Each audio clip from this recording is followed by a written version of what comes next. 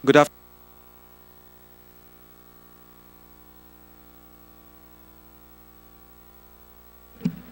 Good afternoon, everyone. While our technical staff are fixing the connection to the FB Live, the chairman of the Committee on Legislative Franchises is also with us in Zoom.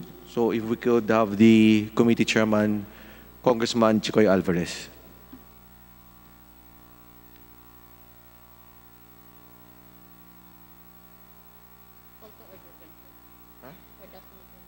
Hindi, siya muna.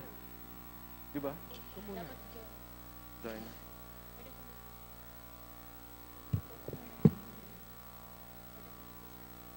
Mr. Chairman, on the part of the Committee on Good Government, this meeting is called to order.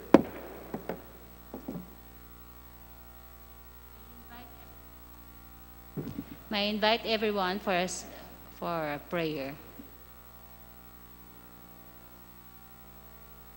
Walang pagpapala para sa mga COVID-19 frontliners. Isang panalangin.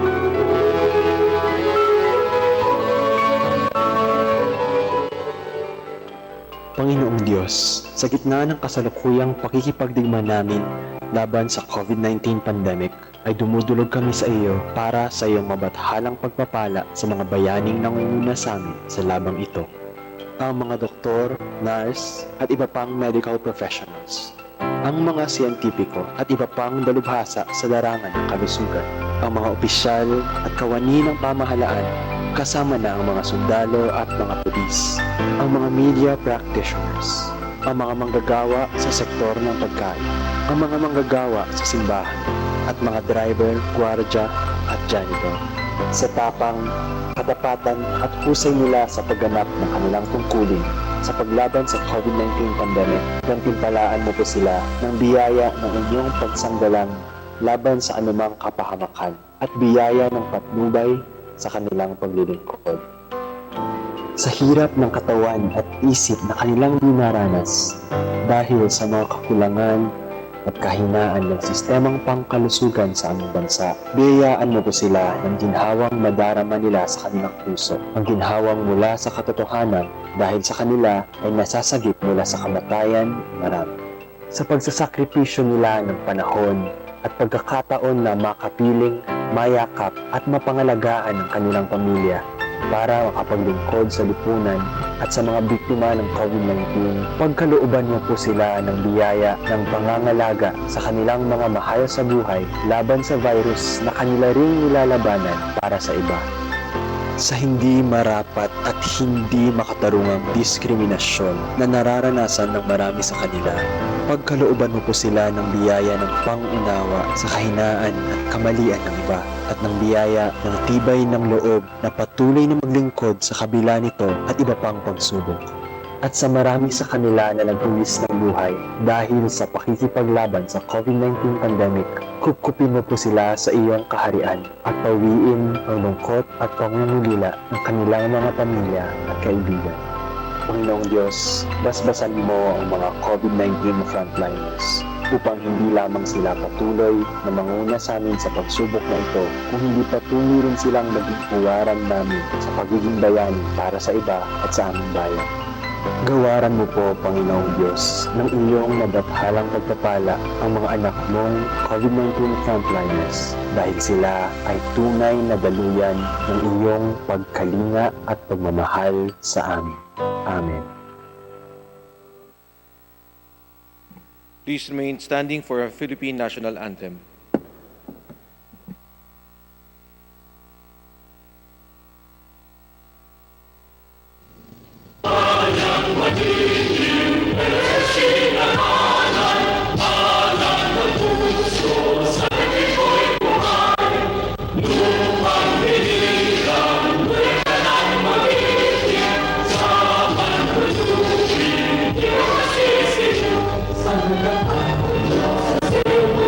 Sa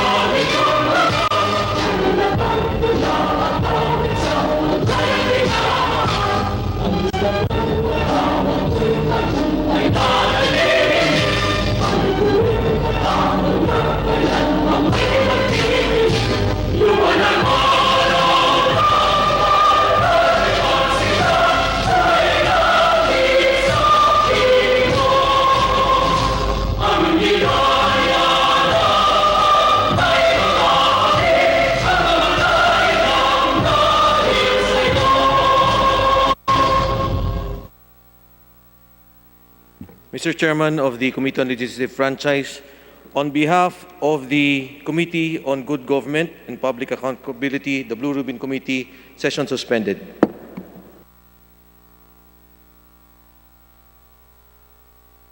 On behalf of the Committee of Legislative Franchise, hearing is suspended for a few minutes.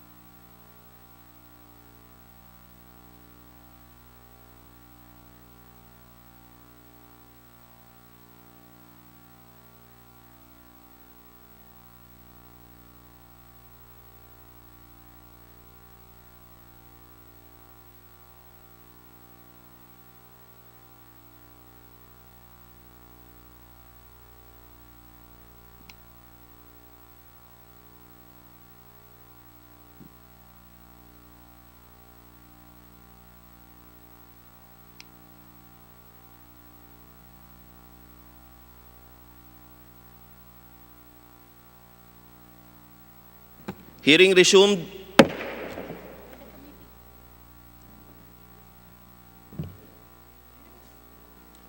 Yes, Congressman Defensor. Mr. Chairman, I move to dispense with the reading and approval of the minutes dated June 8 and June 11, 2020. I so move, Mr. Chairman. Second the motion. There's a motion, duly seconded. Hearing no objections, motion is carried. Good afternoon. We are on our 7th joint meeting with the Committee on Good Government and Public Accountability. Again, andito pa rin po ako sa Zoom at habang aking co-chair naman ay nasa session hall. Sa bahagi po ng Committee on Legislative Franchises, binabati ko po ang lahat ng members at authors na kasama natin sa plenaryo at sa Zoom. Gayun din po ang mga House members na nakikisa sa ating pagpupulong.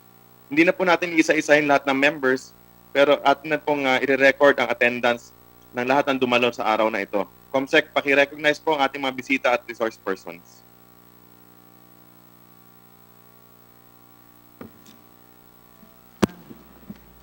Good afternoon. We want to recognize the presence of NTC Commissioner Gamaliel Cordoba via Zoom, and in the plenary, Deputy Commissioner Edgardo Cabarrios and Engineer Alvin Blanco. From DOJ, we have ASEC Nicholas T. and State Counsel Charles Romulus Cambaliza. From FITTAP, we have Mrs. Estrelita Neng Juliano Tamano and Attorney Stanley Cabrera. From PCTA, we have Mr. Ralph D. Casino and Mr. Jose Luis Dabao. We also have, via Zoom, former Senator Juan Ponce Enrile and Attorney Belsi C. from the Arbitration Board. From ABS-CBN, we have Mr. Martin Lopez, Chairman, Mr. Carlo Katigbak, President and CEO, Ms. Socorro Bidanes, COO for Broadcast, Mr. Raymond Miranda, Chief Strategy Officer, Attorney Enrique Quiazon, Corporate Secretary, Attorney Cherry Cruz, at Attorney Cesar Poblador. Via Zoom, we have Attorney Augusto Almeda Lopez, Attorney Aresio Rendor, Attorney Mario Ayo Bautista, and Ms. Consuelo Lopez. Maraming salamat, Comsec. Nais ko pong ipaabot sa lahat ang aming pasasalamat kasama po ni Chairman Chikoy sa mga members at resource persons po na umattend nung nakaraang hearing at umattend uma-attend ngayong hearing na ito. Sa lahat po ng mga members na nagdaos ng mahaba ngunit makabuluhang hearing nung nakaraang Lunes, maraming salamat po muli. At ngayon po kasama ang mga miyembro ng Blue Ribbon Committee o ng Committee on Good Government and Public Accountability, ang atin pong mga resource person na nasa plenaryo at nasa Zoom ay pagpapatuloy sa ating pagpapatanungan ngayong hapon. At tayo nga rin po pala ay napapanood sa live stream sa Facebook ng ating Facebook page ng House of Representatives, gayon din po Facebook page ng inyong Kuya Jonathan C. Alvarado.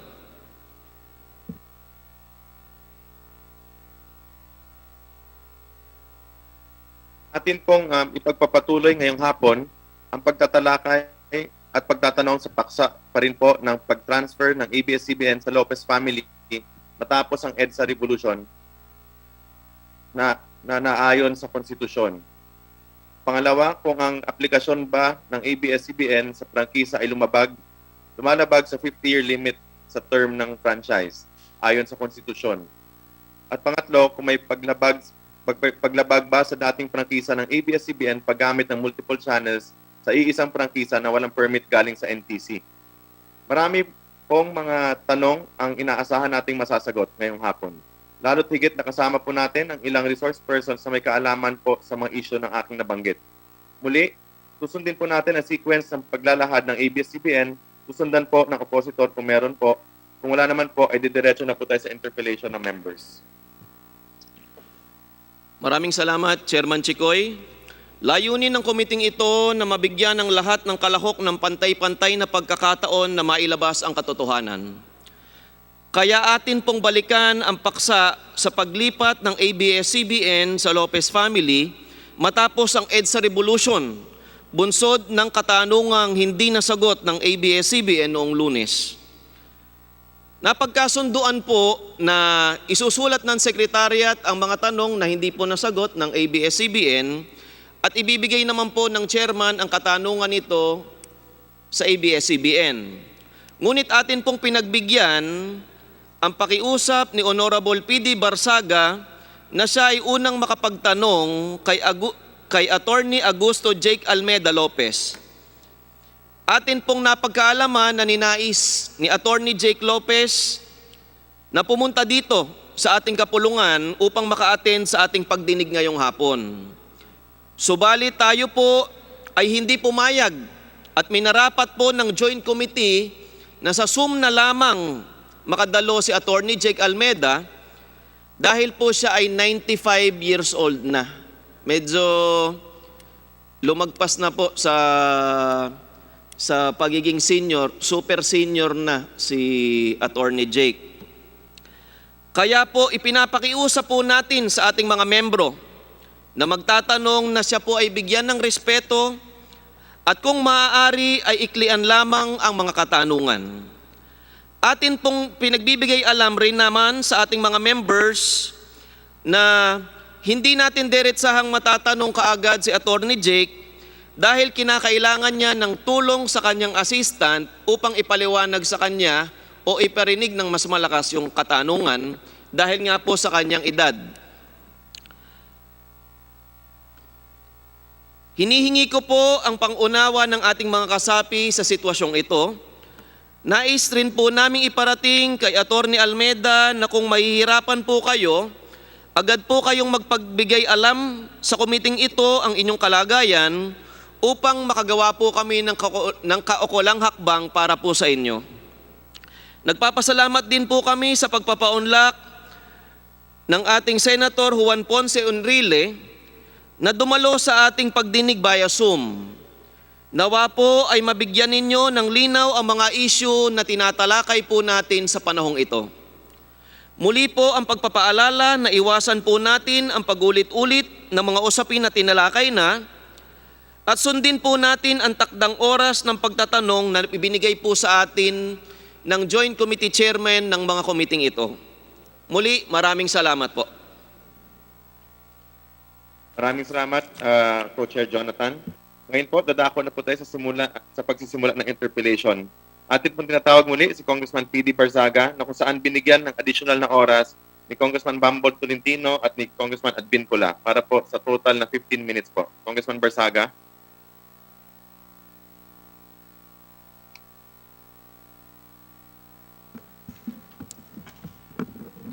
Maraming salamat sa ating mga chairman, mga chairmen, sa ating mga kasama dito sa Kongreso, sa mga kinatawan ng ABS-CBN, at higit sa lahat kay Attorney Jake Lopez Almeda.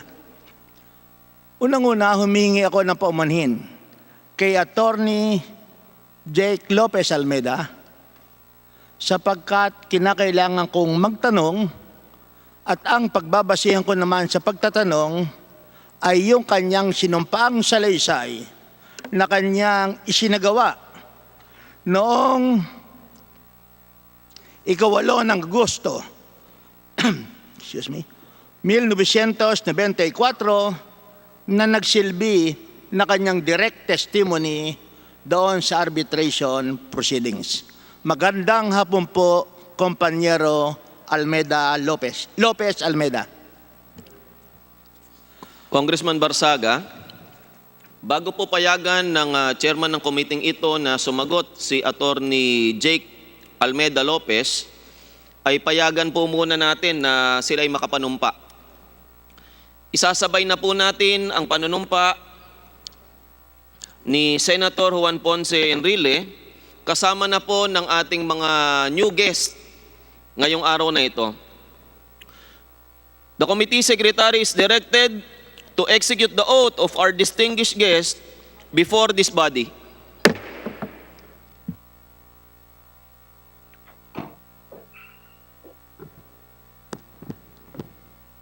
May I invite the personalities mentioned by Chairperson Jonathan C. Alvarado to please raise your right hand.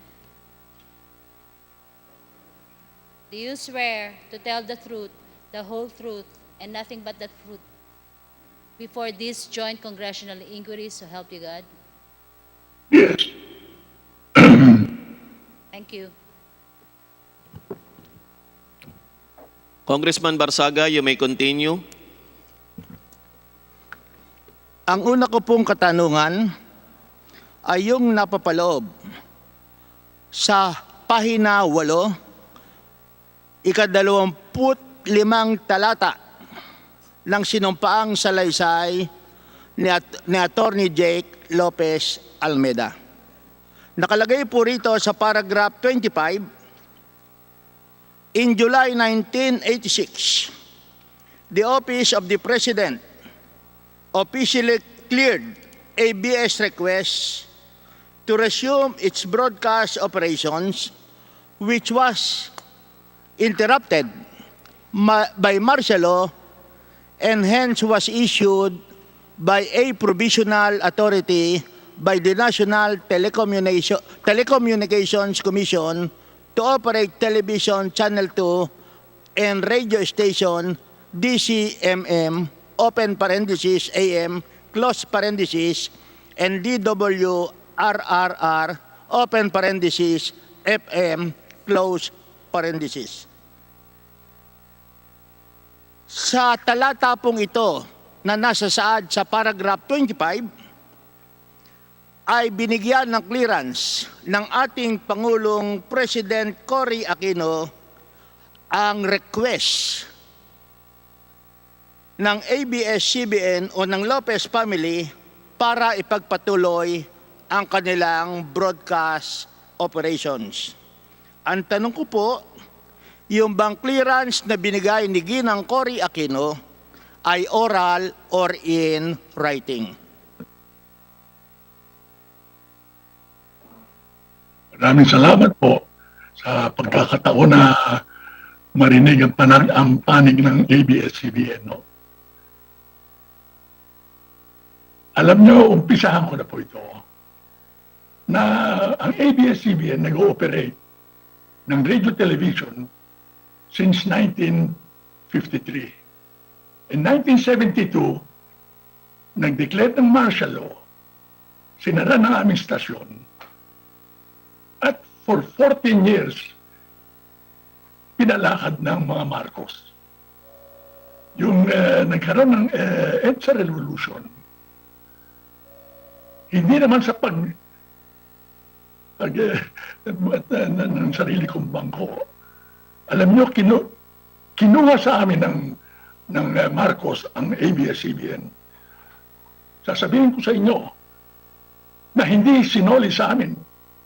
Kinuha namin, binalik namin sa sarili namin.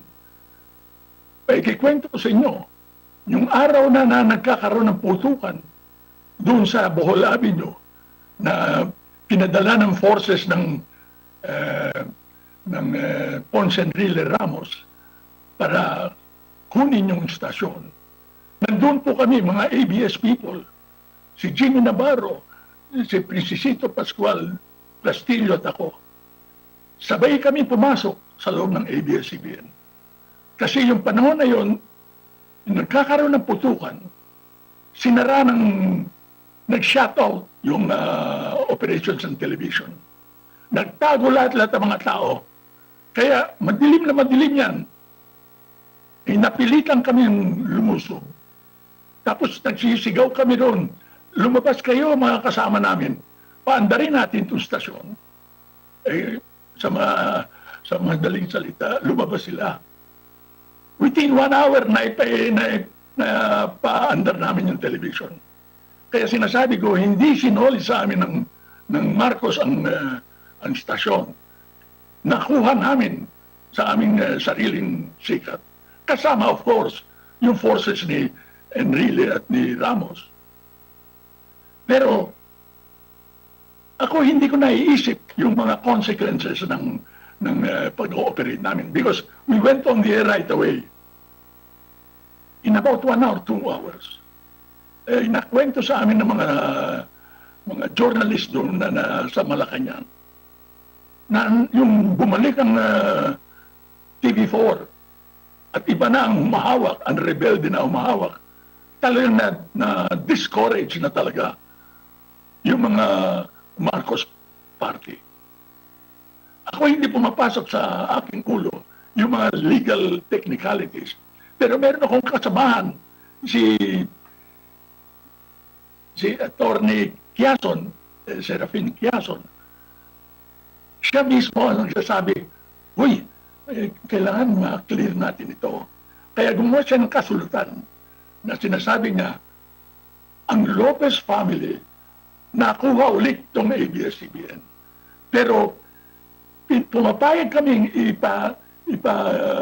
gamitin ng forces ni Cory Aquino at ni Ponce Enrile.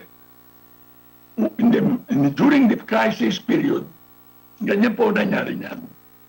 Tapos ang nangyari niyan pati, biglang dumating si Joker Arroyo para sabihin sa akin, yan, stasyon na yan, huwag mo pa bigay sa kanino yan. Sabi ko pa, hindi naman pwede yan. Sabi ko, bigyan mo kami ng authority. Alam nyo, ang nangyari niyan, binigyan ako ng officer in charge of the station. Maybe I was the first officer in charge appointed by the Tory government.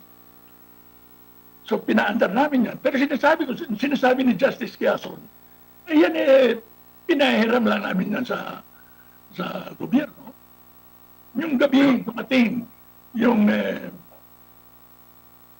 representative ng Ponce Enrile Ramos, si Colonel Ermita, para sabihin sa akin na inutusan siyang kunin na yung stasyon at palalakarin na sa kanilang, para sa sila na magpapalakad. Sabi ko kay Colonel Ermita, paano ito? Meron akong kasulatan dito na ito kay Cory. Alam mo yung panahon yun, hindi naman lumalabas sa publiko yan. Pero nagkakaroon ng konting rivalry yung Marcos, yung Cory government at yung pumapasok na Ramos and Enrile government. Ayaw ko bang bumitna na doon. Kaya sabi ko kay Colonel Ermita, bigyan mo lang ako ng papel at ibibigay ko sa iyo. Hindi na bumalik ang Colonel Ermita. Buhay pa si Colonel Ermita. Siguro kung naaalala niya yan, may kikwento niya yan. Ganun po ang pangyayari niyan. Hindi po sinoli sa amin ng Cory government ang stasyon. Kami ang nagpahiram sa Cory government.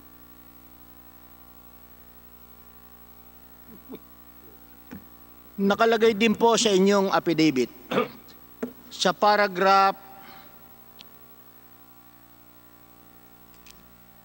27 at babasahin ko po.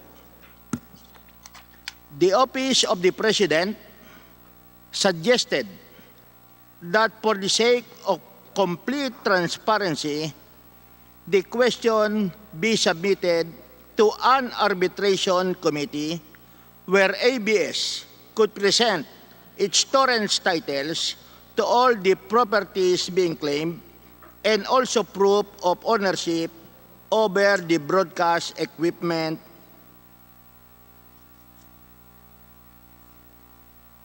which were then in the premises of the Bohol Broadcast Center in Quezon City and our radio and television stations in the province. Malacanang wanted the process public and formal with the proceedings properly recorded. Sa madaling sabi po, base sa paragraph na ito, ang gusto ng pamahalaang Cory Aquino ay maging transparent at public ang maging proceedings para sa pagsasaoli ng ABS-CBN facilities sa Lopez family. Tama po ba ang impresyon na nakuha ko base dito sa paragraph 27 ng inyong sinumpaang salaysay? Tama po yan. Marami pong salamat.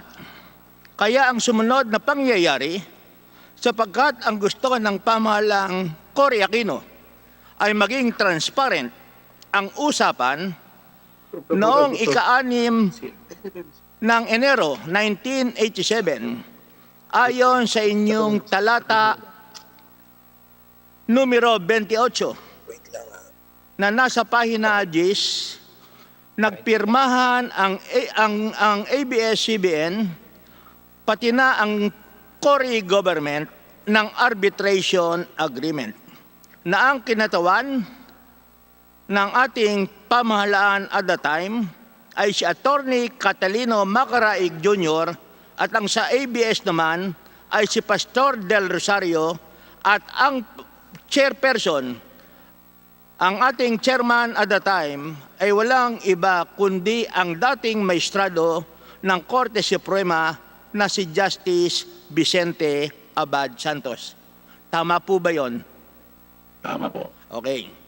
Pagkatapos nagkaroon ng konting problema, hindi natapos ang unang arbitration proceedings sapagkat kinwestiyon ni Constitutional Convention Delegate Gascon yung pagkakatayo ng arbitration committee. Pero ang sabi ng Supreme Court, sapagkat meron tayong freedom constitution, may karapatan ang ating Pangulo si Cory Aquino na magawa ng arbitration committee. Sumasang-ayon po ba kayo doon? Opo. Okay. Pagkatapos, nakalagay din doon sa arbitration agreement. At babasahin ko po. Whereas ABS-CBN has filed a request with the Office of the President on April 18, 1986 and reiterated in a letter dated October 18, 1986. At yung pong susunod na paragraph, ito po ang nakasaad. For the return of all its television and radio stations, together with the operating equipment and frequencies which were closed down upon the declaration of martial law and sequestered by former President Ferdinand E. Marcos on September 21, 1972. Dito po sa agreement to arbitrate nakasaad na ang pag-uusapan ay yung pagsasauli ng television at lahat ng equipment ng ABS-CBN na sinara noong idineklara ang batas militar. Tama po ba ang pagkakaintindi ko dito sa paragraph A? Tama po. Okay. At ang naging resulta, ang final result ng arbitration agreement ay yung sinasabi nating compromise agreement na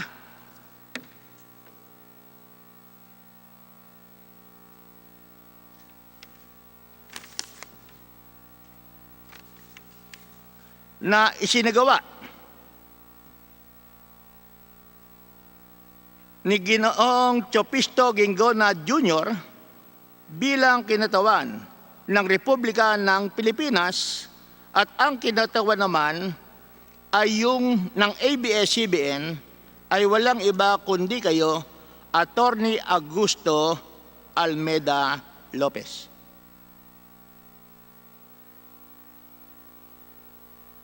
Tama ho? Tama po yan. Tama. At binabasa namin yung compromise agreement. At doon sa compromise agreement, nakalagay na ang pamahalaang ni Ginang Cory Aquino ay magbabayad sa ABS-CBN ng 97,500,000 although ang sinasabing pagbabayad ay non-monetary items. Walang perang ibibigay ang pamahalaan ng Republika ng Pilipinas sa halip. Meron tayong mga set-off sa mga taxes ng ABS-CBN, pati na sa rentals, at yung natitira ay to be applied to future taxes. Tama po ba? Tama po. At base sa una kong pagtatanong, kaya tayo nagkaroon ng arbitration agreement ay para pag-usapan ang pagsasaoli ng television and radio stations together with the operating equipment and frequencies which were closed down upon the declaration of martial law and sequestered by former President Ferdinand E. Marcos on September 21, 1972. Ito po ang kauna-unahan or the first whereas clause ng agreement to arbitrate. Pero doon sa compromise agreement na naging bunga o resulta ng arbitration, ng agreement to arbitrate, walang na-mention tungkol sa pagsasaoli ng mga pag-aari ng ABS-CBN. Sumasang-ayon po ba kayo? Opo. Okay. Pagkatapos, akin din pong tiningnan na yung 97,500,000 pesos ay yun ang pagbabayad sa ABS-CBN ng pamahalaan ng Republika ng Pilipinas sa paggamit ng kanilang facilities mula noong March 1, 1986 up to November 6, 1992. Yun po ang rental sa mga equipment ng ABS-CBN na ginamit ng pamahalaang Presidente Cory Aquino mula noong March 1, 1986 hanggang November 6, 1992. Tama po ba? Tama po.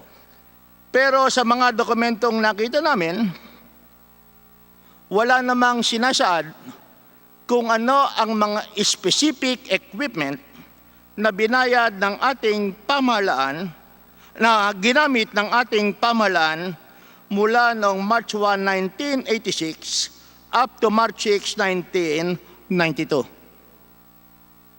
Totoo po na walang nakasaad ng mga equipment.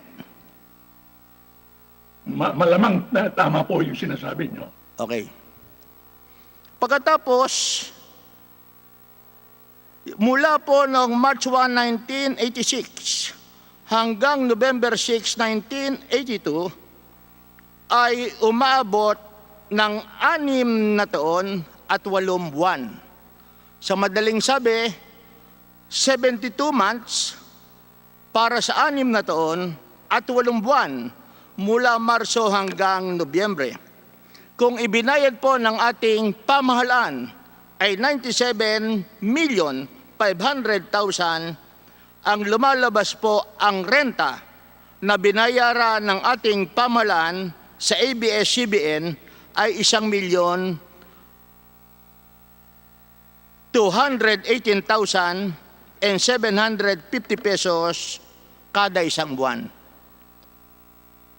Yun lang po ang naksad. I will not discuss whether this is proper, the amount, whether it is high. It depends upon the circumstances, and perhaps the committee will be the one to decide if that amount would be reasonable during that period. Hindi ko po sinasabi na hindi reasonable ito. At dito na po natatapos ang pagtatanong ko sa inyo unless meron po kayong idagdag. At kung wala na po, taos pusong pasasalamat mula sa kinatawan ng lungsod ng Dasmariñas. Pwede mo bang explain to sa inyo ang Hindi po, background? kaya nga po nandito tayo, due process, para naman ang marinig namin at ng ating sambayanan ang nais niyong iparinig sa ating mga kababayan. Okay. Alam niyo po, yung inagaw na nga ng Marcos, yung broadcast center, nagkaroon ng maraming samahan na oppositionists sa Marcos. One of them was the Lopez Group, made up of Raul Manlapos, Sinakis, marami, lahat-lahat yan, napakarami niyan. Marami niyan sa Maynila at sa United States. Yung bumalik na yung nakuha na ng Ramos and really yung gobyerno. E paano na may sosoli sa amin yung broadcast center na walang usapan na klaro? Sasabihin lang, niluto nyo yan. Kaya sabi ng, alam niyo po, si Joker Arroyo, abogado ko, nung yung nakakulong ako, mahigit na 2 taon. Siya ang abogado ko. At siya pa rin yung kausap namin sa Malacanang. Sinasabi ka ni Joker, paano ito? Magkaibigan tayo. Hindi naman pwede ba sa isusoli namin sa inyo yan? Tama ka, Kako. Alam mo yung mga kasamahan ni Joker Arroyo sinasabi, pakita nyo sa amin ng resibo ng inyong mga ikayarian. Sabi ko kay Joker, paano naman yan?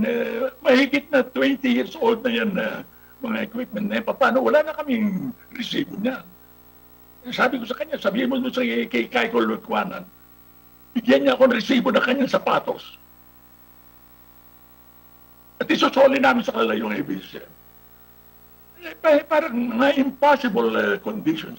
Kaya sabi ni Joker, okay, let us set this up for arbitration. Para maliwanag na maliwanag, publiko ito, walang magkasama tayo, huwag tayo magsasariling magnanegosasyon. Kaya ganun ang nangyayari niyan.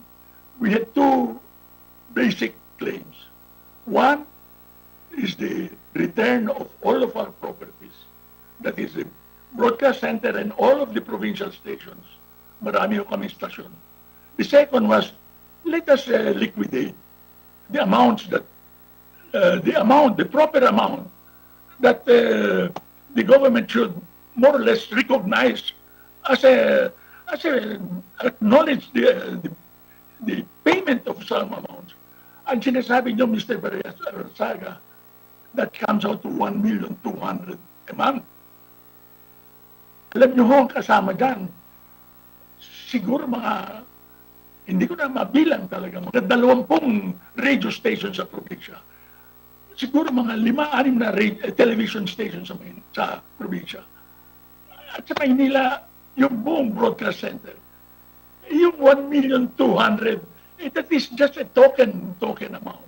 Kaya, bukod pa doon sa hindi na maliit yung sinulat namin, pumayag na lang kami. Kung anong gusto nyo, papayag na lang kami. Pero walang cash, hindi sila magbabayad. Sabi namin, okay, alam naman namin na wala ibabayad ang Cory government, bagong pasok lang. Kaya ganyan ang background niyan, Mr. Barsaga. Hindi kami walang, if we went into arbitration, it was because the desire of both parties, of the Malacanang group and the Lopez group, that let us present this to a neutral body and let them be the ones to tell us what to do, how to resolve this problem. Ganun ang pangyayari. Maraming salamat po, Attorney Jake Almeida Lopez. Attorney Jake Lopez Almeida. Baligtad ba? Nagkamali ata ako. It should be Attorney Augusto Lopez Almeida. Maraming salamat po.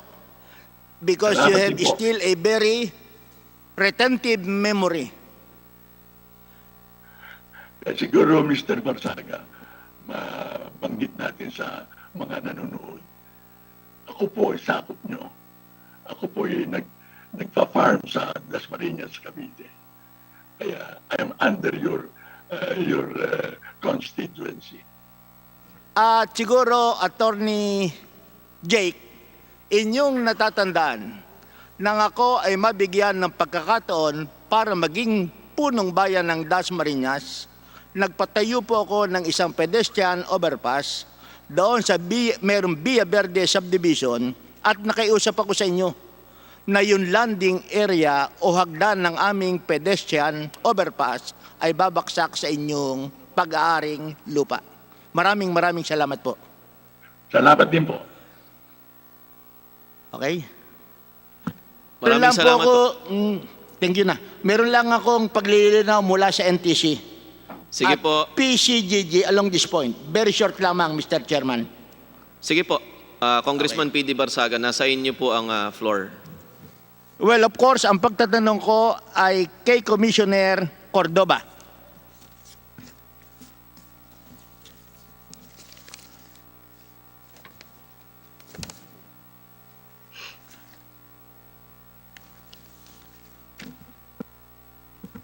Commissioner Cordova, please. Opo, good afternoon, Mr. Chairman, honorable members of the Okay. two committees. Magandang hapon po sa inyong lahat. Maraming salamat, Commissioner Cordova. Nagbigay ang National Telecommunications Commission ng mga dokumento dito sa aming committee noong 16 ng Hunyo 2020.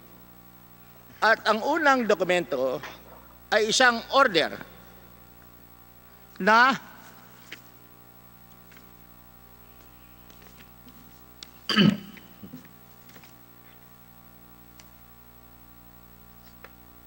pirmado ng dating Commissioner Ruel Canovas, Deputy Commissioner George Sarmiento at Jaime Portes na mayroong petsang June 11, 2008. Pwede po bang pakitingnan sa inyong file yung nasabing dokumento sapagkat ang isusunod kong pong tanong ay yung nasa saad sa dokumento? Meron po akong kopya ng Okay. Ang dokumento. akin pong Your Honor. babanggitin ay yung pangalawang paragraph o pangalawang talata na nasa unang pahina ng order.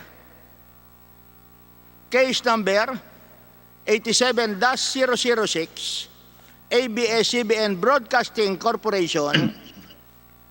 Nakikita nyo ba yung pahinang yan? Opo, ito pong first page po ba ito, Your Honor? Yes, Tama po. first page. Opo, nakikita Sa ko. second paragraph, and I will read for the record. Open quotation. The Office of the Solicitor General, PTB4, and the kapisanan ng mga broadcaster sa Pilipinas appeared and opposed this application. Ino-oppose daw ang application ng ABS-CBN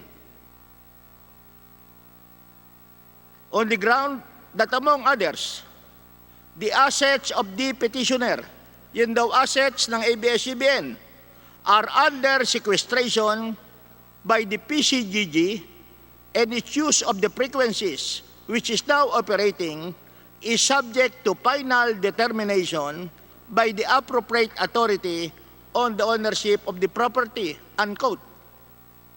Ito pong dokumentong to or order ay mayroong petsang June 11, 2008. Base ba sa records ng NTC, noong June 11, 2008, yung assets ng ABS-CBN are still under sequestration by the PCGG.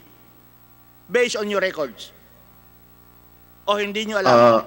Wala po, personally, Your Honor, wala po akong knowledge on that. But what I can do po is kukunin po namin ang opposition na final ng Office of the Solgen, PTB4 at KBP, at ito po ay aming isasubmit sa committee para po mabasa po ng committee. For that manifestation, pwede bang itanong natin sa PCGG kung totoo na noong 2008 still under sequestration ang assets ng ABS-CBN? Mr. Chairman? Sige po, maaari po niyong itanong. Representative of PCGG, please. Kasama po natin ngayon si Attorney C. Attorney C. PCGG, si Attorney John Agbayani, kasama rin po natin ngayon. Attorney John Agbayani. Yes, Mr. Chairman, Your Honors, good afternoon.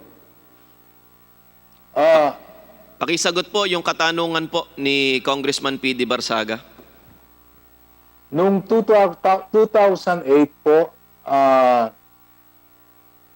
yung equipments at mga sequestered asset ng BBC, IBC at saka ng RPN9 hindi na po sila sequestered during that time because noong October 2, 1992, na-approve na po yung compromise agreement between Roberto S. Benedicto and the Presidential Commission on Good Government, vesting ownership of these assets to the government. So noong 1992, effectively lifted na po yung sequestration.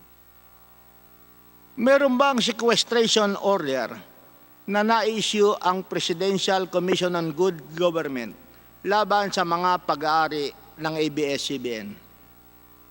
Kung inyong matatandaan. Yung Ministry Order number 3 na in-issue po ni then Minister Juan Ponce Enrile, yun po yung sequestration order but it only covers BBC, RPN, and IBC, including of course their funds and properties.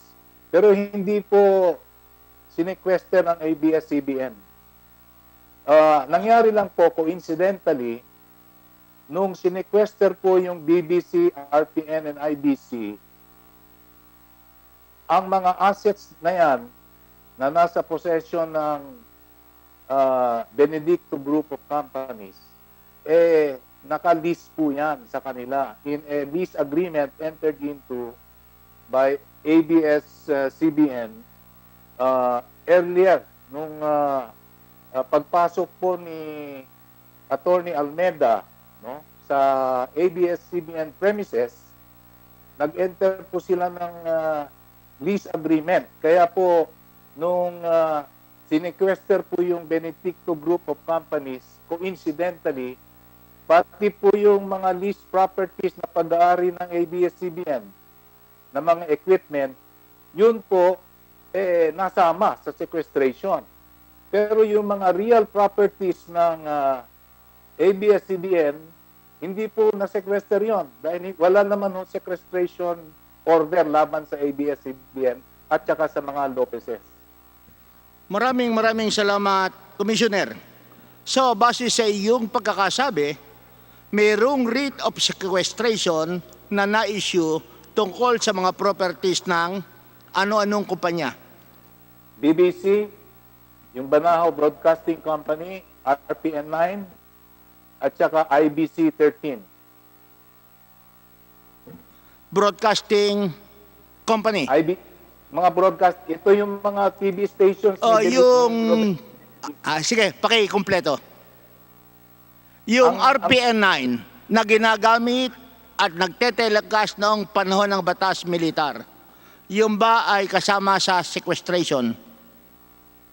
Kasama po yun sa sequestration noong 1986. Matatandaan mo ba? O base sa inyong record, kailan in-issue ang sequestration order? March 1, 1986. March 1, 1986. Ministry Order number A-003. Ano ang number, Panyero? A-003. Okay.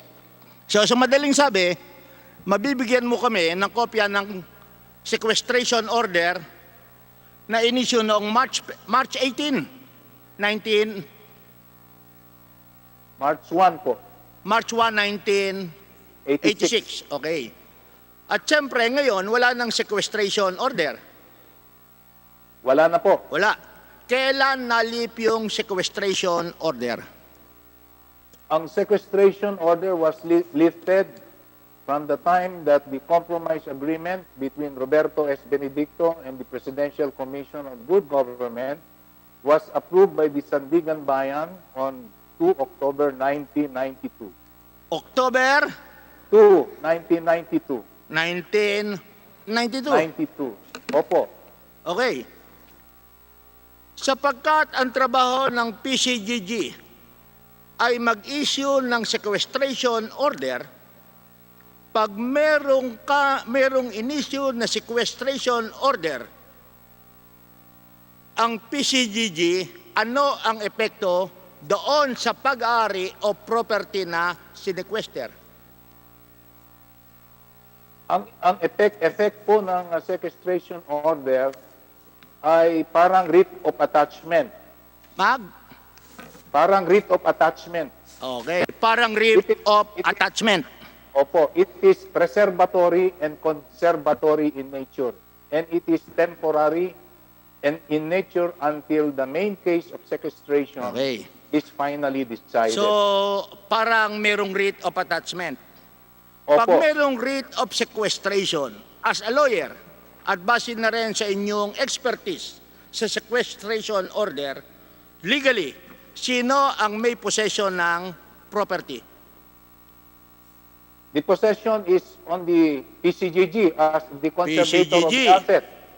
Sa madaling sabi, kung PCGG ang mayroong possession at assuming na mayroong kita yung property, to whom will the income of the property belong noong mga sequestered property? The income derived from the sequestered property is placed in escrow and remitted to the National Treasury. It will be remitted to the National Treasury. Yes, yes, sir. It belongs to the national government. In trust, that is in trust. In trust. Yes. Next question.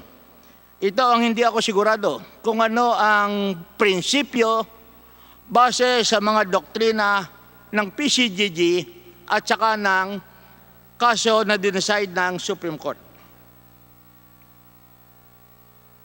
Mula noong March 1 nagkaroon ang national government, the Cory government, ay nagbayad ng renta sa paggamit ng mga facilities ng RPN 9 mula March 1, 1986 hanggang November 6, 1992. Yun po ang nasa compromise agreement. Actually, yun ang resulta ng arbitration proceeding. Tama po ba? Wala ho kasi kaming kopya nung Wala kang compromise kopya? agreement na yan. Pero alam mo ang provision ng compromise agreement. Wala ho kaming idea Okay. ng compromise Nakalagay agreement. doon sa compromise agreement, magbabayad ang national government ng 97,500,000 sa paggamit ng mga properties ng ABS-CBN katulad ng RPN 9 Banahaw Broadcasting. Opo. Okay. Thank you, Your Honor. Okay. At base sa iyong sagot kanina, mula noong March 1, 1986 hanggang noong October 1992, October 1996, merong writ of sequestration. Tama po ba? Hanggang October 1992 po. Okay. Yung, Mula noong sequestration. March 1, 1986 hanggang October 2, 1992. 92, may writ of sequestration over the properties of Banahaw, RPN 9, IBC 13. Tama po ba? Yes, Your Honor. Yes, Your Honor. Kung ito ba ay gagamitin ng ating pamahalaan, considering that these are sequestered properties, obligasyon ba ng national government na magbayad ng renta kahit na ito ay under sequestration?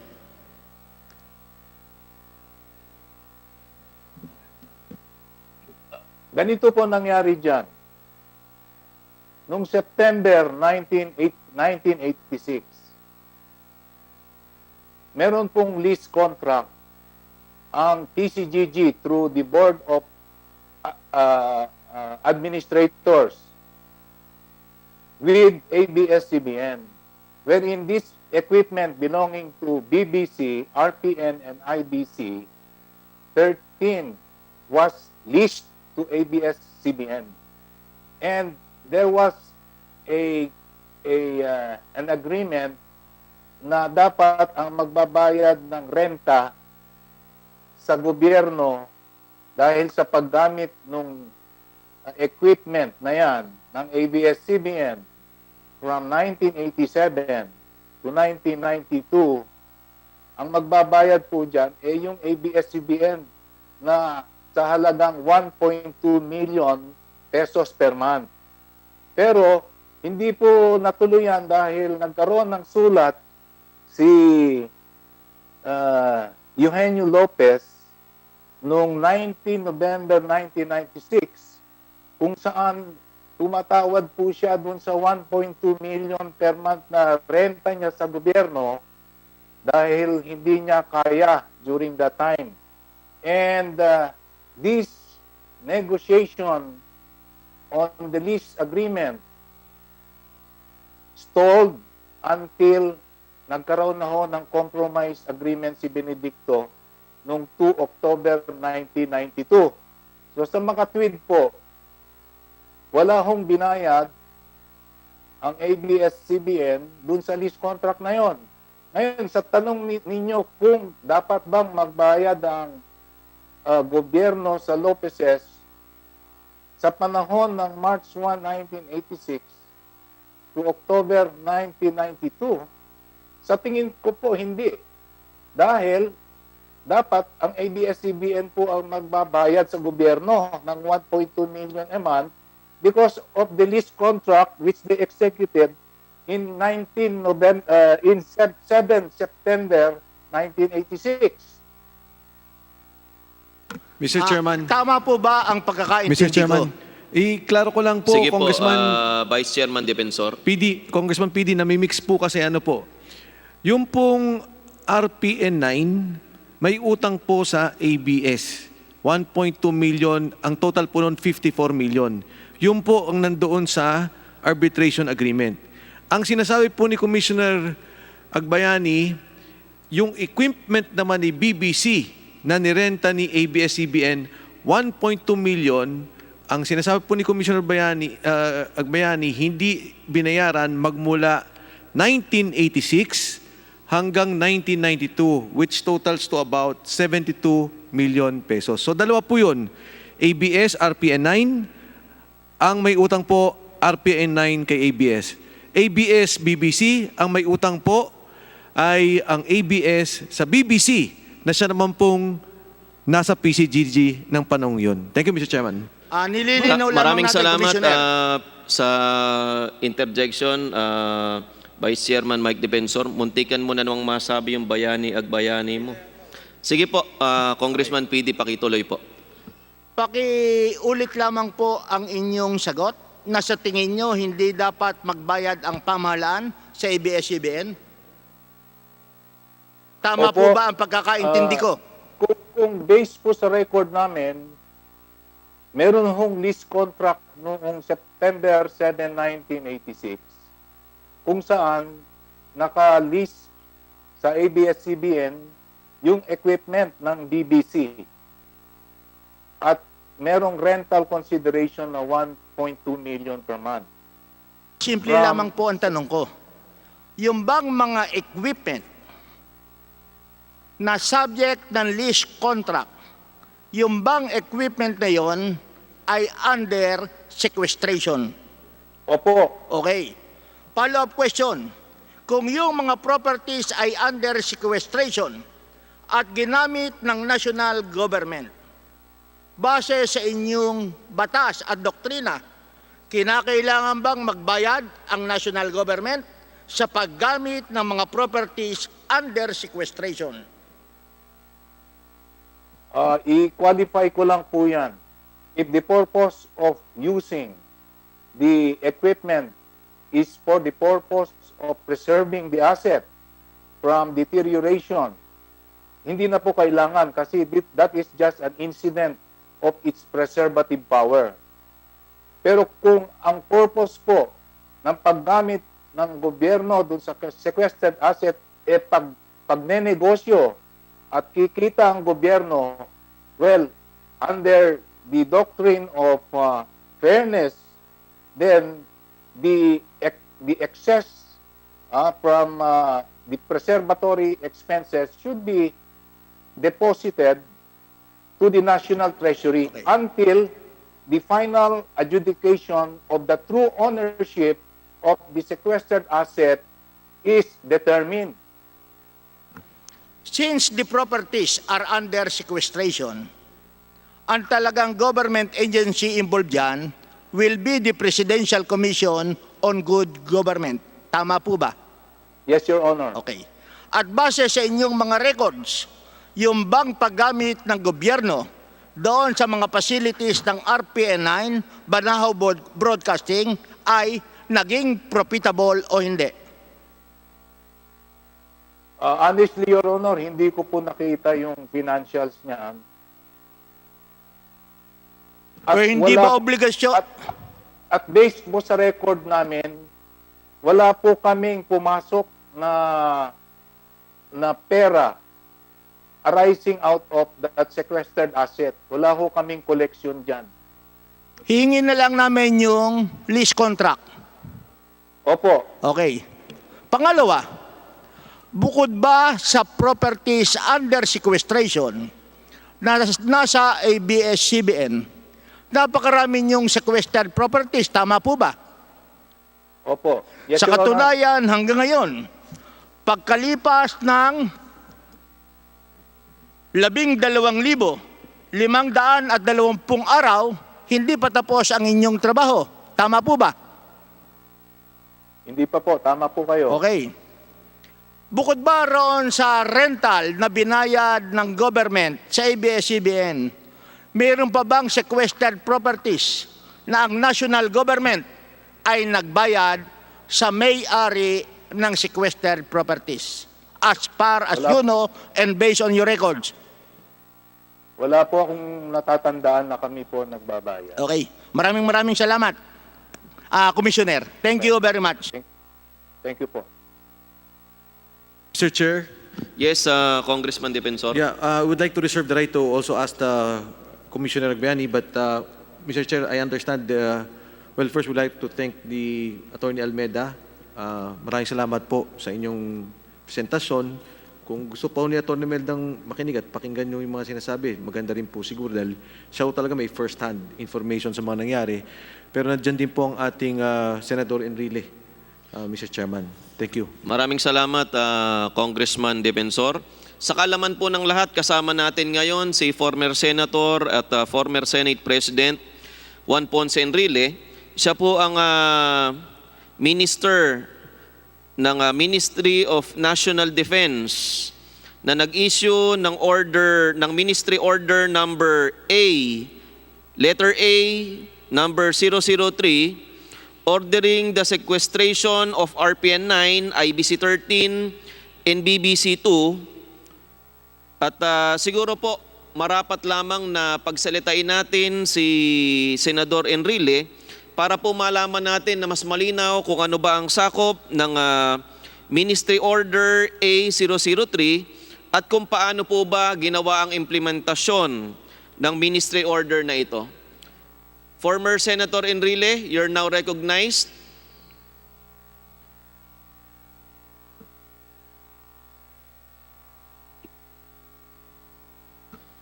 Magandang tanghali po, Senator. Magandang tanghali po.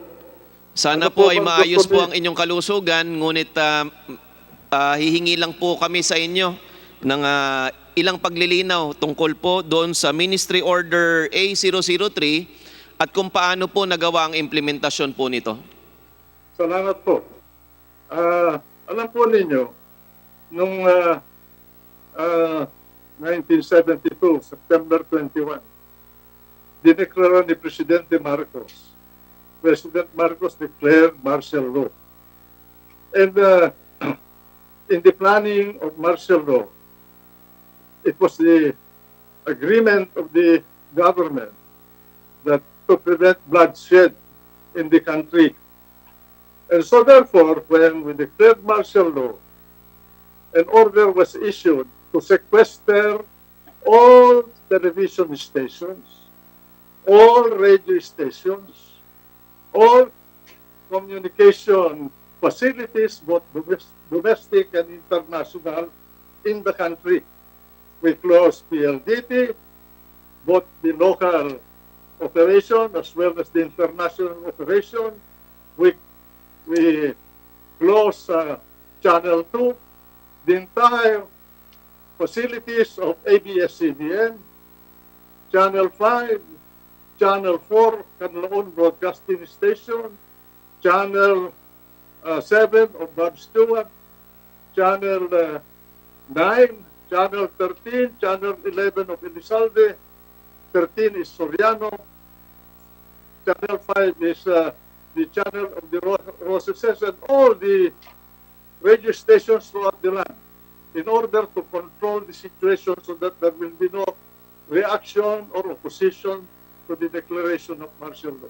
And so therefore, the facilities of the entire ABS-CBN complex, broadcast complex, was placed under the control of the government. The title of all of these facilities were never transferred to the government. They remained with the owners.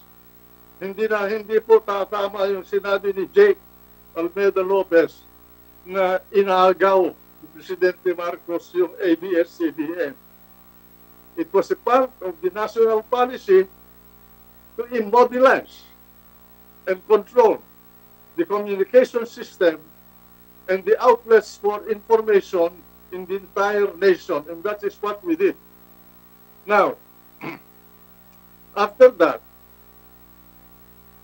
I think it was in 1973, I'm not sure of the exact date and period, ABS-CBN was reopened for purposes of being used by the government to broadcast information throughout the country. And it was placed under the management and control of Canlaon Broadcasting, or the Benedicto group of companies. And it was from then on until 1986, that was the situation. Now, in 1986, to be exact, it was February 26, I think it was, 1986, I, as Secretary of National Defense and Sequestrator of ABS-CBN and all the other television, radio, and communication facilities in the country, I issued an order to lift the sequestration of ABS-CBN. And that was the last time that I had any contact or involvement with ABS-CBN. Maraming salamat po, former Senator Juan Ponce Enrile, at kami po ay natutuwa sapagkat parang bagong-bago pa po sa inyong isipan ang mga nangyari nung panahon po ng martial law hanggang po nung panahong ito. Maraming salamat po, former Senator and Senate President Juan Ponce Enrile. Incidentally, I would like to tell you that I think it was about the middle of 1973 when Henny Lopez, the father of Gabi, asked a meeting with me, and we met at the coffee shop of Intercontinental Hotel here in Makati. And Henny Lopez said that they wanted the government to take over ABS-CBN and transfer the ownership and control of ABS-CBN because they could not service their loans. That was the situation. Now, but President Marcos rejected the offer. And because of that, it was, as I said, it was placed under the management and control of Bobby Benedicto. And I think Bobby Benedicto provided new equipment for the television organization of the Lopezes. And that was used throughout the period of martial law until I lifted the sequestration in February of 1986. Tama po ba yung pagkakaintindi po namin na gustong ipasalba ng mga Lopezes nung panahon pong iyon, nung 1973, yung ABS-CBN mula sa pagkakalugi? Tama po ba, Senator Enrile? Tama yun. At nauna yan na offer ng mga Lopezes sa gobyerno. Ang sumunod na offer nila ay yung tungkol sa Meralco. At yung record noon ay nasa isang report na ginawa ni Chairman Emilio Adelio ng Meralco noon at linagdaan din ni President Senen Gabaldon ng Meralco noon. Yung report na yon at hinihiling ni Don Eugenio Lopez na kunin na ng gobyerno yung Meralco sapagkat hindi nila kayang i-service yung kanilang mga loans noong mga panahon na yun. Maraming salamat po, Senator Juan Ponce Enrile. Sa madaling salita po, pati yung Meralco ay pinasasalba rin po ng mga Lopez noong panahong iyon? Yun ang katotohanan. Dahil nahihirapan sila na mabayaran. I think if I remember correctly, ang utang ng Meralco noon na hindi nila nahihirapan sila na bayaran is a little more than 100 million pesos. Maraming salamat po, Senator Juan Ponce Enrile. Meron pa po bang nais magtanong kay Senator JPE? Yes, Congressman Remulla. Magandang hapon po, Senator Enrile. Magandang hapon na Congressman Remulla. Opo. Waying, kumusta ka? Okay naman po. Ito po ang aking katanungan kasi nagkaroon nga ng compromise agreement ang gobyerno at ang ABS-CBN sa korte upang mapawalang halaga na lahat ng mga issue tungkol sa gobyerno at ABS-CBN. Ngunit ang mahalaga po yung kasaysayan nga pinag-uusapan, totoo ba ho na malaki ang pagkakautang ng ABS-CBN at ng Meralco bago po dumating ang martial law? Mukhang ganun nga sapagkat early on or ang negotiation ng mga Lopezes sa gobyerno ay nag-umpisa bago yata magdeklara ang martial law. Dahil nga hindi nila nasa-service yung kanilang mga utang sa mga bangko ng mga panahon na yun. Kung matutukan ninyo yung report ni Don Emilio Adelio at pinirmahan din ni President Senen Gabaldon ng Meralco. Ang may hawak nun ng Meralco nun ay mga Lopezes. Nandun lahat ang istorya at nandun lahat ang mga dokumento na kailangan ninyo mabasa. At meron hong dumating na balita sa akin, may naghayag po sa akin, na bago ho dumating ang martial law, todo ho ang pagkakautang, sabi nga sa Ingles, highly leveraged na po ang ABS-CBN bago ho dumating ang martial law. Meron ho kayong alam sa bagay na ito? Siguro makikita ninyo yan sa mga sa record ng ABS-CBN, Development Bank of the Philippines. At naka-record naman lahat ng mga transaksyon na yan, mga utang na yan. Nasa libro nila yan. Sa ano ho ba, sa pagkakaalam nyo ba, sa settlement ho between the government of the Republic of the Philippines at ng Lopez family, pati ho yung pagkakautang nila ay wala na hong bagay at ito po lahat ay nakondone na ho ng gobyerno. Kasama ba ho ito sa naging usapan? Hindi ko alam po yung usapan ng Tory government at ng mga Lopezes doon sa mga bagay na yan. Kasi nangyari yata yan noong pagkatapos ng 1986. Umalis ako sa kabinete ni Cory noong November of 1986. So wala na ako doon at nasa kabila na ako ng politika. So ang best evidence po, kayo po ay isang ginagalang na abogado, ang pinakamagandang ebidensya po rito, yung records po ng DBP para magkaalaman sa mga katanungan ito, Mr. Senator. The best evidence is always the books of record, financial records of the banks, the corporations, lahat yan. Makikita ninyo ito. Hindi naman mabubura yun eh. Maraming salamat po, Senator Enrile. Salamat din po sa inyo. Mr. Chair. Mr. Chair. Yes, Attorney I Katigbak. just want to make one clarification. Sige po, Narinig- Senator Enrile. Narinig ko kanina na sinabi ni Jake Almedo Lopez. Kaibigan ko yan eh, sapagkat magkasama kami sa law office ng papa ko nung bago pa lang sila naging abogado. Sinasabi niya na nandun sila sa ABS-CBN. Siguro nga nandun sila, pero ako ang nagpadala ng mga militar doon para isara yung ABS-CBN noon.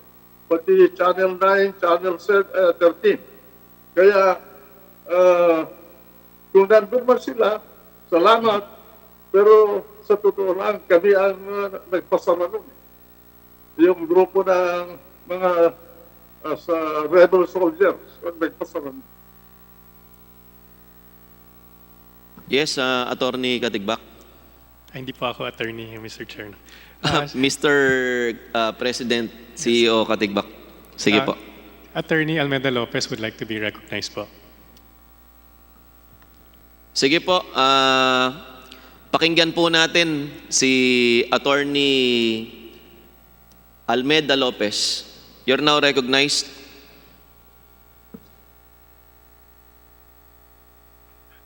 Thank you, Mr. Chairman.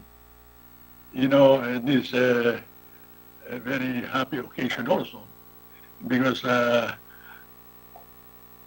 we have been colleagues before of Johnny Ponce Enrile. He was talking about 70 years ago, probably thereabouts. And we have not had the chance to really socialize anymore. Anyway, I would like to respond to some of the questions, not really completely abrogating whatever he's saying. The first one was the declaration of martial law.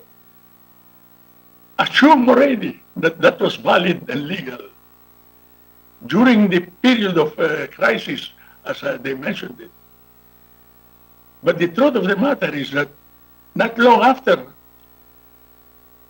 the Benedicto companies took over ABS-CBN, and the Benedicto companies were called RPN and KBS. They were owned by Marcos.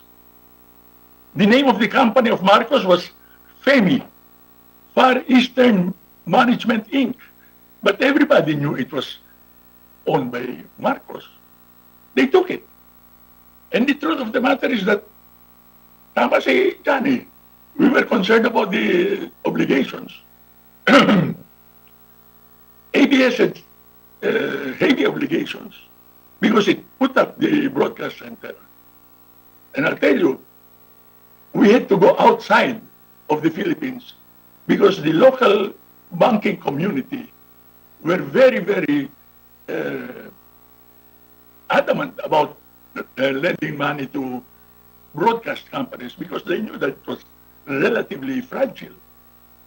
Anyway, we went to abroad and we obtained loans from First City Bank of New York, then from Crockers Bank, then from Philadelphia Bank, and a slew of other banks. When Marcos declared martial law and they took over, FEMI took over ABS-CBN, the bankers came to request from President Marcos a program of payment for the loans that were obtained by ABS-CBN. Ang sagot ng Marcos wala naman ako utang sa inyo. Bakit ako ang kinokobra nyo? Kung merong nagpautang sa inyo, doon kayo magsumingil. Singilin nyo ang Lopez. Yun ang sagot ng Marcos sa mga abogado. Na-stand ang mga abogado. Kasi sila na may hawak ng ABS. Pero ayaw nila bayaran. Hindi sila nagbayad sa bangko, hindi sila nagbayad sa Lopez. So, gano'n ang mga pangyayari niya. So, it's just a clarification of what John is saying. Now, as far as the debts with the DBP are concerned, let me give you the background of that. This was long time ago. You know, the father of television in this country was Antonio Quirino, the brother of Elpidio Quirino. He set up the company in 1950. No, he bought the company from two Americans, Bolinao Electronics Company. And he was the one who started television. He went abroad, brought home 500 sets, of which only 50 were operational. In the process, well, anyway, let me put it this way. He borrowed money from government institutions. One way or another, he was able to get money from the institute, hoping that Elpidio Quirino would win. Unfortunately for Antonio Quirino, Elpidio Quirino lost to Ramon Magsaysay. So, he could not pay the obligations with DBP. And the people who were really concerned were not Antonio Quirino. It were the officials of DBP and the other financial institutions. Because masisisi sila, bakit yung pinautang yun si Antonio Quirino? By the way, Antonio Quirino's group of companies was called Alto. Aleli, the name of his wife, and Tony, that's his name, Alto. We still carry that name. ABS-CBN is Alto Broadcasting Corporation. We carry that name because we acknowledge that Mr. Quirino... Jake, it is Alto Broadcasting Station, ABS. Yes. Alto Broadcasting System. Alto Broadcasting System. Yan ang pangalan. Inutang niya yung kwarta sa DBP. Worried na worried yung mga opisyal ng DBP. Masisisi sila bakit pinautang yung kapatid ng presidente. Pumunta si Mr. Orosa, the head of DBP. Pumunta kay Chino Roses. Umayaw si Chino Roses. Bakit ako papasok dyan? Napakahirap na trabaho niya. Why will we pioneer there? Pumunta sila kay Elizalde, DCRH, the dominant radio station at the time. Umayaw din ang Elizalde. Pumunta ngayon reluctantly pumunta kay Lopez. I say reluctant because in that elections, the Lopezes went for Magsaysay against the brother of Elpidio Quirino. But Eugenio Lopez was interested because of Henny Lopez. You know, Henny Lopez took his master's in Harvard. He brought his wife there, that is why diyan pinanganak yung Gabi Lopez. While he was there in Boston, he was exposed to television. Alam mo, television hindi kilala din sa Pilipinas yan. In 1950s, hindi kilala yan. For that matter, the whole of Southeast Asia, walang television. If only the only one country that had television was Japan. China did not have it. So anyway, na-expose si Henny dyan sa television. Ang sinabi niya, sa isip niya, ito bagay na bagay ito para sa Pilipinas. And you know, at that time, it was the feeling that if you were in media, you're in newspaper, you should also be in broadcast. Well, anyway, he came back to the country, Henny Lopez, and in informal talks with his father, he explained that, boy, maganda yan. They applied for a franchise to operate television. But in the meantime, there was this offer from Elpidio Quirino. The truth of the matter, ang gusto ng Orosa, ma-assume lang yung obligation ni Elpidio Quirino.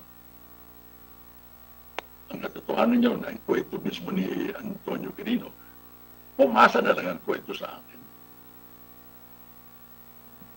Na yung nag-uusap sila gano'n, sinulat ni Mr. Lopez kung makano ang babayad niya yung over and above assuming the obligation of... Mr. Chair, may I interrupt, please? Yes, Congressman Marcoleta. I don't think we are getting anywhere, Mr. Chair. I don't know the question. And are we interested in narratives or we are more interested on records?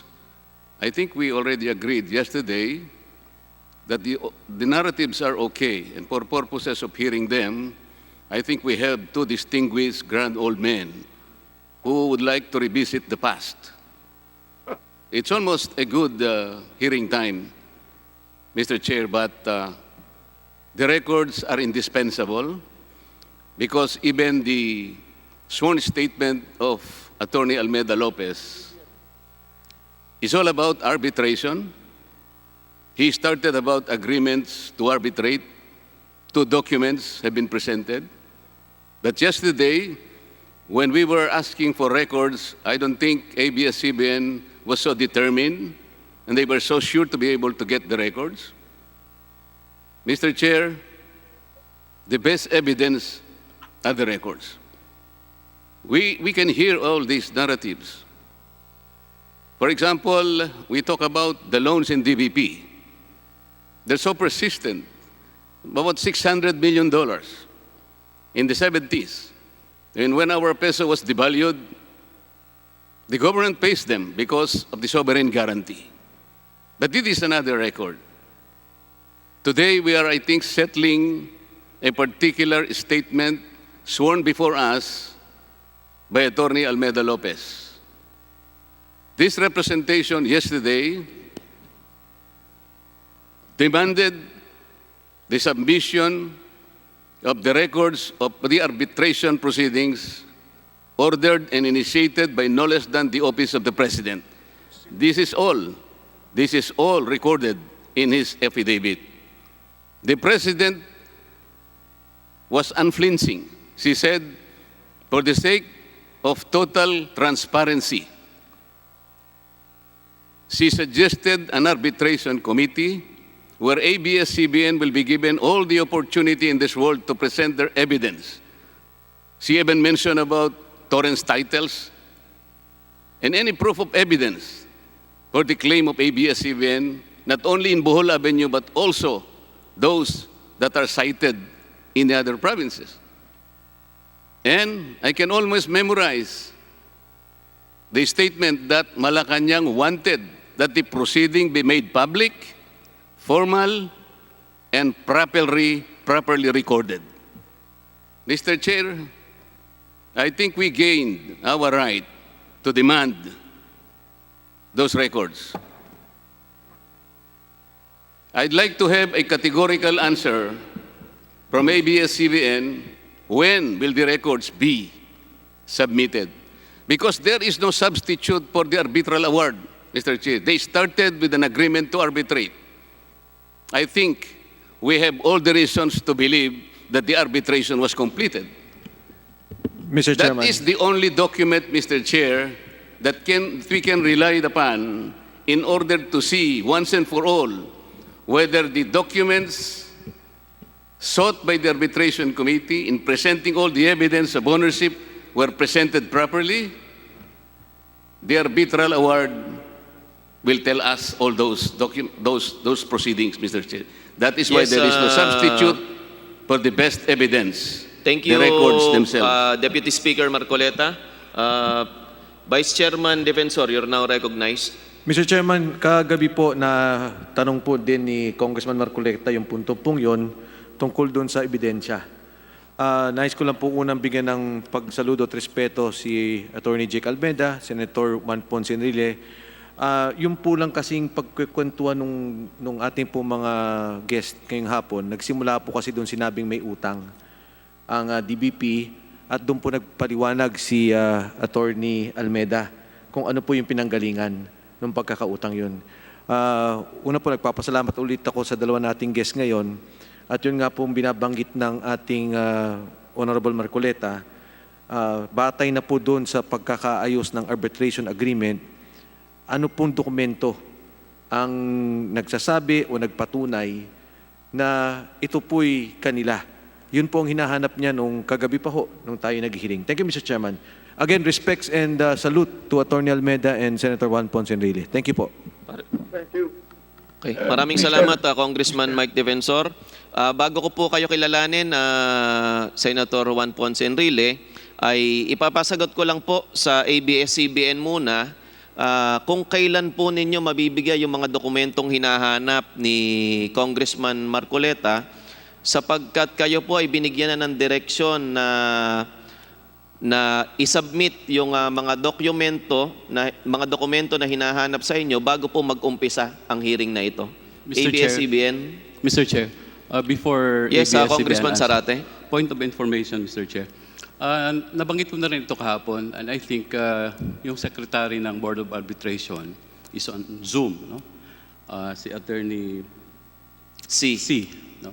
And probably she's in the best position to also tell these joint committees kung ano ang nangyari sa proceedings na yon at saan na ang records ng proceedings na yon ng Board of Arbitrators. Hearing suspended.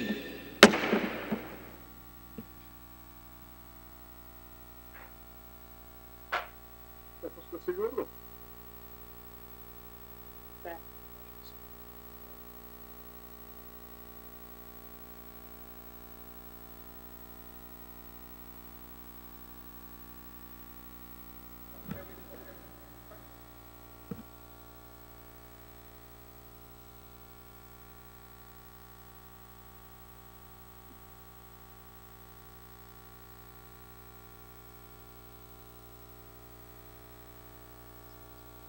Tapos na siguro.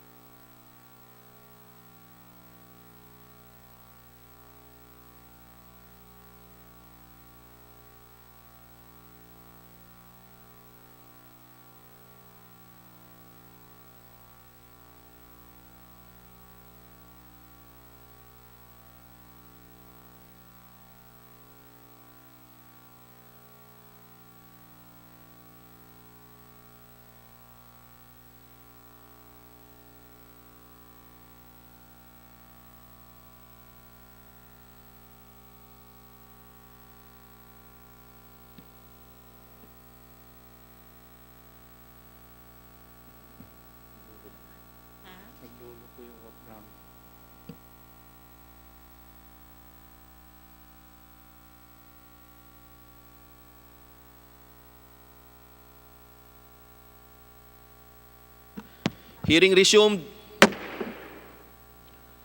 ABS-CBN, kanina po ay may pending tayong katanungan kung kailan nyo may susumite yung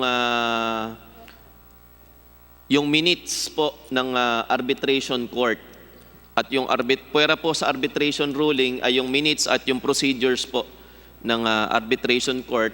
Meron po ba kayong maibibigay na kasagutan, Mr. Carlo Katigbak? Mr. Chair, I'd just like to request the committee to recognize that these documents are over 30 years old at nahirapan po kaming hanapin ang kompletong proceedings. We will continue to exercise diligence to try and secure whatever documents we can find and submit it to the committee at the soonest time possible po. Maraming salamat po, Attorney Katigbak. Sa madaling salita po ba, kung bibigyan namin kayo hanggang bukas, kasi bukas po yung unang napagkasunduan natin, hindi nyo pa maibibigay bukas? Malamang hindi po. Sige po. Hindi daw po maibibigay ng ABS-CBN yung hinahanap nating dokumento, pero meron naman po tayong imbitadong guest ngayong araw na ito na mismong miyembro ng arbitration court o arbitration committee. The chairman hears the presence of Attorney C. Attorney C, nandyan po ba kayo?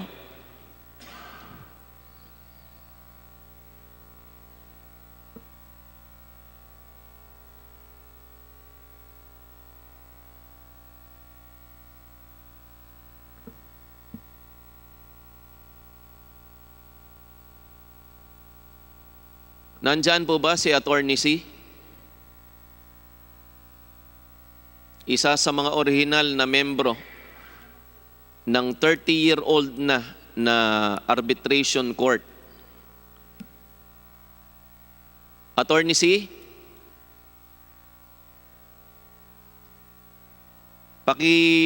Paki-unmute po yung inyo pong mikropono.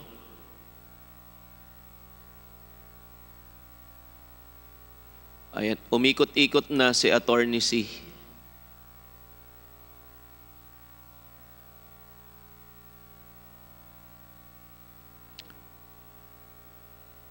Magandang tanghali po, ma'am.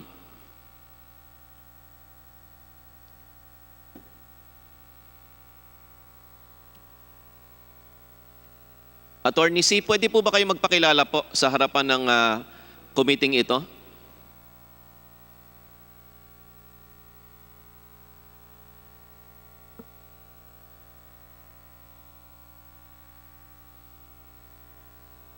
Attorney C, hindi po namin kayo marinig.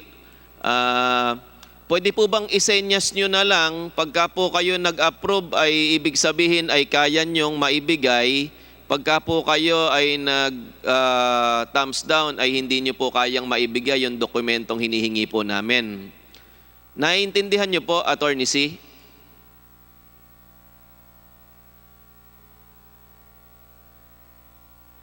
Hearing suspended. Mr. Chairman.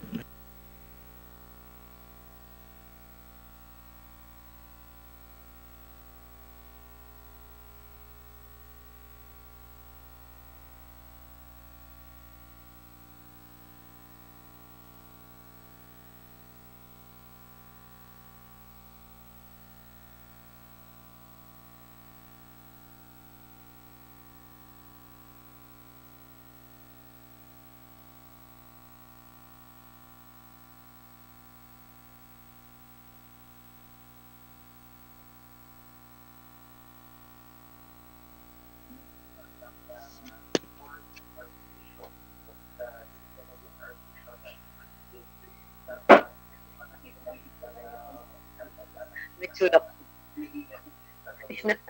Ikot nga daw ako. Hearing resumed. Attorney C, naririnig po namin kayo dyan ngayon. Yes. Kami po ba'y naririnig nyo po ng maayos dyan sa inyong bahay? Naririnig po ng maayos. Okay, Attorney C, pwede po bang magpakilala po kayo sa committee ito? Yes, ako po si Attorney Bel Sisig. Ako po yung former secretary ng Board of Arbitrators.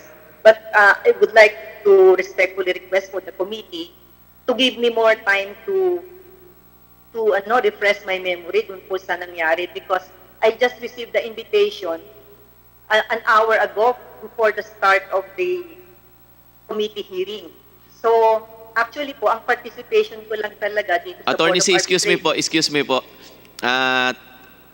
Tinanong ko lang po kayo kung pwede po kayo magpakilala sa committee ito. At ang susunod ko pong katanungan para po hindi po kayo masyadong mahirapan ay pwede nyo po bang mabigyan ang joint committee na ito ng lahat ng minutes noong pong nangyaring arbitration procedures or proceeding? Attorney C? Sa totoo lang po, wala akong kopya ng records because that was how many decades ago, Your Honors. So actually, ang meron lang po akong kopya which was given to me by Angel, the staff of the House Committee, was a photocopy po noong yung kopya ng decision. Actually, it could hardly be read kasi ang labo pa. So actually, I'm requesting for a copy of yung decision from Attorney Dong Rendor, and then I would like to just authenticate it kasi ako po ang nag-authenticate as certified true copy ng decision. So, yun po yun. Mr. Chair, may I... Yes, Deputy Speaker Marcoleta. Attorney C, kayo po yung secretary nung nag-arbitrate na pinag-uusapan namin dito? Yes, Your Honor. Kabisado po naman ninyo yung proceedings kung ano yung arbitration, hindi po ba? Sa totoo lang po, yung if I recall it correctly, meron pong a board of arbitrators was formed with the attorney Oscar Garcia representing the government and former Justice Amborfina Melencio Herrera as the chair and Mr. Andres Bautista as the nominee of ABS-CBN. Sino po yung nagte-take po ng mga minutes kapag ka po nagko-conduct ng arbitration proceedings? Ako po yung nagte-take down ng minutes. nasa inyo po yung mga record ng transcript of stenographic notes. Nasa inyo pa po. Wala na po, Your Honors, because hindi na po ako connected with the Office of the Government Corporate Hindi po, Counsel. nung kayo po'y secretary, natapos po ba yung arbitration? Natapos po siya. Okay. Nasa inyo po ba yung record? Ganito na lang po, kasi karaniwan po, pagkatapos na maihayag yung rules ng arbitration, nung arbiter, kung sino man yun, i-require po niya yung partido, karaniwan po para mapadali, either position paper o kaya memorandum. So, nag-submit po ba yung dalawang panig ng either position paper or a memorandum? Pagkaraan po ng ilang panahon, yun po ang titingnan ng arbiter at mula dun sa dalawang pleadings na yun, gagawa po siya ng desisyon. Yun po ang tinatawag na arbitral award. Dahil po yung proceedings na yan ay napaka-importante, yan po ay in-initiate ng dating Pangulong Cory Aquino para mapag-alaman talaga o malaman ng sino man kung talagang nakapag-present ng evidence ang ABS-CBN. Ito po kasi yung nakalatag doon sa statement ni Attorney Almeda Lopez na kinailangan pala yung arbitration. Yun lamang po kasing record na yon ang makapagpapatunay kung talagang na-establish po ng ABS-CBN ang kanilang pagmimay-ari. Nandun po yun dun sa arbitral award. So, meron po ba kayong hawak nung pleadings ng dalawang partido at mula doon ay nagkaroon ng ruling na arbitral award para yun po ang isubmit niyo sa amin para naman makita namin? Meron po ba kayong ganong record? Unfortunately, Your Honor, wala po. Salamat po. Although Mr. meron Chair. po position paper, pero wala po akong hawak na document. Maraming salamat po, Attorney C. Yes, Vice Chairman Mike Defensor. Thank you, Mr. Chairman. Well, again, ulitin ko lang po yung binabanggit ni Deputy Speaker Marcoleta. Bukod po dun sa pag-establish ng ownership, which he was asking last night, gusto niya makita yung mismo mga dokumento kung ano yung naging pamamaraan ng arbitration. Ito rin po yung tinanong ko kanina. And in line with the questions of Congressman Barsaga, Attorney Almeda is still here.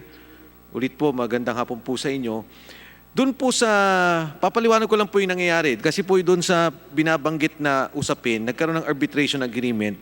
Ang lumalabas po, matapos ang pagbalik ng ABS-CBN, gobyerno pa ho ang nagkaroon ng utang. Batay po diyan doon sa renta ng RPN 9 na binabanggit at pagkatapos po diyan merong kailangan din bayaran yung ABS-CBN based on doon sa agreement nila. Ang naging suma total, of course, non-cash po to, ito po yung nagkaroon ng pagbayad ang gobyerno pa sa ABS-CBN. Kaya po kahapon tinanong ko, sabi ko, hindi ho ba tiningnan yung mga pasilidades, yung mga broadcast equipment tungkol dito? Ang lumalabas, sinasabi ni SEC, is SEC, nandito po ba ang SEC? I'm sorry, PCGG, Commissioner John Agbayani, kanina ho binanggit nyo, Commissioner John, na hindi kayo binayaran ng renta magmula 1986 hanggang 1992. Tama po ba? Based po sa, Your Honor, based po sa records ng PCGG, wala pong pumasok na payment arising out of that September 15, 1986 contract of lease. Okay, pero kayo po yung nagmamayari ng mga properties na yan, ng mga panahon na yan. Bakit to hindi nyo ipinaglaban, bigla na lang na turn over itong mga equipment? Ang pagkaalam ko po, based on record, meron hong negotiation on the amount of the lease rental of 1.2 million pesos per month. That was a stalled negotiation, and then it was overtaken by the compromise agreement of Roberto Benedicto in 1992. So mula po nung nagkaroon na po ng compromise agreement, nagkasabay din ata po yung compromise agreement sa arbitration at ang based on my investigation from the old people in PCGG a week ago, ABS-CBN was not mentioned or was not an issue. All they know is there is a compromise agreement between the government and ABS-CBN, and it is not an issue in PCGG anymore. And since then, hindi na po nag-surface po yung ABS-CBN assets na yan. Okay. Ito pong equipment na ito, nung nasa inyo pa, kasi para lang maliwanagan yung mga nanonood, yung equipment po na ito, sinequester ninyo. Equipment po yan ng BBC, yung Banahaw You're Broadcasting Corporation. Ito pong equipment na to ginagamit ng ABS-CBN at batay po dyan nagkaroon ng renta. Yung renta ho, from 86 to 92, hindi binayaran. Kasi po, kaya yung cut-off date is 92. Was it because of the compromise agreement? There was no compromise agreement yet during that time because it was entered into in 1986. Coincidental lang na nagkaroon ng compromise agreement si Mr. Benedicto noong October 2, 1992. Yung term ng lease is 1987 to 1992. Okay ho, pero kung nagkaroon man pa kayo ng compromise agreement, yung pong compromise agreement na yon, hindi po sa ABS-CBN at BBC, kundi BBC, Benedicto, with PCGG. Correct, Your Honor. Nagkaroon po kayo ng compromise agreement. Yes, Your Honor. So, sinurrender po sa inyo itong mga equipment? Hindi yung equipment, kundi it vested ownership on BBC. Parang sinurrender ho ang BBC, IBC, at saka RPN in favor of the government. General lang po yung surrender of these assets to the government. At yung po mga asset na yan, kasama rin po yan. Kasi at that time, state-of-the-art ang asset ng BBC. Tama po ba? Yes po. Kasama dapat lahat ng pag-aari ng BBC. So, logically, if Benedicto surrendered BBC in favor of the national government, then all its properties, assets are included in that surrender. Ito pong equipment na to napunta sa ABS-CBN. Opo. Yes, Your Honor. Binayaran po ba kayo?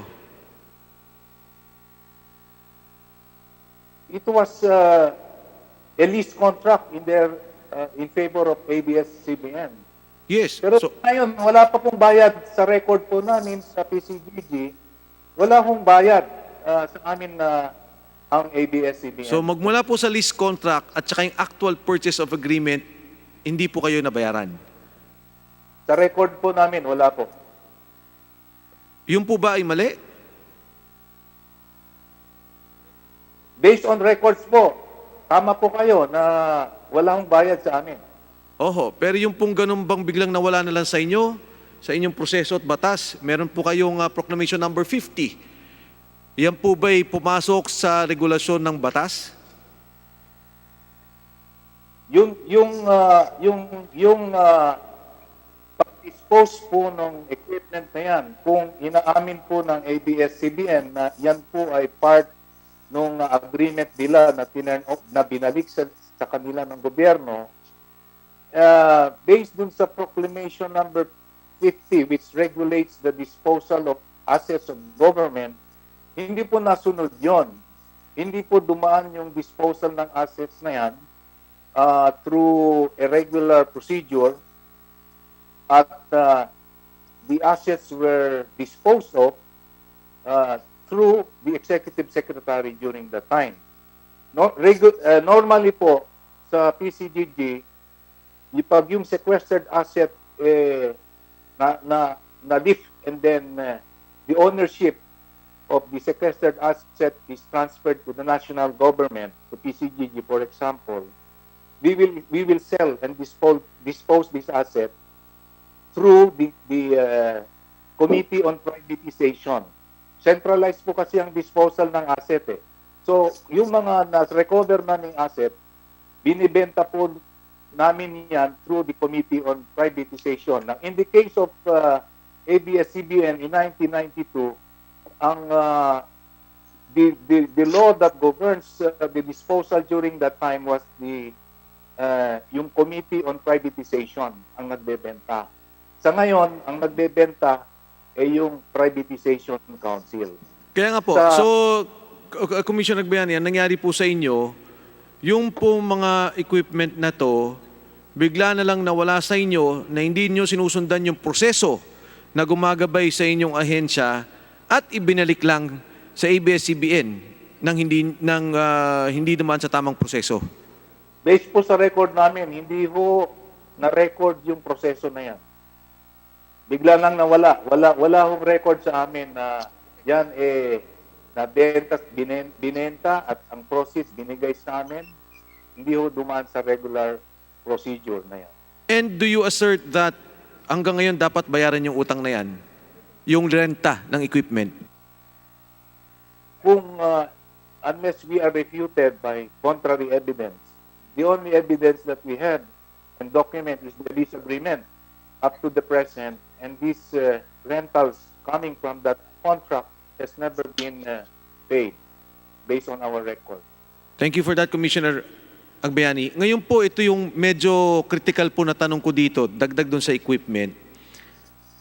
Meron po akong letter ni Commissioner Dormal na ang sinasabi niya sa Banao Broadcasting Corporation, please be advised by the authority of the President of the Philippines, decided at its regular meeting, June 10, 1986, to allow ABS-CBN Broadcasting the use of the following sequestered assets.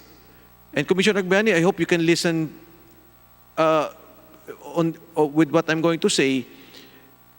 Ito pong radio frequencies, DWOK 630 kHz Metro Manila and DWW 101 MHz Metro Manila. Tama po ba yan? Opo, 101.9. Ang ibig niyo pong sabihin, to date, kayo nagmamay-ari, kasi ito po yung DCMM na radio signal, na ito po yung pagmamay-ari ng gobyerno at hindi pribado?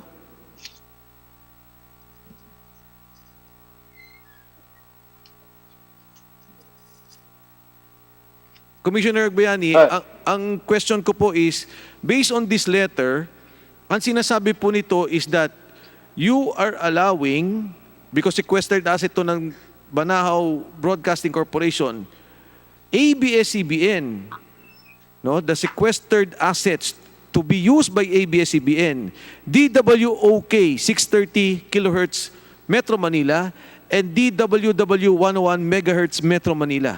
Yan po ba dito sa batay sa sulat na ito, kayo po nagmamay-ari? Based po dun sa compromise agreement ng October 2, 1992, when Roberto S. Benedicto vested ownership of BBC to the government, logically, all assets and frequencies should belong to the Yes, I agree. But you allowed ABS-CBN in 1986 to use DWOK 630 and DWW 101. Are you saying therefore that based on the records of PCGG, that in fact you are the owners of these radio frequencies? Kayo may-ari ng, particular dito kasi 630 MHz is DCMM. Yun po ba ang sinasabi ninyo dito?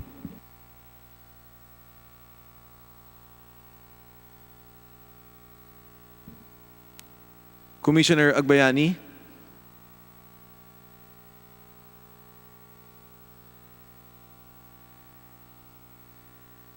Nakomute po ata si Commissioner Agbayani, si Attorney Siyang nakikita po natin.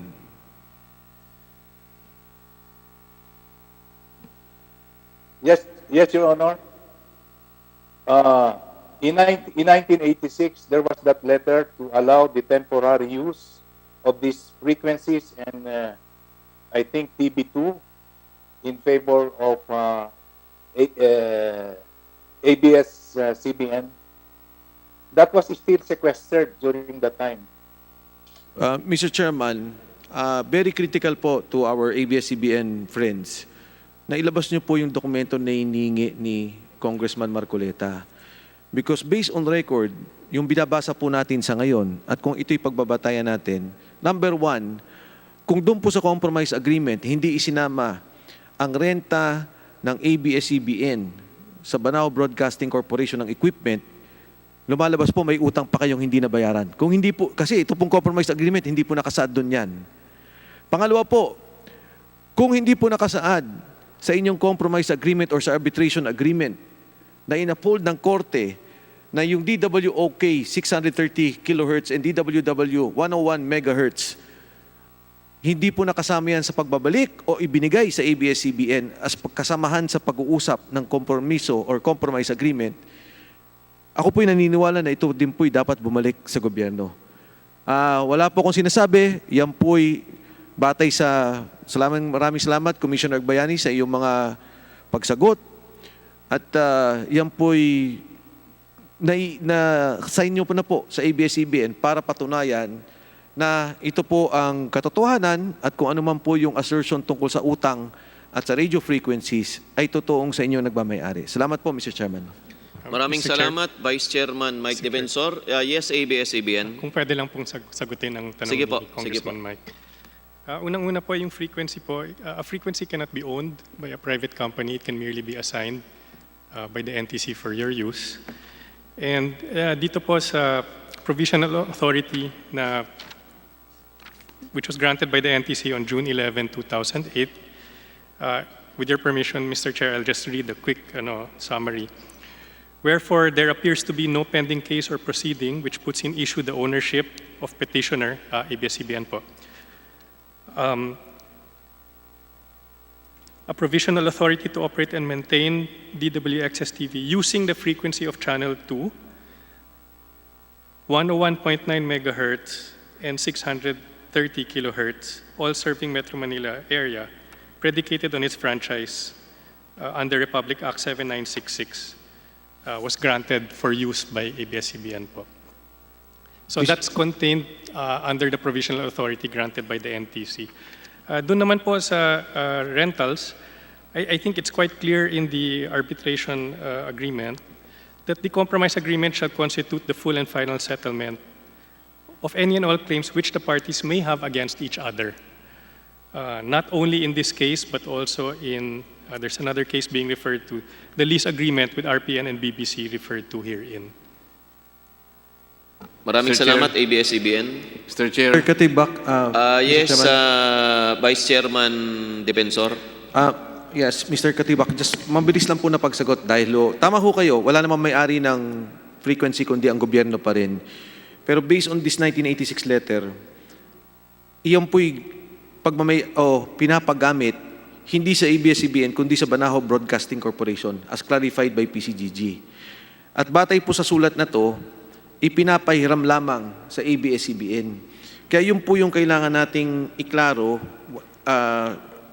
Kahit na po sabihin ng ABS, pinayagan kami, pag nag-assert po ang PCGG, batay dito sa dokumentong to, baka humatanggal sa ABS-CBN. So, kailangan po natin makita yung papel tungkol doon. Doon naman po sa mga litigation, doon na rin po sa pagsalita ng pananalita ng ating PCGG, they were never part of the compromise agreement. Ibig pong sabihin, doon po sa proseso nilang sarili, hindi nagkaroon ng maayos na pamamaraan para mailabas yung pagmamay-ari ng kanilang mga equipment o ng kanilang mga gamit. Again, pwede po magkaroon ng problema doon sa, although it's the Republic of the Philippines, but the PCGG process, kung saan kinuha itong mga gamit at binigay sa ABS-CBN, baka po lang magka-problema. Kaya lang po iningi ko, Mr. Katigbak, again, I would like to assert na ito naman po hindi galing sa aking sariling pananaw, kundi ito po'y nanggaling na rin doon sa pananalita at mga dokumento ng PCGG. Thank you, Mr. Chairman. Mr. Chairman. Maraming salamat, Congressman Defensor. Yes, Congressman Barsaga. Base po sa mga asunto na aking nabasa, at ikukumpirma naman to ni Commissioner Agbayani, nagkaroon ng compromise agreement ang PCGG at si Mr. Roberto Benedicto tungkol sa kanyang mga ari-arian na sinequester ng PCGG. Tama po ba yon? ABS-CBN? No. PCGG? PCGG. Yes, Your Honor. As a matter of fact, that compromise agreement was submitted to the Sandigan Bayan, which paved the way for the dismissal of the criminal cases for sequestration against Roberto Benedicto. Tama po ba yon? Yes, Your Honor. Mabibigyan niyo po kami ng kopya ng inyong compromise agreement para makita namin kung ano ang mga properties na binalik sa national government at baka kasama riyan yung mga Banahaw Broadcasting at iba pang pinag-uusapan natin ngayon. Opo. Okay? We will submit- So we will expect a copy of that compromise agreement. Anyway, this is a public record. This is a public document submitted in the proceedings before the Sandigan Bayan. Yes, Your Honor. Mr. Chair. Yes, Congressman Zarate. May be allowed also to propound clarificatory questions. Sige po. Thank you, Mr. Chair. Kay Commissioner Agbayani, nabanggit niyo po na mayroong compromise agreement ang PCGG at si Mr. Benedicto. Tama po ba yun? Opo, Your Honor. Ito po ba ay the same compromise agreement na ang subject po ba nito ay the same doon sa compromise agreement na pinasok ng ABS-CBN under doon sa arbitration proceedings headed by then Attorney Amorfina Melencio Herrera na inapprove ng Korte? Mr. Chair, Yes, Congressman Marcoleta. the best evidence are the records. Mr. Chair, I'm Opo. interpolating here. This is my time. Pinaniniwalaan po natin na the best evidence are the records. Mr. Chair, Ngunit payagan po natin na ipagpatuloy ni Congressman Zarate ang kanyang pagtatanong. Hindi po kasi ganito eh. Thank you, Mr. Chair. So kung alam po ng Commissioner ng PCGG, ito po ba ay magkapareho ang pinag-uusapan sa compromise agreement na ito? Sinabi ko po kahapon na we were not privy to the compromise agreement in the arbitration proceedings. In fact, kinukuha pa po namin yung kopya kung ano yung laman ng compromise agreement na yon. At definitely, it is not the same as the compromise agreement entered into by PCGG and Roberto S. Benedicto. Salamat po, Commissioner. As we speak now, nakita nyo na po yung compromise agreement na naging arbitral award ng arbitration board na create between the government of the Philippines and ABS-CBN. Nakita nyo na po ang kopya nun? Hindi ko pa po nakita. Pero more or less alam ko yung laman, yung Salamat po. place. Salamat po. So, salamat po, Commissioner. So, ibig pong sabihin, dahil hindi nyo pa nakita, lahat na sinabi nyo kanina, na opinion ninyo related dito sa compromise agreement na ito, ay isang opinion lamang at base lamang doon sa kung ano ang iintindihan ninyo na pinag-iusapan dito dahil hindi nyo po nabasa ang buong dokumento. Tama po ba yon, Commissioner? Wala ho akong judgment sa compromise agreement na yan dahil hindi ko pa po nabasa. Kanina po, by the way, kailan po ba nabuo ang Presidential Commission on Good Government? Just for the record, Commissioner. Noong February 28, 1986.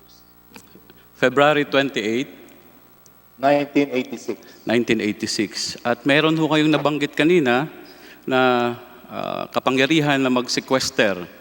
Kailan po na issue itong kapangyarihang ito ng PCGG na pwede silang makapag-sequester ng gamit ng mga pinagdududahang nakaw na yaman or mga kaduda-dudang mga properties noong kapanahunan ng rehimen ni Marcos. Batay po yun sa Executive Order number 1 na inisyu po ni Pangulong Corazon Aquino noong February 28, 1986. Thank you, Commissioner.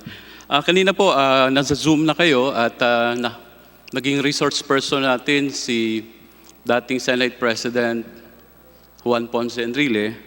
At siguro po ay malinaw na narinig ninyo na noong February 26, no, dahil siya rin yung nag-issue ng siya nag-implement ng sequestration ata nung panahon ng martial law. Sinabi niya kanina noong February 26, 1986, he issued an order lifting the sequestration of the assets of ABS-CBN. Narinig niyo po ba yun, Commissioner?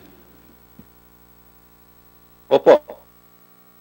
At batay po doon, malinaw na isinaad niya na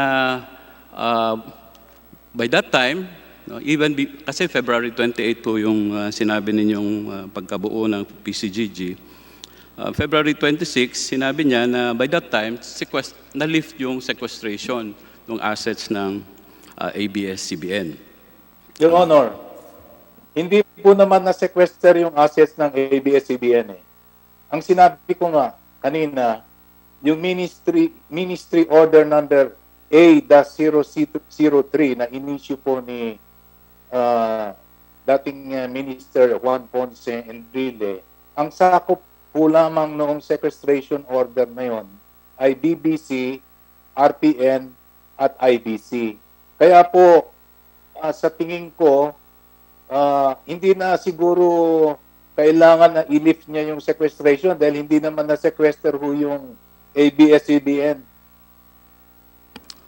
Salamat po. But nonetheless, yun po ang malinaw na binanggit ng dating Senate President Enrile. At kayo na rin po ang nagsabi na hindi naman na-sequester ang assets ng ABS-CBN. Katunayan, sabi ninyo kanina, ang na-sequester ay ang assets ng BBC, IBC, and RPN. Nagkataon lamang na merong mga properties doon, no, na nakalist sa BBC, properties ng ABS-CBN, no, na in the course of the sequestration of the Benedicto assets, dahil nasa posisyon nila yon nung panahon na yon, ay naisama yung properties ng ABS-CBN. Tama po ba ang pagkaintindi ko doon sa nabanggit ninyo kanina, Commissioner Agbayani? Opo. Tama po. So, effectively, kayo po ay sumasang-ayon na by February of 1986, ay may mga properties na, ang mga properties ng ABS-CBN ay naibalik na sa kanilang possession and control bilang mga may-ari po ng mga properties na ito na na-sequester nga noong panahon or kinuha at kinontrol ng rehimen ni Marcos noong panahon ng martial law, Mr. Commissioner Agbayani. Congressman, medyo hindi ko po narinig yung tanong. Pakiulit lang po. Uulitin ko po. Sumasang-ayon po kayo kung sasabihin ko na noong February 1986, ang mga ari-arian ng mga Lopezes, no, kasama na ang mga ari-arian sa ABS-CBN na kinuha at kinontrol ng administrasyon ng rehimen ni Marcos noong panahon ng martial law ay naibalik na sa kanila noong February of 1986. Tama po ba ang statement na yon? Dahil kayo na rin po ang nagsabi, they were not even sequestered.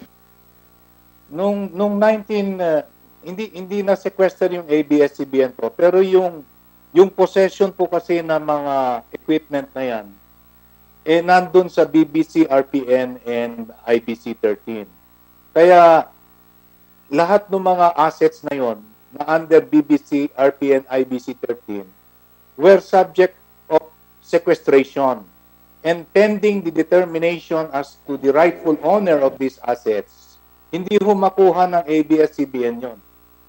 Kasi wala pa pong final resolution or adjudication on the ownership of these assets which were subject of sequestration.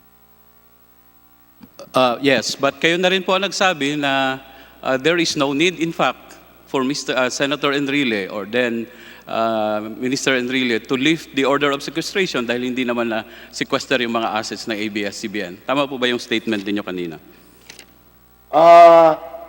Tama po yun in the sense na hindi nga na-sequester yung ABS-CBN, but let's consider the consequences of the sequestration order as requested by PCGG. It subjected all equipment under BBC, RPN, and IPC 13.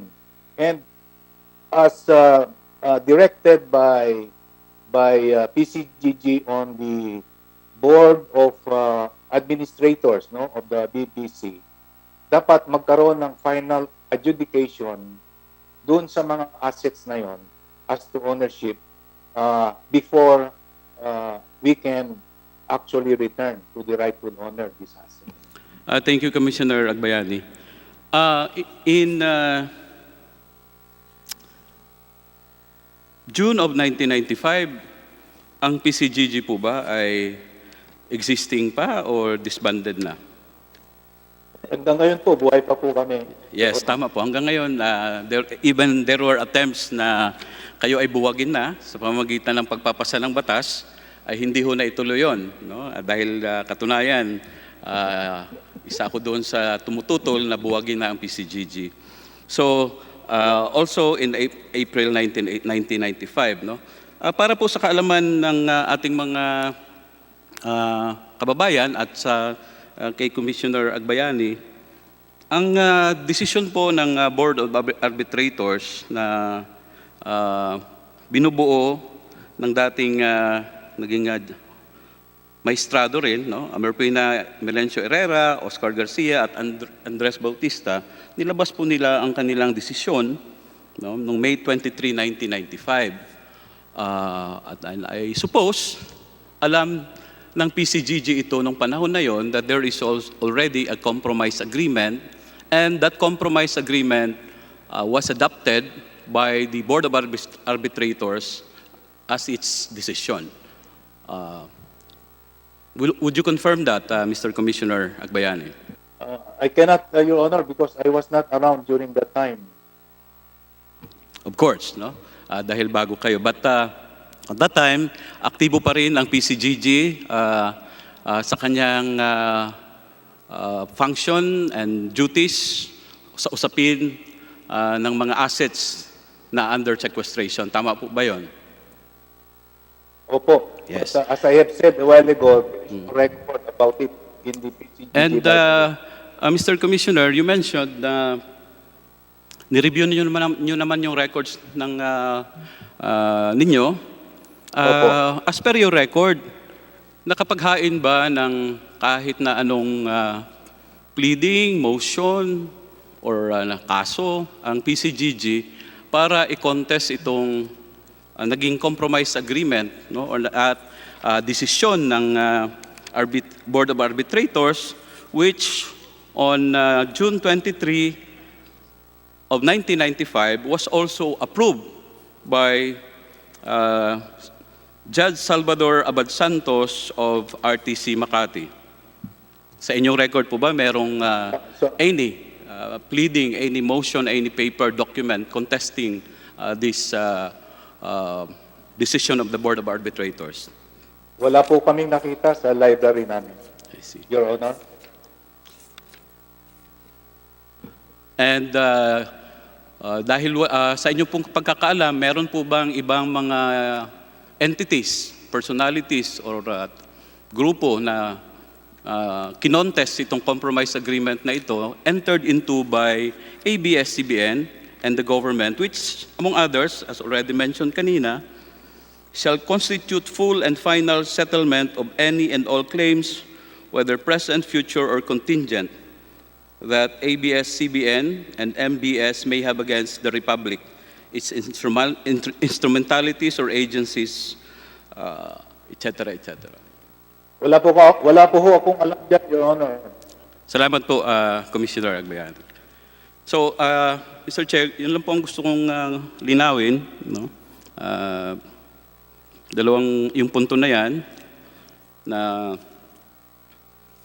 itong compromise agreement na ito ay naging final and executory na. There was no appeal or it was not contested to by the government or any of its agencies or instrumentalities. And it was the then Minister Enrile himself and now former Senate President Juan Ponce Enrile also affirmed here in this hearing na kahit na siya, he issued an order lifting the sequestration. But that's his, what was he said, no? The sequestration of the assets or the properties of ABS-CBN in February of 1986. Yun lang po ang gusto kong malinaw. Maraming salamat, Mr. Chair. Maraming salamat, Congressman Zarate. Yes, Deputy Speaker Marcoleta. Mr. Chair, mga ilang tanong po sa official po ng PCGG. Magandang hapon po sa inyo. Magandang hapon po. Attorney Agbayani, tinatanong po kayo kanina ni Congressman Zarate at isa po sa mga naisagot ninyo yung ilang mga kasangkapan o mga pasilidades ng ABS-CBN nasama po dun sa BBC Channel 2 at nandun nga rin po yung RPN at saka IBC Television. Dito po sa Executive Order number 11, lumilitaw po na yung PCGG na po ang nag-request sa temporary sequestration ng mga facilities na ito sapagkat ang sinasabi po rito, marami ring puhunan ang naibigay ng gobyerno rito, lalong-lalo na yung mga finance and institutions at kinakailangang hindi lamang masinop yung mga gamit, kung hindi mas importante, matukoy po kung sino yung tunay na pagmemay-ari. Ito po yung nilalaman ng Executive Order number 11, hindi po ba? Opo. At como nasama po ang mga mahalagang mga gamit pa ng ABS-CBN, kasama po yun, nasama po yun doon sa executive order na yun, kailangan po masama sila sa proseso sa pagtutukoy ng tunay na pagmemay-ari. Tama po ba? Opo. Your Honor. Ngayon po, kanina po tinatanong din kayo ni Congressman Zarate kung meron kayong kinalaman dun sa arbitration proceedings at tama naman po yung sinabi ninyo, wala naman kayong personal knowledge doon kaya ang sabi nyo, wala po kayong may bibigay na paghatol dun sa mga tinatanong niya. Tama po ba? Opo, Your Honor. Dito po kasi sa salaysay ni Attorney Almeda Lopez, binagbanggit po niya kasi ang kahalagahan ng isang arbitration proceedings. Kasi po ito ay nagmula mismo sa opisina ng dating Pangulong Cory Aquino. Ang katunayan po, gumawa nga po sila ng dalawang agreement to arbitrate. Yung una po, doon nakasalalay po yung lahat ng pagmimay-ari ng ABS-CBN. 1987 po yon. Nagkaroon po ng pagbabago yon 1993 sapagkat sinama po nila yung mga iba pang claims, financial claims. Sa makatwid po, para sa amin, dahil yun ay kautusan ng Pangulo at nabigyan naman ng pagkakataon ang ABS-CBN, para sa ganun ipakita nila talaga ang mga katibayan ng pagmimay-ari, kami po dito, inaasahan namin na may pipresenta nila yung records ng proceedings sapagkat ang sabi po sa salaysay, ang prosesong ito kailangan maging public, maging formal, and properly recorded. Kayo po ba sa opisya ninyo nagkaroon ng pagkakataon na makatanggap man lang ng records na ito kung sakasakali po? Sa aming halungkat po ng records in order to serve the needs of these proceedings. Wala ho kaming nakitang mga dokumento hinggil ho sa arbitration. Hinahanap ko na po yun. Salamat po. Salamat po.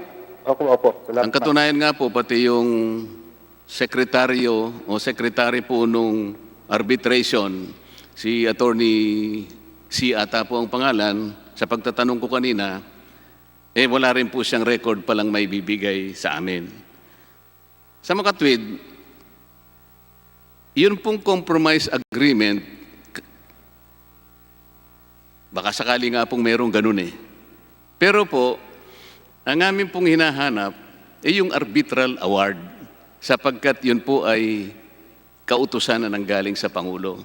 Maaari pong masabi doon, among others, na yung mga will enter into a compromise agreement. Malinaw po na yung disposition po ng arbitration, which will be a part of the arbitration award, maring sinasabi po ni dyan na ang partido pwedeng mag-compromise agreement. But unless and until they produce that particular document formalizing the need of a compromise agreement, the compromise agreement cannot be a substitute for the arbitral award. Tama po ba yun, Attorney? Hindi ko po masyadong kabisado ang arbitration eh. Kaya, sorry po, hindi ko po masasagot tungkol sa procedure tungkol sa arbitration. Pero naniniwala po ba kayo na yung compromise agreement should follow after the award? Kasi doon po natin makikita kung bakit nagkaroon ng compromise agreement. Kung wala naman pong nakalagay doon sa award mismo na magko-compromise agreement, ano pong pinagmulan noon? Yun lang po kasi yung hinahanap namin, yung tungkol sa record na yun. Napaka-importante po. The records will guide us. If ABS-CBN was able to convincingly, without any doubt, prove its ownership over the facilities claimed at that time. They have been given that opportunity. The arbitration should be there. The record should speak for themselves. Sa amin po, tatanggapin namin yun as basis for our judgment. But as it stands today, Attorney, not even ABS-CBN is in a position to categorically state for the record that they can present the records of the proceedings. Salamat po sa inyo, Attorney. May I continue on another aspect? Thank you. Kahapon po kasi, Mr. Chair, nabanggit pa po yung yung kaso dito. Kung maalala po ninyo, yung pinagbatayan po ng mga timelines, dalawa pong kaso, yung ABS-CBN versus Ombudsman, and then Gascon versus Arroyo. Lumilitaw pa nga po ron na may sinabi si Attorney Rendon kahapon na sinabi pa nga po, natalo pa raw si chairman na yata ng Human Rights Committee ngayon, si Attorney Gascon. Ang issue po kasi doon, ang pagkakaalam ko po, Attorney Gascon was not questioning yung initiative na maibalik ang ABS-CBN. What was being questioned there, kung bakit gustong kunin ng ABS-CBN yung Channel 4. Hindi po kasi po pwede yun, Mr. Chair, in the light of Presidential Decree 576-A. Ang title po nito, Regulating the Ownership and Operation of Radio and Television Stations and for Other Purposes. Ang sabi po kasi doon, Mr. Chair, hindi po kasi pwedeng mag-may-ari o mag-operate o mamalakad ng higit sa isa na radyo o television sa isang locality. May I ask ABS-CBN if they are familiar with Presidential Decree 576-A?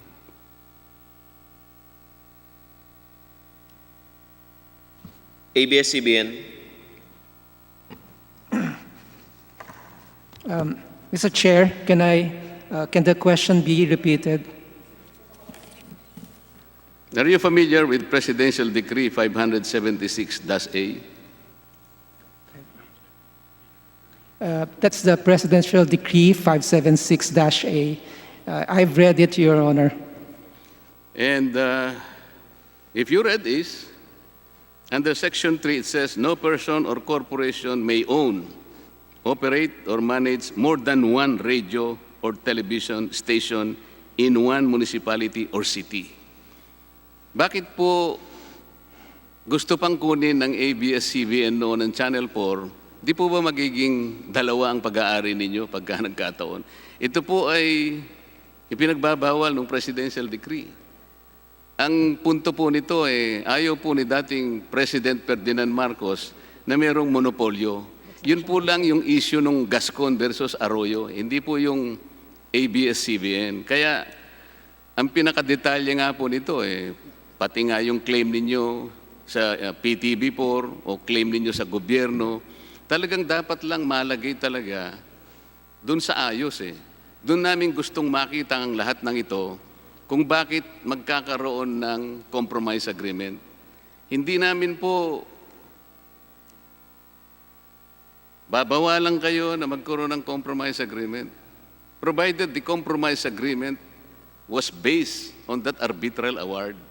Malinaw po kasi na ang kabayo po kasi dapat mauna sa kalesa. Hindi po pwede yung kalesa, hihilain po ng kabayo. Mr. Chair, the devil, sabi nga nila, is in the details. The compromise agreement will be the details. Ano po pang gagalingan nun? Yung pong arbitration na pinanindigan nung sworn statement ni Attorney Augusto Almeda Lopez. Yun po yung dahilan kung bakit napaka-importante po ng record in order for us to be able to put a closure to this nagging, persisting issue of ownership. Salamat po.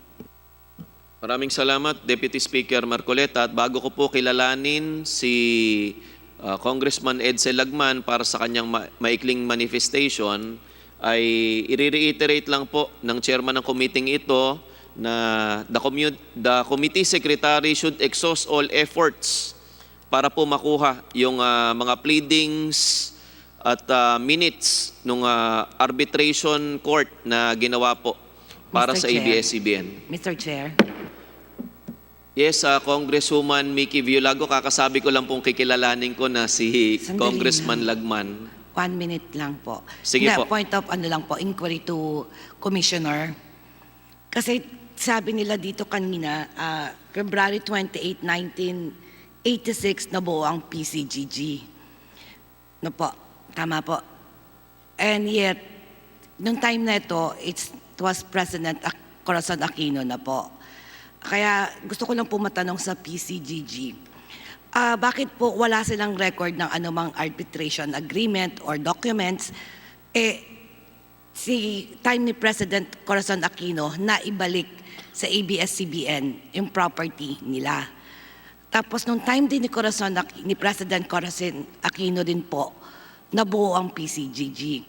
Paano po nangyari na wala sila na anumang kopyang pinangahawakan samantalang nabuo sila nung panahon ng ating Presidente Corazon Aquino, na siya din ang dahilan kung bakit naibalik sa Lopez ang ABS-CBN.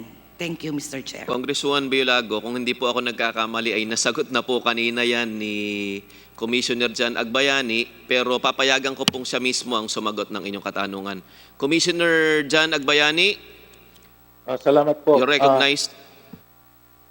Kaya nga po, pag nakita po ninyo yung compromise agreement dyan po sa arbitration na yan, hindi po kasali ang PCGG. Kaya ko po sinabi na we are not privy to that compromise. Normally po, wala po kaming record sa opisina niyan Normally po kayo, kasi yung mga, normally po, under regular process, pag ang isang asset o isang korporasyon ay na-sequester, and then later on, it becomes a surrendered asset because of a final judgment or a compromise agreement, ang susunod na proseso po dyan ang PCGG po ang nag-i-initiate ng disposal ng assets na yan through the Committee on Privatization. During this time, in 1992, when the alleged compromise in that arbitration took place, ang nagdi-dispose po ng assets ng PCGG noon ang Committee on Privatization, sila po nag-approve. Now, in this case of ABS-CBN, after the compromise agreement of Roberto Benedicto in October 2, 1992, which vested ownership on the assets of DBC, wala na pong disposal ang nangyayari in accordance with the regular process na may participation ang Committee on Privatization. So ang disposal na yan, kung yan ay naibalik man sa ABS-CBN, it was done through the arbitration. It was not done in accordance with the disposal process under Republic Act, I think Proclamation number 50, which created the Committee on Privatization.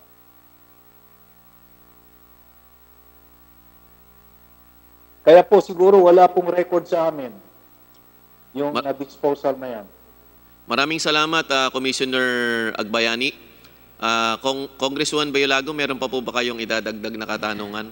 Wala na po, Mr. Chair. Thank you. Maraming salamat po at the chairman recognized Congressman Edsel Lagman for his brief manifestation. Thank you, Joint Chairman.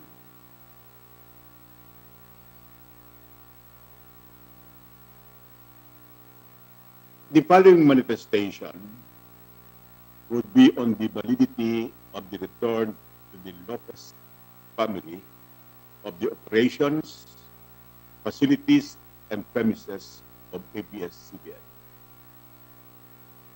on the following grounds. 1. There is no constitutional provision in the 1987 Constitution which was violated when the premises, facilities, and operations of ABS-CBN were returned in 1986 by the Republic of the Philippines under the Cory Aquino presidency to the Lopez family as majority owners of said corporation. 2. The alleged violation is based on the claim that the Lopez family did not pay any compensation to the Republic of the Philippines for reacquiring ABS-CBN. This argument is respectfully submitted to be flawed because of the following. A. The ownership of the Lopez family of ABS-CBN has long been established even before the declaration of martial law, and this remain unchallenged up to the post-EDSA People Power Revolution. And B, since the Lopez family as majority owners of ABS-CBN is the aggrieved party, it stands to reason that it should be the one to be compensated for the illegal seizure of ABS-CBN during martial law and the short takeover of the same by the Ramos and relief forces in the aftermath of the EDSA People Power Revolution, which latter brief takeover was subsequently permitted by the Lopez family only for the duration of the crisis or the emergency. 3. Granting arguendo that there was any violation, the infraction was only civil in nature. However, any challenge or action has long prescribed after 34 years have elapsed following the subject return or reacquisition. The longest prescriptive period for filing an action under the new civil code is 30 years for the recovery of immovable or real property. In this case, 34 years have passed, for which reason prescription has irrevocably set in. But more importantly, no action has been filed questioning the subject return of ABS-CBN operations, facilities, and premises to the Lopez family. 4. The return of ABS-CBN to the Lopez family was not premature It was demandable and seasonable since the Lopez family is the unquestioned majority owners of ABS-CBN Broadcasting Corporation. 5. The return was covered by legal orders or issuances like the following. A. Tacit approval by the Office of the President granting the request of Senator Lorenzo Tañada in a letter dated April 17, 1986, that the operations, facilities, and premises of ABS-CBN be returned to the Lopez family, as subsequently ratified by the subsequent action of the Presidential Commission on Good Government, PCGG, an office created by the first executive order of President Corazon Aquino under EO number 1 dated 28 February 1986. And B, consequently, an order dated June 18, 1986 of the Presidential Commission on Good Government, PCGG, was issued for the return of the pertinent frequencies to ABS-CBN Corporation, which effectively allowed the resumption of ABS-CBN operations and the return of the facilities and premises of ABS-CBN. 6. The reacquisition of ABS-CBN by the Lopez family is also confirmed by the following. A. Agreement to arbitrate, dated October 6, 1987. The principal purpose of this agreement is not to establish the right of ownership of the Lopez family over ABS-CBN, because this has been correctly and previously acknowledged by the Republic of the Philippines in the prior actions of PCGG and the Office of the President. The main objectives of the agreement to arbitrate are: 1. To effect the full return of the facilities and premises of ABS-CBN by PTB4 as the government television channel, and 2. To settle the monetary claims of ABS-CBN for the government's use and operation of ABS-CBN's facilities, equipment, and premises, more particularly by the government channel PTB4. Although the whereas clause referred to the two previous requests as backgrounder only for the return of the ABS-CBN's operations, facilities, and premises, eventually the arbitral proceedings dealt on the return of PTB4 of ABS-CBN facilities and premises.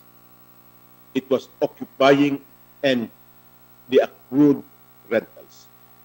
This factual circumstance was confirmed by the Supreme Court in Gascon versus Joker Arroyo when it narrated that on 17 April 1986, the Lopez family, through counsel, ex-Senator Lorenzo Tañada, requested President Aquino to order the return of the Lopez family of TV stations 2 and 4. On 13 June 1986, the Lopez family made a written request to the PCGG for the return of TV station Channel 2. On 18 June 1986, the PCGG approved the return of TV station Channel 2 to the Lopez family. This was made on October 18, 1986. I'm still quoting the Supreme Court decision, Your Honor. Thereafter, the Lopez family requested for the return of TV station Channel 4.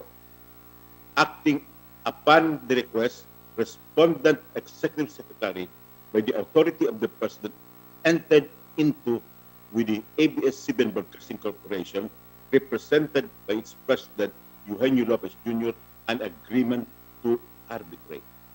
So according to the Supreme Court's narration of facts, what was subjected to the arbitral proceedings was the return to ABS-CBN of TV station Channel 4.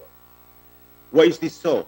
Because previously, Channel 2 was already returned to the Lopez family. The latter narration confirmed that subsequently, the request of ABS-CBN Broadcast Corporation was limited to the return of TV station Channel 4 or the facilities being used by PTV4, and the import of the agreement to arbitrate was for the full return by PTV4 of the facilities and premises of ABS-CBN, because the return and operations of ABS-CBN over Channel 2 had been previously effected. Finally, however, the arbitral decision was limited to the money claims of ABS-CBN because during the pendency of the arbitral proceedings, PTV4 gradually returned the facilities and premises of ABS-CBN, which it was then using and occupying. B.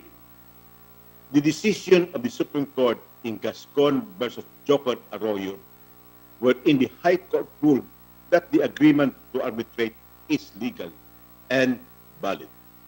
C.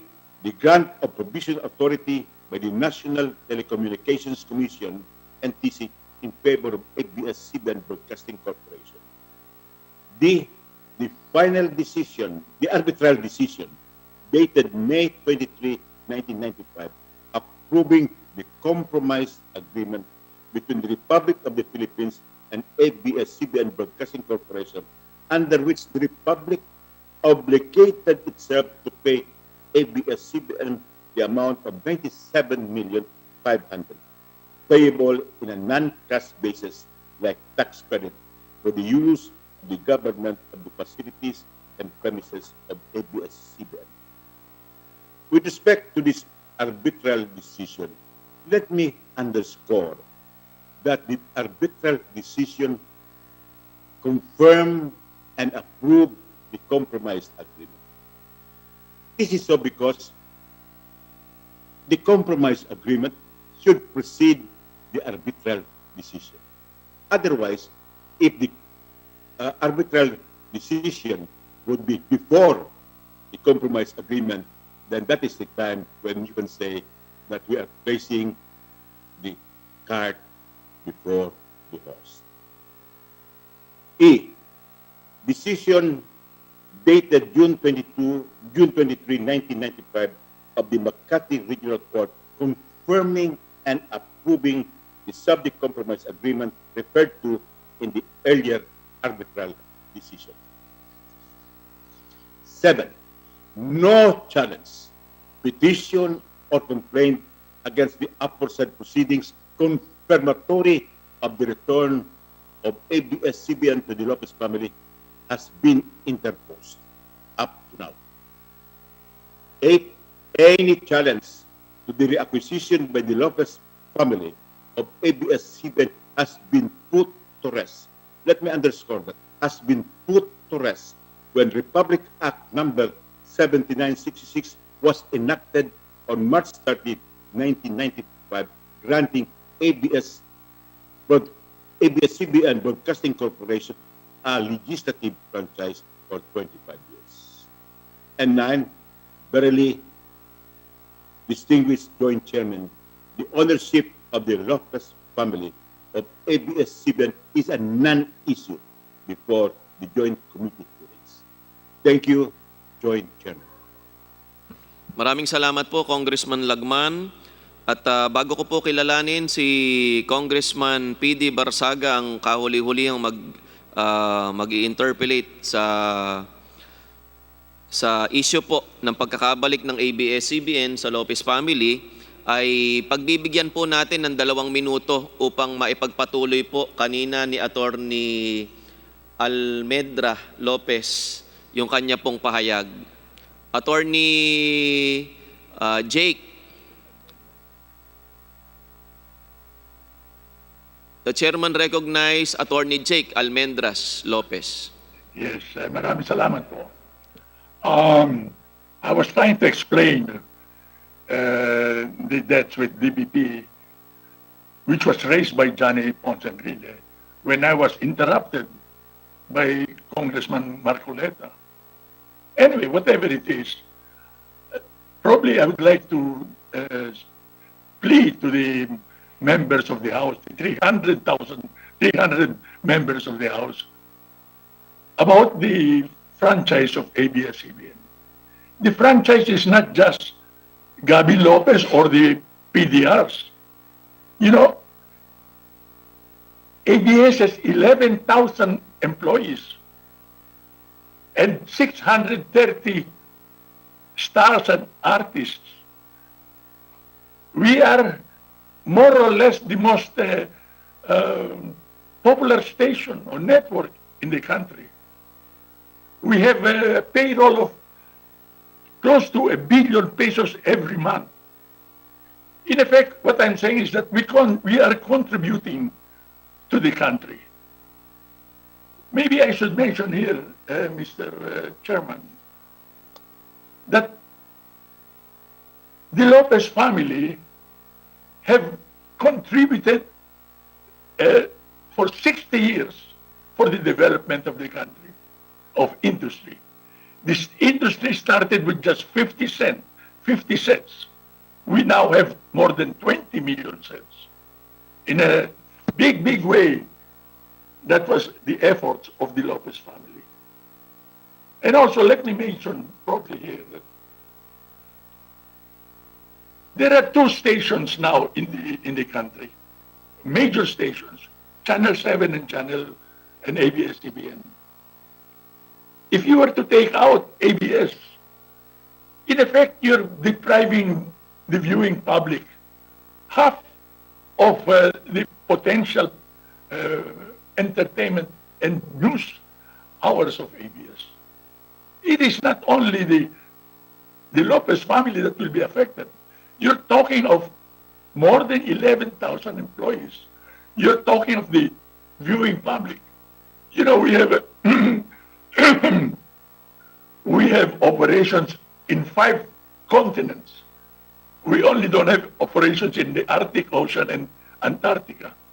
Of course, it's very thin, but we are in that area. If you close us, that will be closed also. We have what you call the knowledge spammer, knowledge channel. That is a very, very important public service we're providing. I don't know if I should say it, but Knowledge Channel was even cited and awarded by the United Nations as one of the most effective public service programs in this country. It was not mentioned to me, but I did not rather say it, but it was mentioned to me that the first cousin of Gabi Lopez, Rina Lopez, who operates or manages a Knowledge Channel, went to New York, was presented the citation, and she gave an explanation of a Knowledge Channel. What I'm saying is that this ABS is not just Channel 2 and the DCMM. We're talking of ABS Foundation. This foundation is the first responder, or one of the first responders to any disasters in this country.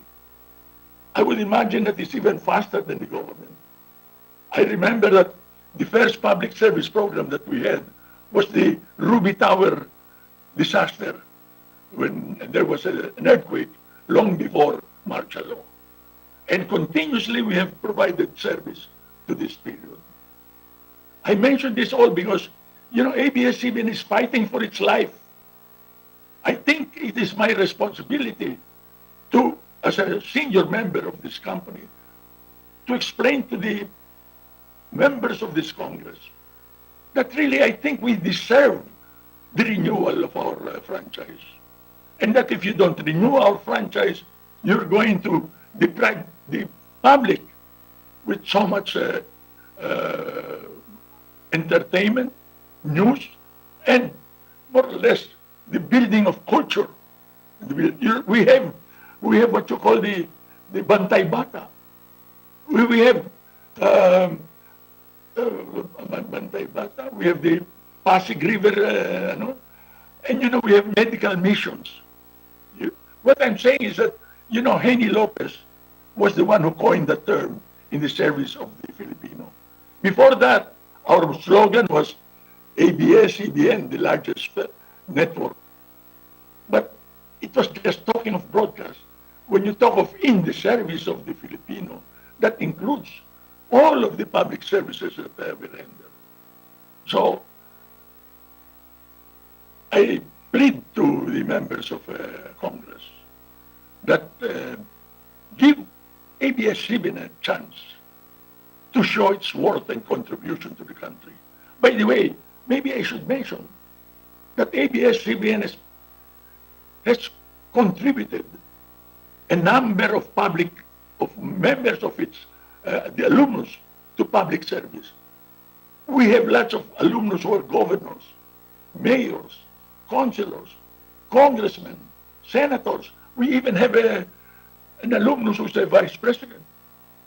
For that matter, Mr. Chairman, maybe I should mention here that President Duterte used to have a program at ABS. He had program for more than 15 years.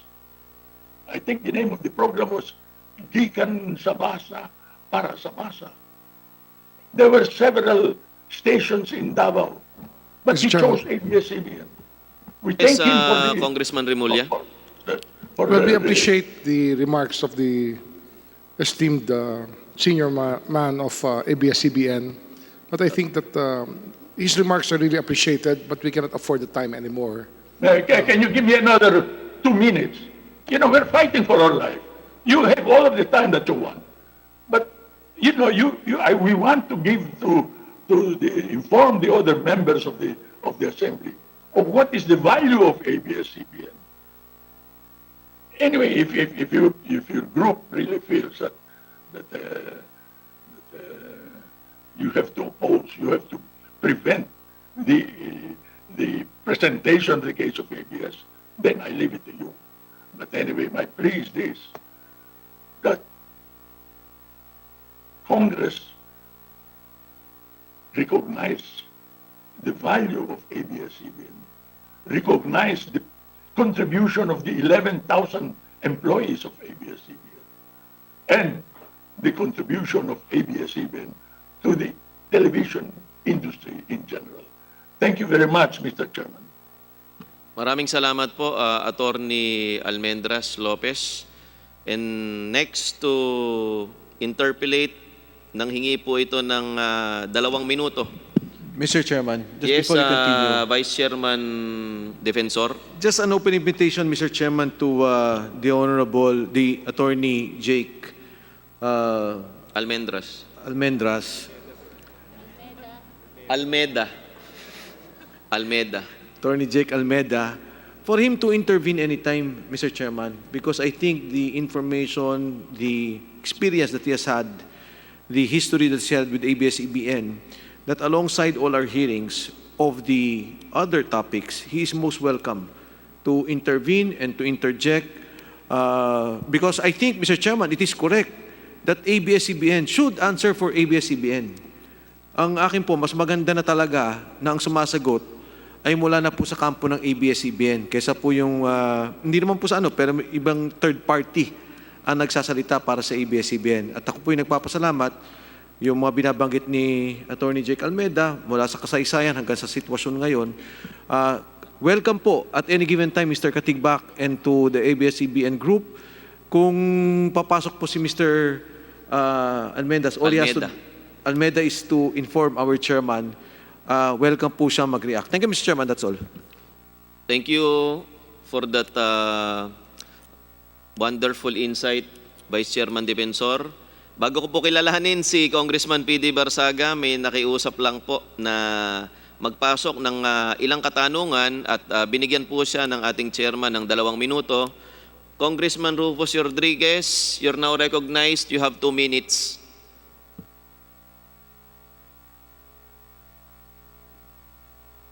Thank you. Can you hear me, Mr. Chairman? May I proceed, Mr. Chairman? Of course, Congressman Rodriguez. Well, first, Mr. Chairman, I'd like to appeal to the chair if we can be given more time. Other members have been able to go on a second and third round. This is my only second round that I can have on this issue. And I would like to take advantage of the presence of Attorney Belcisi, because he is an actual participant, being the secretary of the Board of Arbitrators. And the issue Hearing here is really suspended.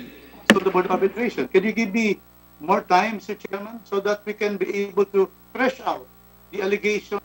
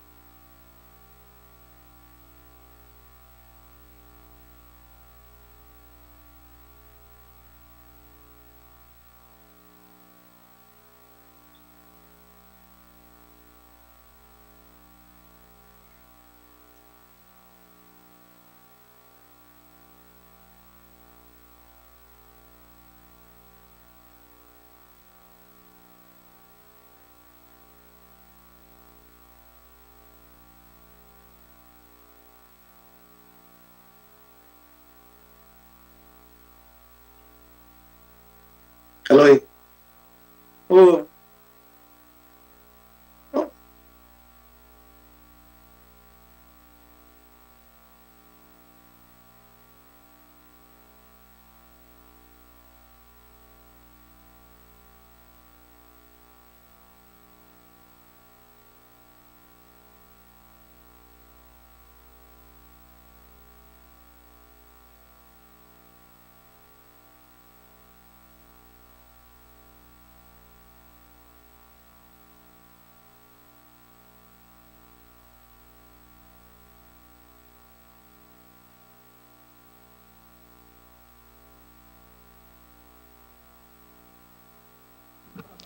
Hearing resumed.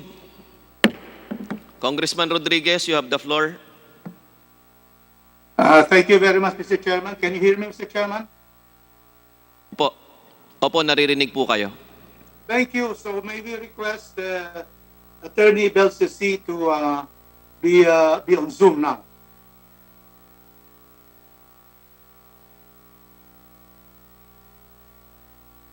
Attorney C, nandyan pa po ba kayo?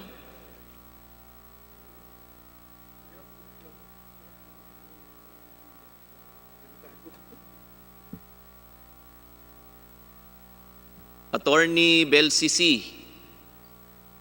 Yes, Your Honor, I'm still here. Sige po, Congressman Rodriguez, ipagpatuloy niyo na po ang inyong pagtatanong kay Thank you. Attorney C. Thank you, Mr. Chairman. Attorney C. Taniera, can you again tell us the members of the Board of Arbitrators? Of the one that we had rulings The on members right? Yes. The members of the Board of Arbitrators are the former Justice Amorfina Melencio Herrera as the chair. Then the nominee of the government was then Government Corporate Counsel Oscar Garcia, and then the nominee of ABS-CBN was Attorney Andres Bautista. Thank you. Who was counsel in the proceedings of the Republic, and who was counsel for ABS-CBN?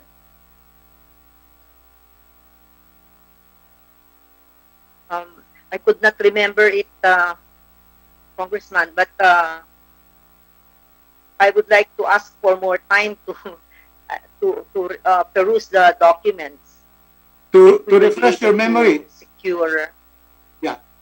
To refresh your memory, was it not the OSG who was counsel for the Republic? Because always under the Administrative Code, the OSG is the lawyer of the Republic.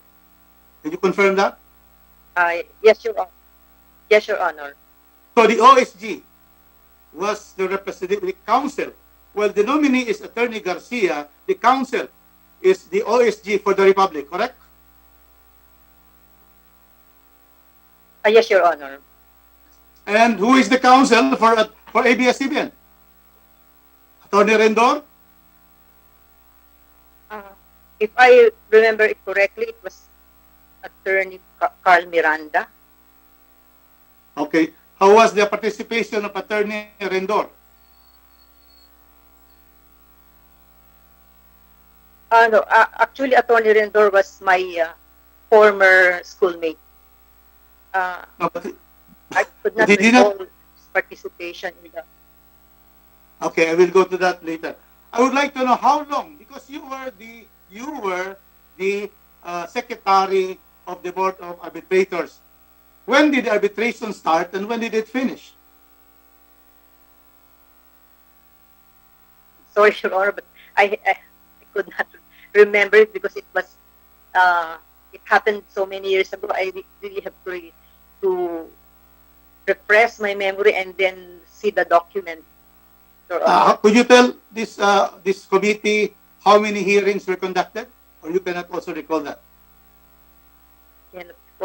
Because I was only invited just an hour ago, Your Honor. Okay. So I'm sorry. So, If I will be given reasonable time to peruse all the documents, if I will be able to secure those documents. were you able to receive a copy of the decision itself that you recorded? Yes, it was emailed to me just this morning. The Do you have a copy of the that decision? Can you take a look at the decision?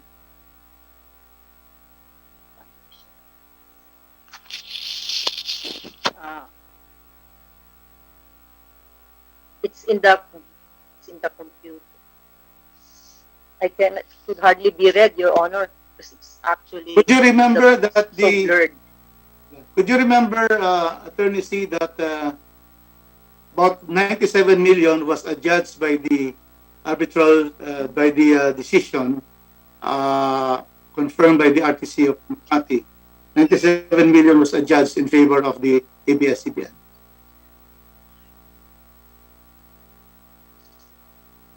I have yet to look at the document. Mr. Chairman, Your Honor. I think we I'm have so to give time, Mr. Chairman. So, could we request that we have to recall Attorney C, because what is an issue here is whether the proceedings of the Board of Arbitrators were transparent, had procedural due process, and all the parties were given the chance to present their sides, the Republic and the ABS-CBN. Could we therefore request that she be recalled so that I can continue my questions regarding the Board of Proceedings and the Board of Arbitrators? Mr. Chairman.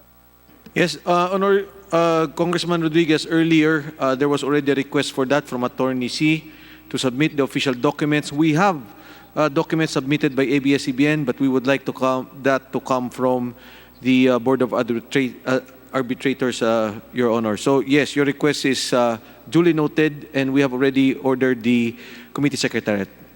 Please continue. Secondly, Mr. Chairman, since it was stated by Attorney C that the counsel for the Republic was the Office of the Solicitor General, can we request also the records from the Office of the Solicitor General being the counsel for the Republic? The committee secretary is directed to request the documents pertaining to the arbitration agreement, compromise agreement, and other pertinent documents relating to ABS-CBN and the Republic of the Philippines. So ordered, COMSEC. Thank you. I'd just like to now ask Commissioner Agbayani. Can we have Commissioner Agbayani of the PCGG? Commissioner Agbayani is recognized.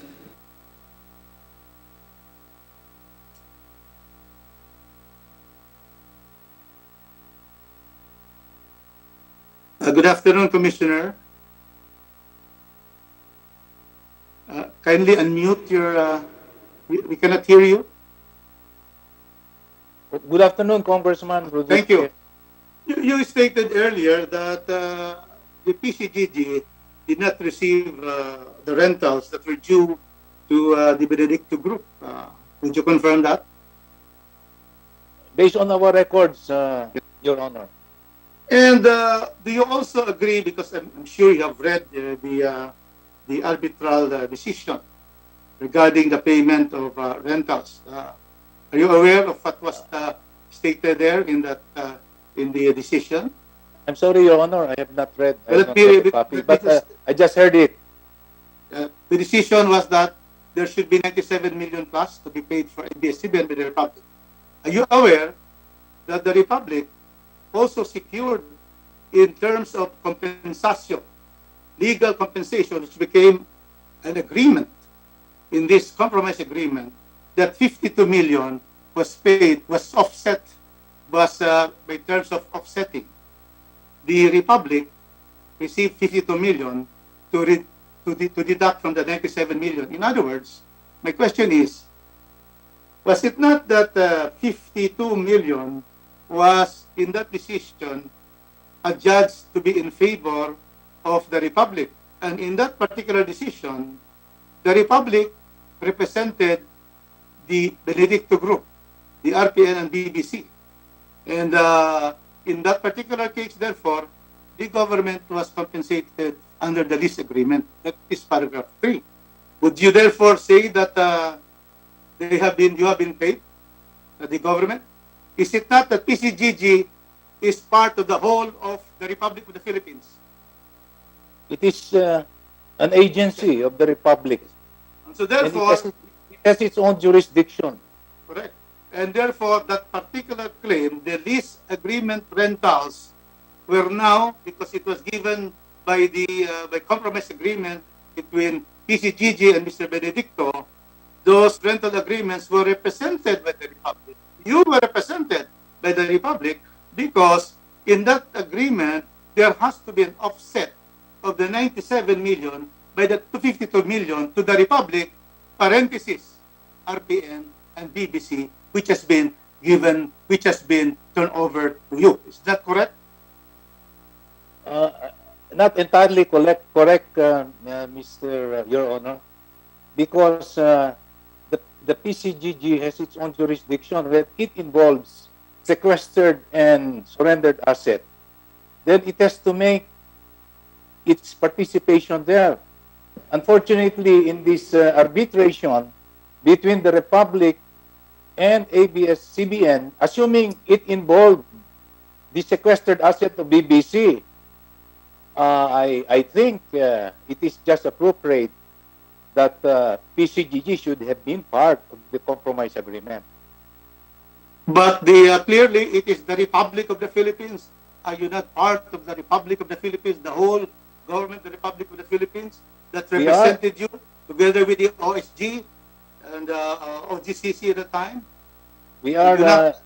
You do not admit that there was in fact payment of 52 million to because of the lease agreement.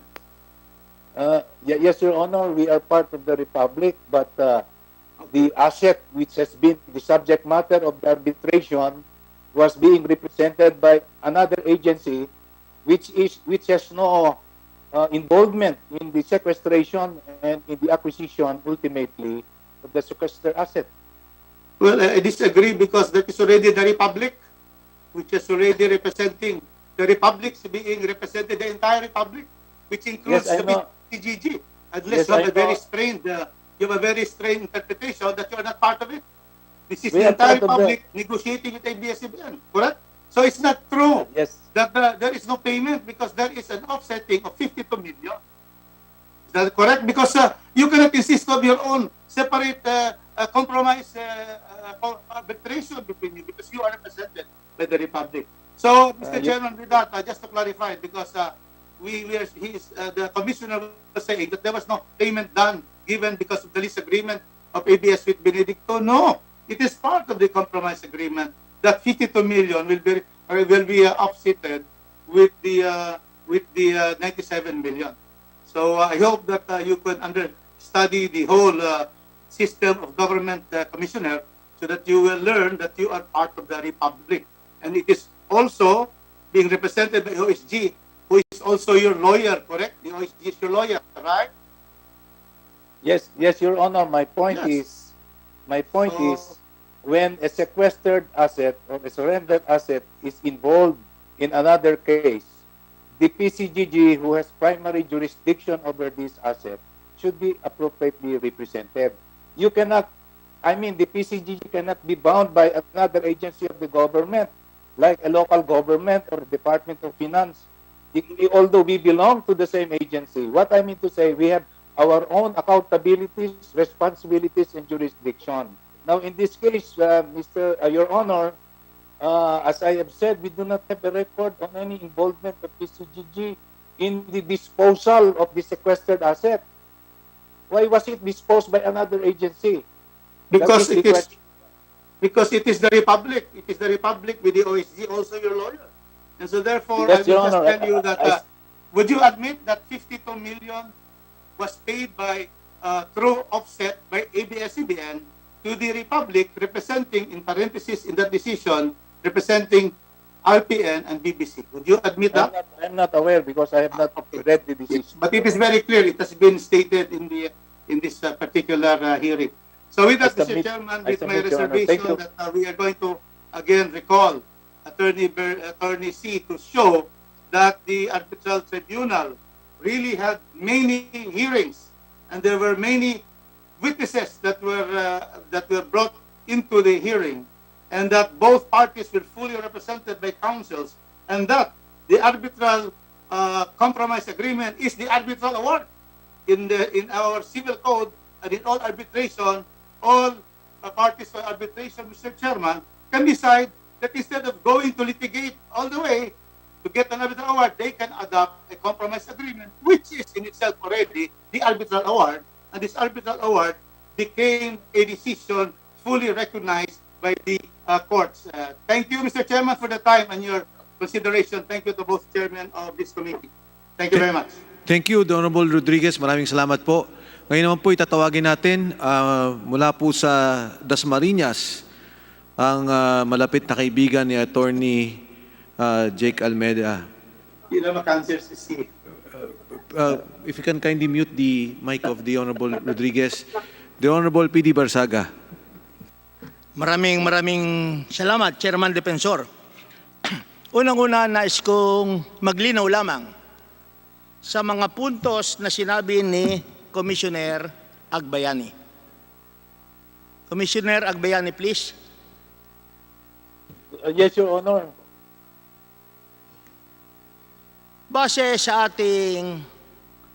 sa mga statement mo kanina, ating nalinawan na walang rate of sequestration na inisyu ang pamahalaan ni Cory Aquino, not even Secretary Ponce Enrile, laban sa mga pag-ari ng ABS-CBN. Tama po ba? Opo, Your Honor. Sa katunayan, alam natin na pagkatapos ng EDSA Revolution, possession ng mga properties ng ABS-CBN, specifically Channel 2, ay nakuha ng Lopez family. Tama po ba? Yes, Your Honor. At sapagkat nakuha na, walang writ of sequestration na inisyu. Para malinawan natin, si Secretary Ponce Enrile, pati na ang PCGG. Tama po. Tama po yan. Ano, pwede po bang akong magpaliwanag ng Pwede bang pakisagot mo na lang tanong? Sinabi mo rin kanina na noong March 2, 1986, nag-issue ng sequestration si Secretary Juan Ponce Enrile. Tama po, Your Honor. At ang mga March 1. Ha? March 1. March 1. At ang rate of sequestration ay covered ang mga properties na pag-aari ni Ginoong Roberto Benedicto, katulad ng BBC, Banahaw Broadcasting Corporation, IBC International Broadcasting Corporation, at yung RPN 9. Tama po ba? Tama po, Your Honor. At kailan nalip yung writ of sequestration involving the properties of Roberto Benedicto na subject ng sequestration order ni Secretary Enrile? Noong pong nagkaroon ng compromise agreement at inapprove po ng Sandigan Bayan noong October 2, 1992. So yung compromise agreement Iba yon sa compromise agreement na resulta ng arbitration proceedings na ang sabi mo kanina, hindi mo alam yung compromise agreement ng sequestration proceedings. Iba po yun. Iba po yun. Kaya nga ang sinasabi mo kanina, sapagkat ang mga properties ni Roberto Benedicto ay under sequestration, as a rule, walang makakagamit subject to the final determination of the issue pertaining to ownership. Tama po ba yon? Tama po yun. Ang may control doon sa properties na yon ay ang PCGG bilang isang conservator. Pakiulit po. Ang pwede lang pong gumamit sa property na yon ay ang PCGG bilang isang conservator. Okay. At yung pag-ari ni Roberto Benedicto, subject matter of writ of sequestration, nagkaroon ba ng final determination kung sino ang may tamang pag-aari? Ang naging may-ari po noon ay nangyari ang determination noong na-approve na po yung compromise agreement noong October 2, 1992, whereby the Roberto S. Benedicto vested ownership of his companies in favor of the government. So, sa madaling sabi, tama ba ang aking impresyon na yung mga properties ni Roberto Benedicto, subject matter ng writ of sequestration, base sa compromise agreement, ay sinoole sa Republic of the Philippines by virtue of the compromise agreement dated October 1992. Tama po. And on the basis... Yung ownership ang binigay ng compromise agreement sa Republic of the Philippines. And because of that compromise agreement, katulad ng provision sa bawat compromise agreement, the parties are waiving their civil as well as criminal liability, which one may have over the other. Tama po ba? That was one of the stipulations in the compromise agreement. At sapagkat yun namang compromise agreement is not contrary to law, nor to equity or for any reason, inapruban niya ng ating Sandigang Bayan. Pati po ng Supreme Court. Pati ng Korte Suprema. Opo. So malinaw na ngayon, ang writ of sequestration ay yung pag-aari lamang ni Benedicto at walang writ of sequestration insofar as Channel 2 or other properties of ABS-CBN are concerned. Tama po ba yan, Commissioner? Wala pong writ of sequestration against ABS-CBN Corporation. Sequestration ang ABS-CBN, September 14, 1986, nasa kanila na ang posesyon ng ABS-CBN kung kaya't nakapag-eri na sila noong September 14, 1986. O hindi mo alam yon? Tama po, sila na po nagkaroon ng possession noong mga equipment ng radio and television stations ng BBC based on the order of PCGG. But their possession is merely temporary, subject to the final adjudication in civil case number 34. Mr. Chairman, maaari po bang makapagsalita at makagawa ng isang final statement? Yes, go ahead, Honorable Barsaga. And after that, a short manifestation by the Honorable Villago. Congressman Barsaga, you're recognized. Well, unang-una, alam ng bawat Pilipino na tayo ay nanonood sa ABS-CBN. Sa katunayan, kahit na ako ay isang abogado, nanonood ako ng mga palabas ng ABS-CBN. TV Patrol, yung kanilang mga soap opera during my pastime period. Pero ang pinag-uusapan po natin dito, hindi yung mga palabas ng ABS-CBN, hindi po yung emosyonal na epekto sa ating mamamayan, kundi ang pinag-uusapan po ay yung legalidad at kung mayroong paglabag sa ating saligang batas at sa prangkisa na inisyu ng Kongreso ng Republika ng Pilipinas. Alam din po ng lahat na nagkaroon tayo ng EDSA Revolution. At base sa dokumento, as early as April 17, 1986, nagpadala na ng sulat ang dating Senador Lorenzo Tañada kay Ginang Cory Aquino para bawiin ang mga pag-aari ng ABS-CBN na kinuha ng panahon ng batas militar. Ang sabi nga po ni Ginang Cory Aquino, we have to be transparent. Kaya nagkaroon ng kasunduan ang ABS-CBN at ang Philippine government para magkaroon ng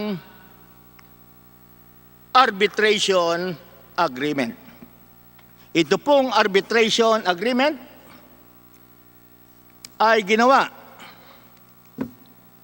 noong January 6, 1987. Ang pumirma po on behalf of the Republic of the Philippines ay yung ating Executive Secretary at the time, si Joker Arroyo, and on the part of ABS-CBN, it was Eugenio Lopez. At base po rito sa agreement to arbitrate, ito po ang nakalagay. Now therefore, the parties have agreed as follows, that they submit the claims of ABS-CBN for the return of the television and radio stations of ABS-CBN to the Board of Administrators, composed of a chairman and 2 members, for the final adjudication and entitlement, reserving into a future date to be agreed upon by the parties the submission of other claims related thereto. Ang kinatawa ng ating pamahalaan, si Attorney Catalino Macaraig, on the part of ABS, si Attorney Pastol de Rosario, at sapagkat ito ay arbitration proceedings, there must be a third party, and the third party was the former Justice Vicente Abad Santos. At alam na po natin ang nangyari. Hindi kaagad natapos ang proceedings sapagkat kinwestiyon ni Chito Gaston the validity of the arbitration agreement. At ang sabi naman ng Korte Suprema, valid yung pagkakaroon ng arbitration agreement sapagkat during that time, President Cory Aquino is exercising both legislative and executive powers. Sa madaling sabi, pagkatapos ng desisyon ng Korte Suprema, itunuloy ang arbitration proceedings. And because of that arbitration proceedings, finally, nagkaroon na ng desisyon ang arbitration board. Ang desisyon ng arbitration board ay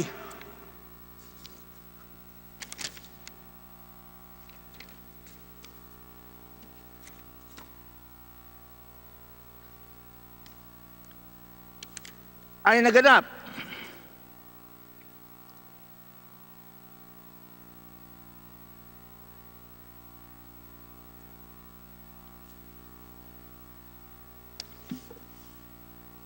Payment of 95 million.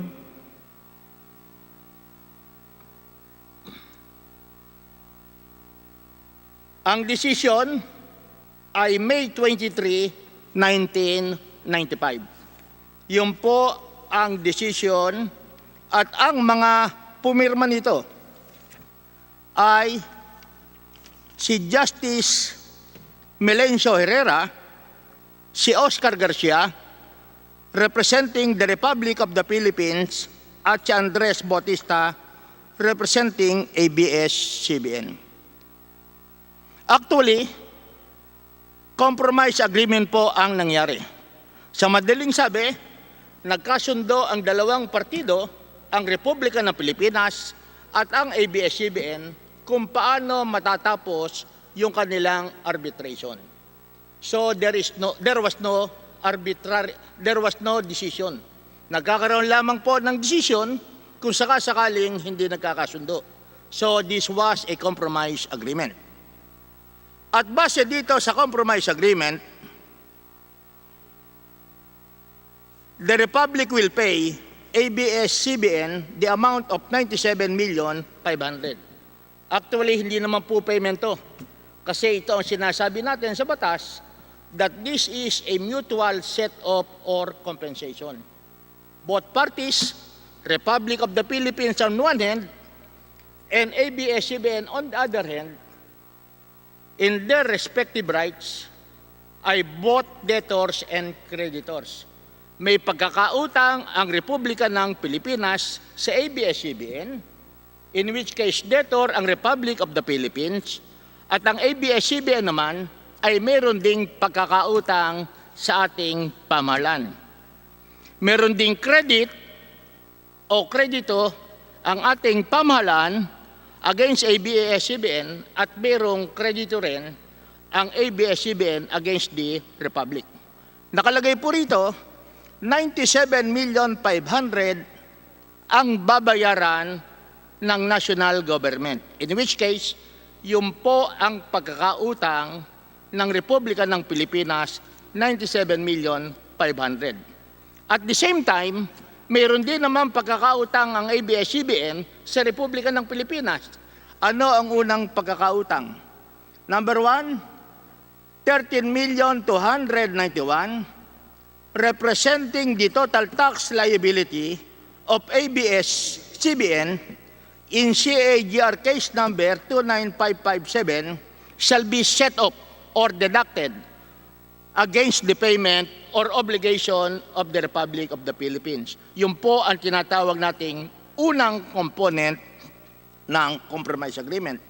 Pangalawa, the amount of 54,294,867.55, yun po ang babayaran ng ABS-CBN sa Republika ng Pilipinas because ABS-CBN has a lease contract with the Republic regarding the properties of RPN9 and BBC.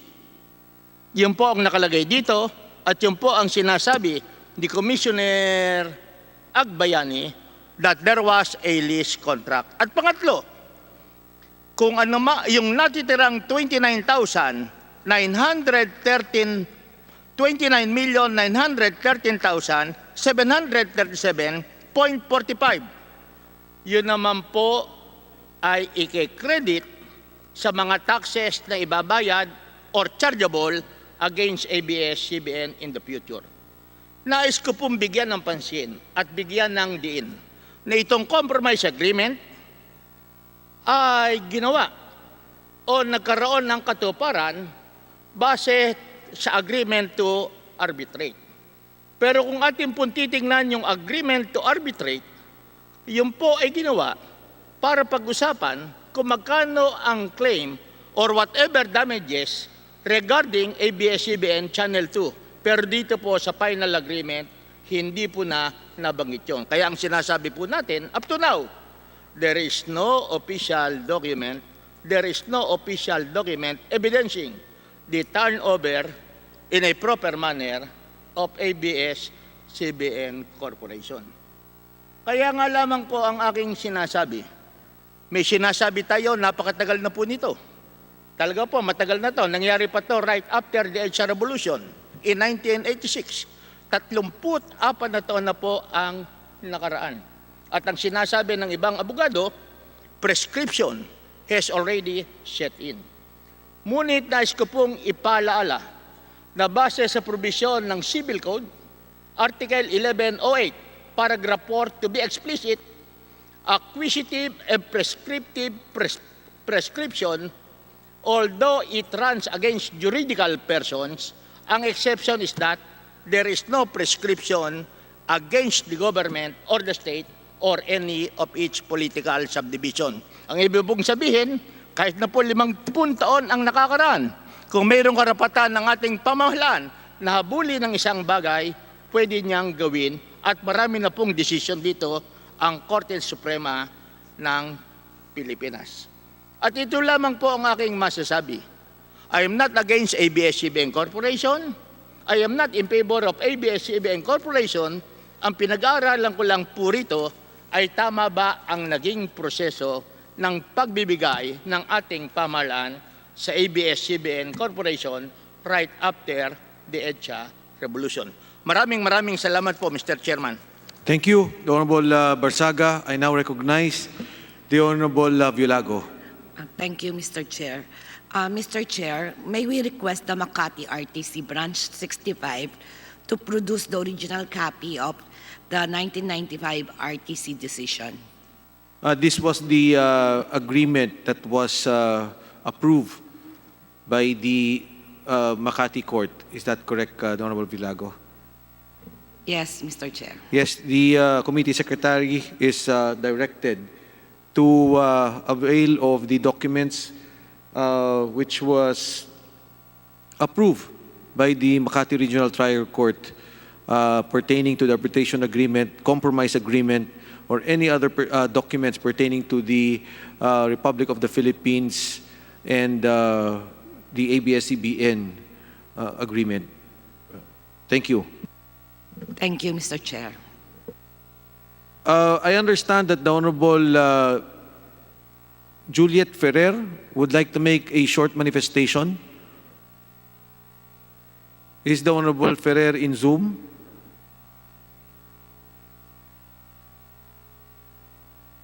Well, at a proper time, because this was a request by the Honorable Ferrer, maybe at a proper time she can make her manifestation.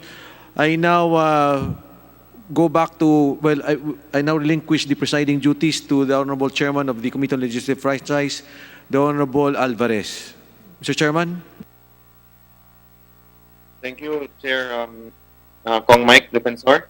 Atin na pong isinasara ang paksa ng pagkakuha muli ng Pamilya Lopez sa ABS-CBN pagkatapos ng EDSA Revolution. Marami pong lumabas na impormasyon na makakatulong sa mga members na magkaroon ng informed and fair point of view sa usaping ito. Bago tayo lumipat sa kabilang issue, nais ko lang po linawin para sa kaalaman ng lahat na ang invitation po kay Attorney Belcisi ay pinadala po yan kaagad noong Tuesday ng umaga kasi nga po tayo ay mag-alas 10 ng gabi natapos ng Lunes. So hindi lang po natin alam kung bakit po siguro na kanina lang po na nakuha ni Attorney C yung invitation. Pero gusto natin ilagay sa record at para malaman ng lahat, Tuesday morning pa po pinadala yung mga invitation. So, para lang po makorek kanina kasi twice po nabanggit ni Attorney C na 1 hour ago na lang nakuha yung invitation. Tuesday pa po natin pinadala yan. I-remind din po natin sa Attorney C na kung ano man po yung mga mahanap niyang documents na hinihingi po ng ating mga members ay sana po may bigay po sa committee ASAP po. So, maraming salamat po. Mr. So, ngayon, Chair, Mr. Chair, Kong Marcoleta. Thank you, Mr. Chair. Doon po sa paghingi po natin ng record, let us be guided by 2 items. Dalawa po yung agreements to arbitrate. Ang isa po ay may petsang 1987, yung isa po 1993. Gusto ko pong balikan yon para magkaroon po tayo ng guide kung ano pong dokumento ang hinahanap natin. Dalawa po kasing items ang binabanggit dito sa dalawang arbitration agreements. Babasahin ko na po, medyo malabo lang, pero ang sabi po rito doon sa 1987 arbitration agreement, number 1, that they submit the claims of ABS-CBN for the return of the television and radio stations of ABS-CBN to a board of administrators composed of a chairman and 2 members for final adjudication and settlement, receiving into a future date to be agreed upon by the parties, the submission of other claims related thereto. Number 2,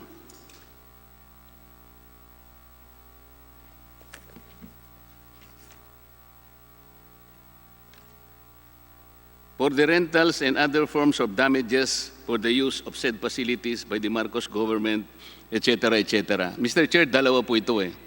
Ang inihingi po dito, kauna-unahan, yung claims doon po sa pagmeme-ari. Pangalawa, yung claims po sa rental and damages.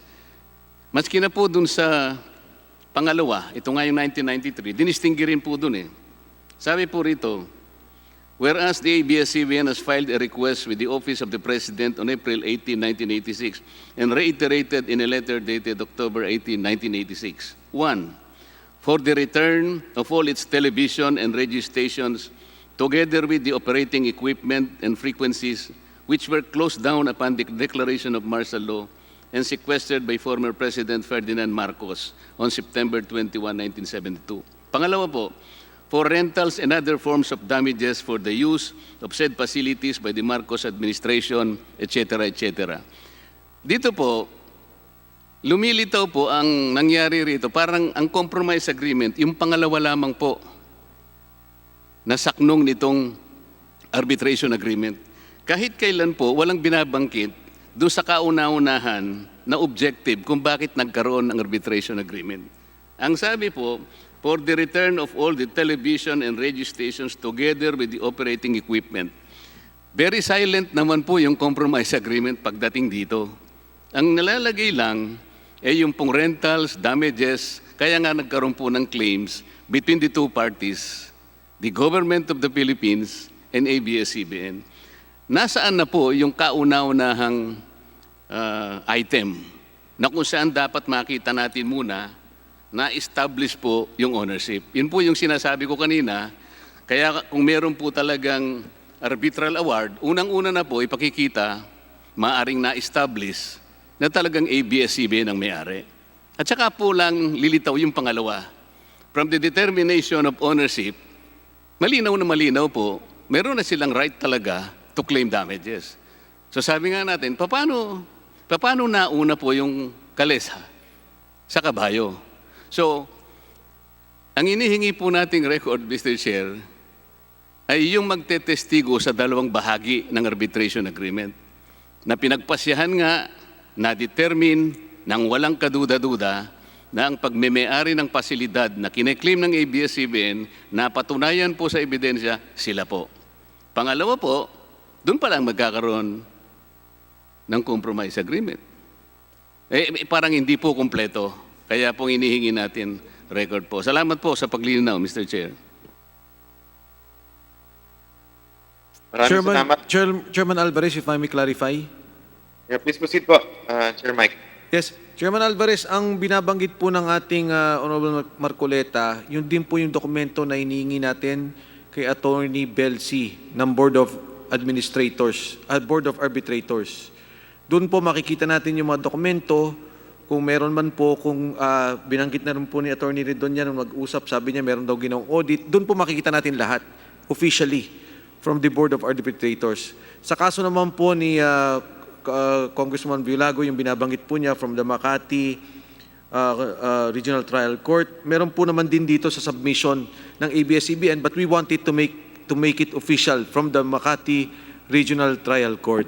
And also from the PCGG, may mga hiningi din pong dokumento kanina tungkol doon sa mga usapin dito po sa ating mga dokumentong pangangailangan. So yun po, Mr. Chairman, yung mga dokumento na sinabi na rin po naman natin sa ating Committee Secretariat. Thank you, Mr. Chairman. Maraming salamat sa clarification na Kong Mike. Reiterate ko lang sa ating COMSEC na i-take note po yung lahat po ng mga hinihingi para po maging malinaw po at ma-furnish po natin mga members natin as soon as possible. So para po sa pinakaunang magtatanong dito sa ating sunod na issue is yun, on the 50-year constitutional limitation of a franchise. Pakinggan po muna natin ang ABS-CBN sa kanilang pahayag tungkol sa issue na ito. ABS-CBN, you have the floor. Mr. Chair, may I request that Attorney Ayo Bautista be recognized? Attorney Ayo Bautista, you are recognized.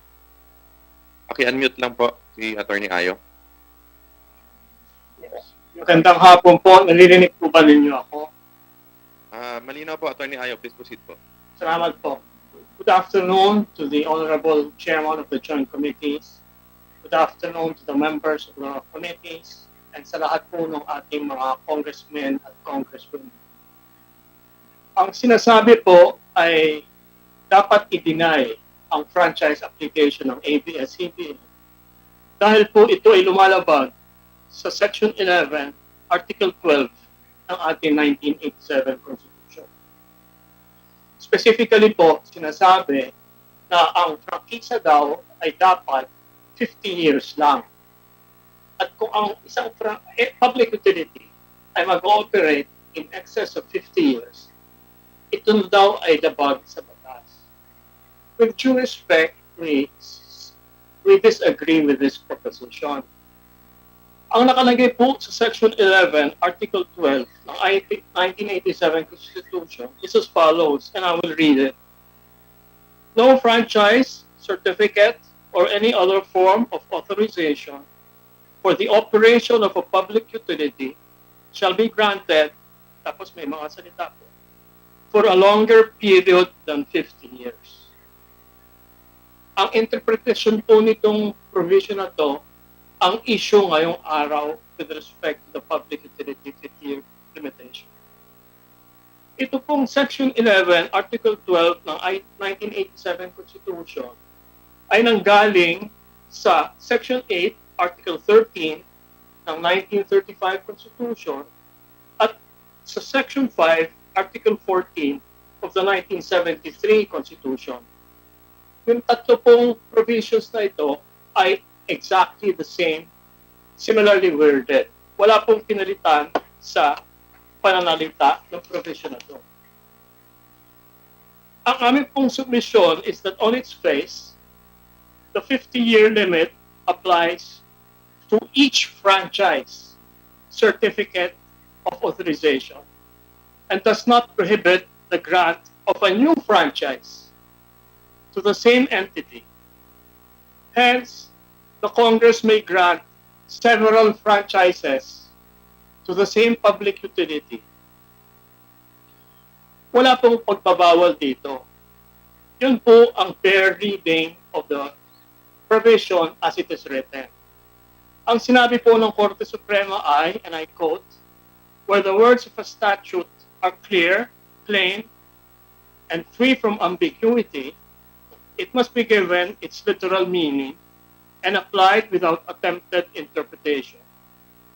It is a well-settled principle of constitutional construction that the language employed in the Constitution must be given their ordinary meaning except where technical terms are employed. Ito po ang ruling ng Korte Suprema sa Chavez versus Judicial and Bar Council, 17 July 2012. Let's presume na hindi po klaro yung provisions on the 50-year limitation. Ang sinabi po ng Supreme Court, in the construction of a doubtful and ambiguous law, and we submit po na hindi naman doubtful at ambiguous itong provision na to, the contemporaneous construction of those who are called upon to act under the law and were appointed to carry its provisions into effect is entitled to very great respect. Yan po ang ruling ng Supreme Court sa Ting versus Central Bank of the Philippines, 24 September 1958. Ngayon, sino po ba ang government agency na nag-i-implement at nag-give effect to this provision? Sino po ba ang nagbibigay ng franchises? Alam po natin lahat that it's Congress. At ang mga ginagawa ng Congress sa prangkisa, una dadaan yan sa Legislative Franchise Committee, pagkatapos dadaan sa plenary Congress itself. Pag makalipas po kung makaraos po yan sa Congress, dadaan naman po yan sa Senado, and after the Senate, it goes to the President who will either decline or approve the grant of franchise. Yun po ang proseso ito. So, tinignan po namin ang mga jurisprudence ng Supreme Court with respect to the construction of the subject provision. Wala po kami nakita. So, ang pinag-aralan na lang po namin, ang research namin, ay yung mga prangkisang binigay ng Congress through the years. At may I add, na yung, gaya ng sinabi ko ng umpisa, no, itong provision na to ay nasa 1935, 1973, at 1987 Constitution. Ang ibig sabihin po nun, yung framers ng 1987 Constitution were satisfied with the implementation, interpretation, construction of the government with respect to the franchises, specifically on the 50-year term. Ngayon nag-research po kami ng mga prangkisa na binigay na ng Kongreso. Ito po, we based on the website at congressional records. Ang Manila Electric Railroad and Light Company po, ang Meralco, ay 126 years na po. Unang-una sila nabigyan ng prangkisa, Act number 484, noong October 20, 1902. Ganun na po katagal pala ang Meralco. Ang Philippine Long Distance Telephone Company, PLDT po, ay 100 years na po in operation. Ang kanilang unang prangkisa ay nakuha noong November 28, 1928. Totaling 100 years ang PLDT. Ay tinignan din namin po ang mga power companies, light companies, hindi na sa Luzon, kundi sa buong Pilipinas. Ang Visayan Electric Company po, VECO, ay 102 years na po. Ang una pong binigay na prangkisa ay through Act 3499, issued on 8 December 1928. Sa Davao po, Light and Power Company, 95 years na po yan. 95. Nagulat nga po ako, at tatanda na pala ng ating mga public utilities sa buong Pilipinas. Ang una nilang prangkisa ay nakuha noong November 26, 1930 by virtue of Act number 3716. Ang Philippine Airlines po, ang ating national carrier, ay 93 years old na po.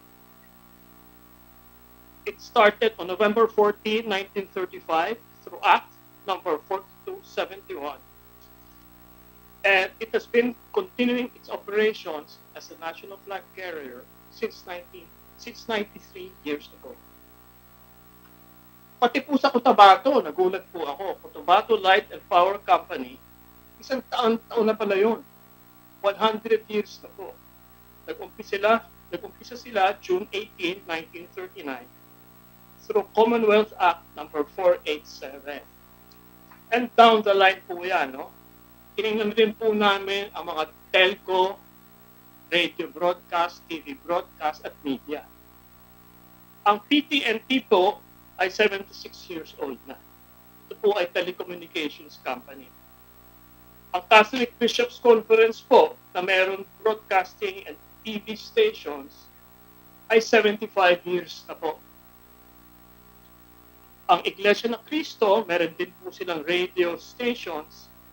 Una silang binigyan noong June 16, 1965, and they have a total of 75 years. Ang GMA7 po, sila mismo po, sinasabi nila sa kanilang mga announcements, they are 70 years old in their operations. So, with the rest of the broadcasting company po, ABC5 is 62 years, IBC13 is 70 years. Sa totoo po, nung pinilang namin lahat ng TV broadcast media stations, lagpas po 10 ang meron pong franchise terms na in excess of 50 years.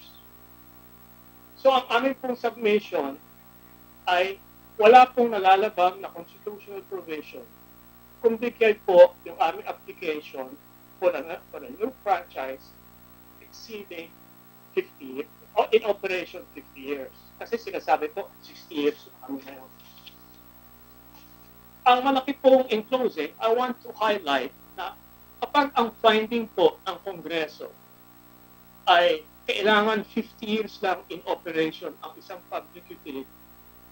Lahat pong itong mga korporasyon na binanggit ko ay violative of the Constitution yung kanilang prangkisa. So wala na tayong Meralco, wala na tayong PLDT, wala na tayong Philippine Airlines, wala na po tayong mga TV stations, wala tayong radio stations. Kaya napakabigat po yung bintang na kailangan 50 years lang ang public utility. Sa totoo lang po, sa SEC, any corporation can exist for as long as it is renewing its articles of incorporation and filing for an extension. Ang nakalagay po sa ating saligang batas, no franchise, no certificate, no authority shall be in excess of 50 years.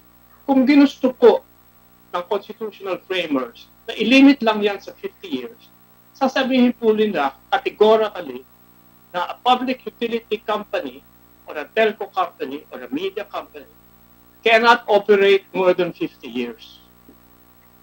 Yan po ang aming submission. Marami pong salamat. Thank you, Attorney Bautista. The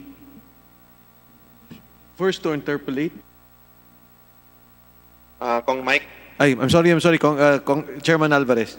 ang una pong mag-interpolate ay si Congressman Lawrence Fortun na may dagdag na 5 minuto na binigay ni Congressman Amatong. Congressman Fortun, you have 10 minutes.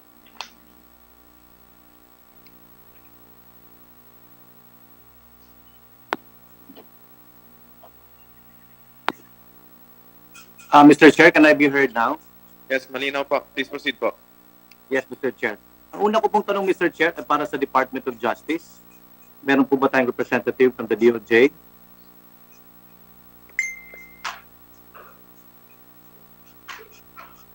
Comsec, meron ba tayong taga-DOJ na kasama ngayong hapon? We have a representative from DOJ, ASEC-T, and State Council Cambaliza. Okay. So any of our representatives from the DOJ may answer, Mr. Chairman. Babalikan ko lang yung Article 12, Section 11 ng ating Constitution. It says, no franchise, certificate, or any other form of authorization for the operation of a public utility shall be granted except to citizens of the Philippines or to corporations or associations organized under the laws of the Philippines, at least 60% of whose capital is owned by such citizens. Nor shall such franchise, certificate, or authorization be exclusive in character or for a longer period than 50 years. Tanong ko sa DOJ, based on this provision of the Constitution, can a corporation be issued a single franchise for a public utility, say mass media, for a period of 50 years? Diretsong 50 years for a single franchise. Because the practice has always been for Congress to grant 25 years franchise. I have not known of any Republic Act na agad-agarang 50 years ang binibigay. Is it legal or is it constitutional to issue a franchise for a period of 50 years? Magandang hapon, Mr. Chairman, at magandang hapon, Congressman Fortun. Salamat po sa tanong mo. Unang-una, ang provision nito ng Constitution, in Article 12, Section 11, specifically nag-a-apply ito sa public utilities. Ngunit, maaari nating sabihin na mag-a-apply ito by analogy sa mga mass media company. Specifically dun sa tanong ninyo, kung pwede bang exactly 50 years ang franchise na ibibigay ng Congress sa isang aplikante. Para sa DOJ, maaari naman po ito gawin ang limitasyon na linalagay ng Constitution at 50 years at ang Kongreso ang Congress ay may kapangyarihan na magbigay ng kahit anong term as long as hindi ito lumampas ng 50 years. So a single franchise can be for a period of a maximum of 50 years. No? That's what we're saying. Now, after po mag-lapse itong 50 years na binigay ng Kongreso sa isang korporasyon, can Congress again issue another franchise? This time for a shorter period, say for 25 years. Yes, Your Honor. Congress can once again issue a franchise to the same applicant, to the same grantee. Tulad ng sinabi ni Attorney Bautista ng ABS-CBN, ang qualifier, ang limitation, ang 50-year limitation under the Constitution pertains to the franchise itself and not to the grantee. And for that renewal franchise, for that new franchise, once again, Congress has the discretion to fix the term of that franchise as long as that term does not exceed the 50-year limitation. Okay. In other words, what is not allowed is for Congress, to give a single franchise of a period exceeding 50 years. But it can be an accumulated period of more than 50 years, basta iba-ibang prangkisa, none of which exceeds 50 years. No? Klaro yun. That is correct, Your Honor. Congress can issue multiple franchises that collectively can exceed 50 years as long as the individual franchises do not exceed 50 years. Okay. Tatanong ko lang din po, when the Constitutional Commission crafted the 1987 Constitution, it is safe to assume that when the members included this provision in the 1987 Constitution, the Commission was completely aware that this provision was exactly the same provision provided for in the 1935 and 1973 Constitutions. Is that correct? Siyempre, nung ginagawa nila yung 1987, tinitingnan nila yung 1935 and 1973 Constitution. And having that in mind, the Constitutional Commission knew that in 1987, there were already corporations with existing franchises with a period of over 25 years. No? Assuming in 1987, there's an existing corporation with a franchise of 25 years earlier and renewed for another 25 years.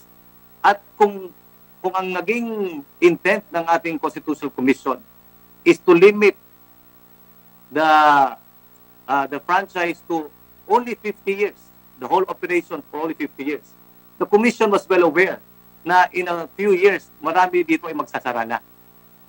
Is that correct? Your Honor, it's difficult for us to go into the minds of the framers of the Constitution, but we could say that your premise, your presumption that the framers of the Constitution were aware of the existence of certain entities that operated public utilities beyond 50 years, we would say that is a good supposition. Mr. Chairman, Mr. Chairman, Chairman Alvarez. Congressman Mulya. Yes, I cannot understand the quality of the reception of the words of ASEC T are not clear. Can we have a better signal, please? Because I cannot understand anything you say. ASEC T. Your Honor, I opened the door already. Hopefully, the signal will improve. Okay po. Kong Fortun, please proceed po. Yes. In fact, Mr. Chair, my question to the DOJ, in fact, if it was the intent of the Constitutional Commission to limit franchises to a period of only 50 years, no, max na yon. Siguro 5 years after the 1987 Constitution was promulgated and became effective, marami na sa mga corporations na ito ay dapat nag-shutdown na, nagsarado na dahil inabot na sila ng sobra ng 50 years. That is correct, Your Honor. Counsel for ABS, Attorney Bautista, pointed to several examples of entities that have operated for more than 50 years under multiple franchises. And had the interpretation been, had the view been that the 50-year limit applies to the grantee, it would be fair to suppose that those entities would have long shut down. Yes. In fact, in 1987, when the Constitutional Commission was crafting a new constitution, marami sa mga korporasyon na to, 50 years in operation na. If that was the intent of the Constitution to limit it to 50 years, a year later, sarado na tong lahat na to. No? Now, I shift my question now to the National Telecommunications Commission, NTC. May NTC po ba? Kong Fortun, nandyan po yata si Commissioner Cordova. Okay. Para sa NTC, may mga binanggit kasi kanina na mga corporations na si Attorney Bautista.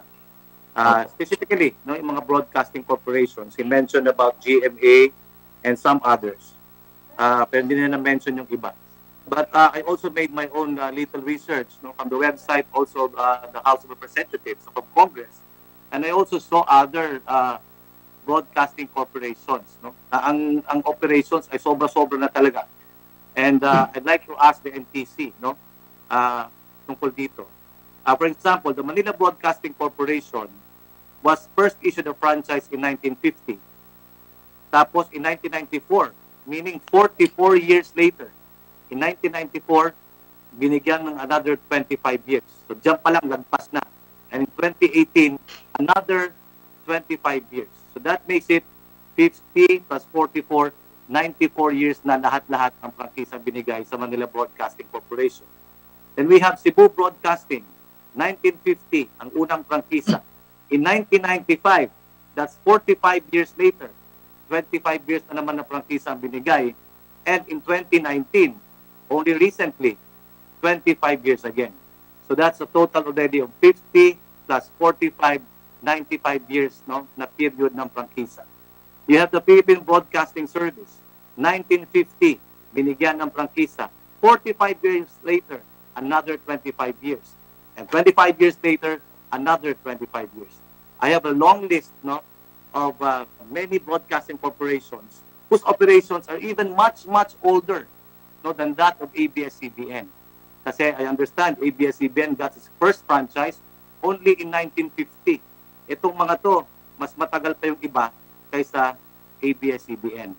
Now, ang question ko sa NTC, has there been any instance that the National Telecommunications Commission questioned the issuance of these franchises that have exceeded already the period of 50 years pag pinagsama-sama mo lahat ito?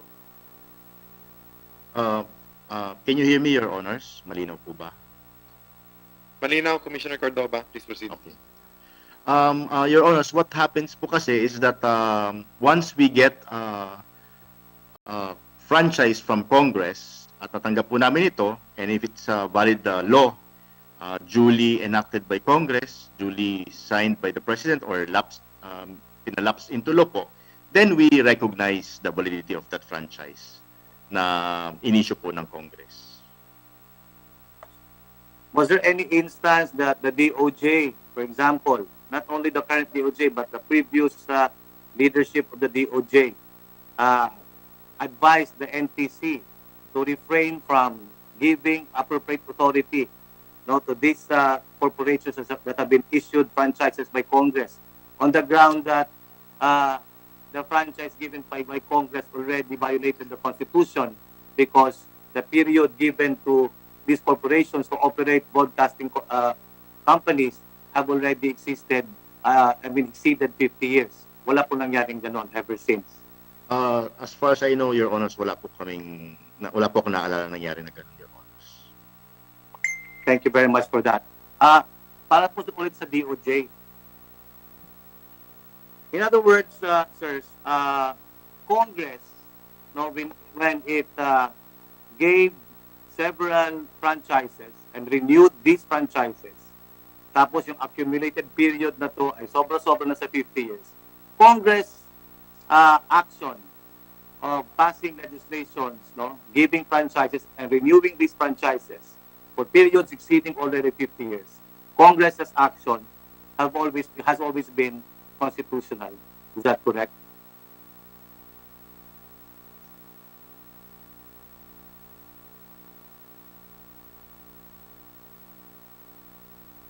From the DOJ?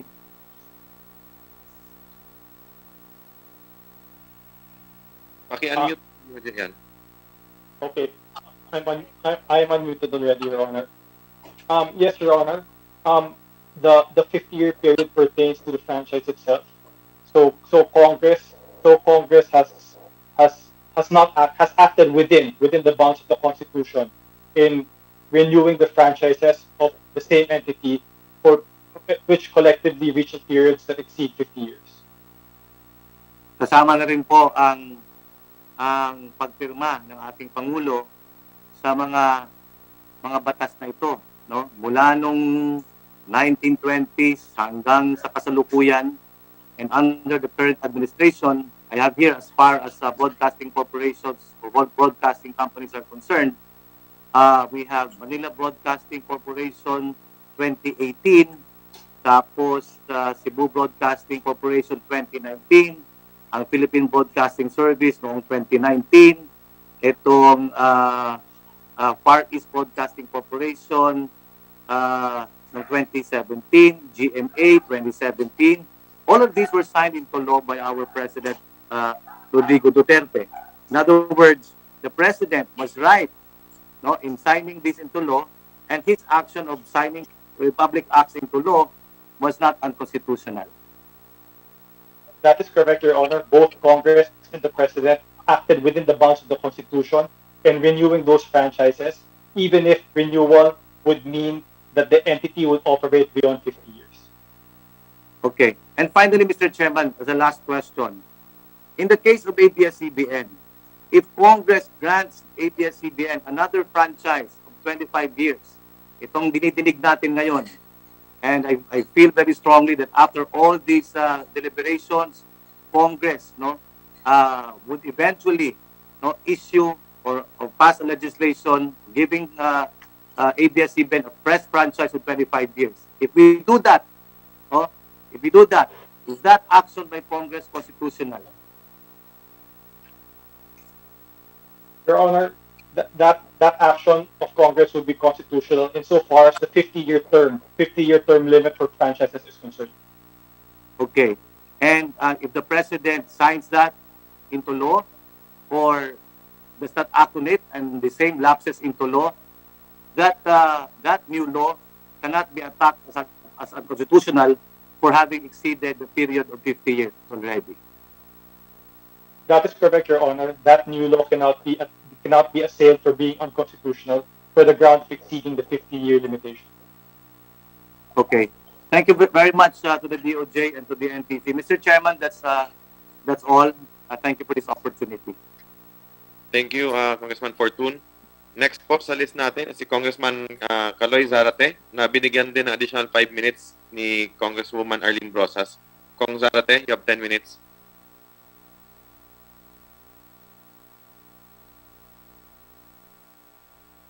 Mr. Chairman is out of the plenary hall. Or out of the meeting room. Balikan na po natin si Kong Zarate. Punta na po muna tayo kay Congressman Marcoleta. Binigyan din additional time ni Congressman Epcas, Datol, De Jesus at Guya.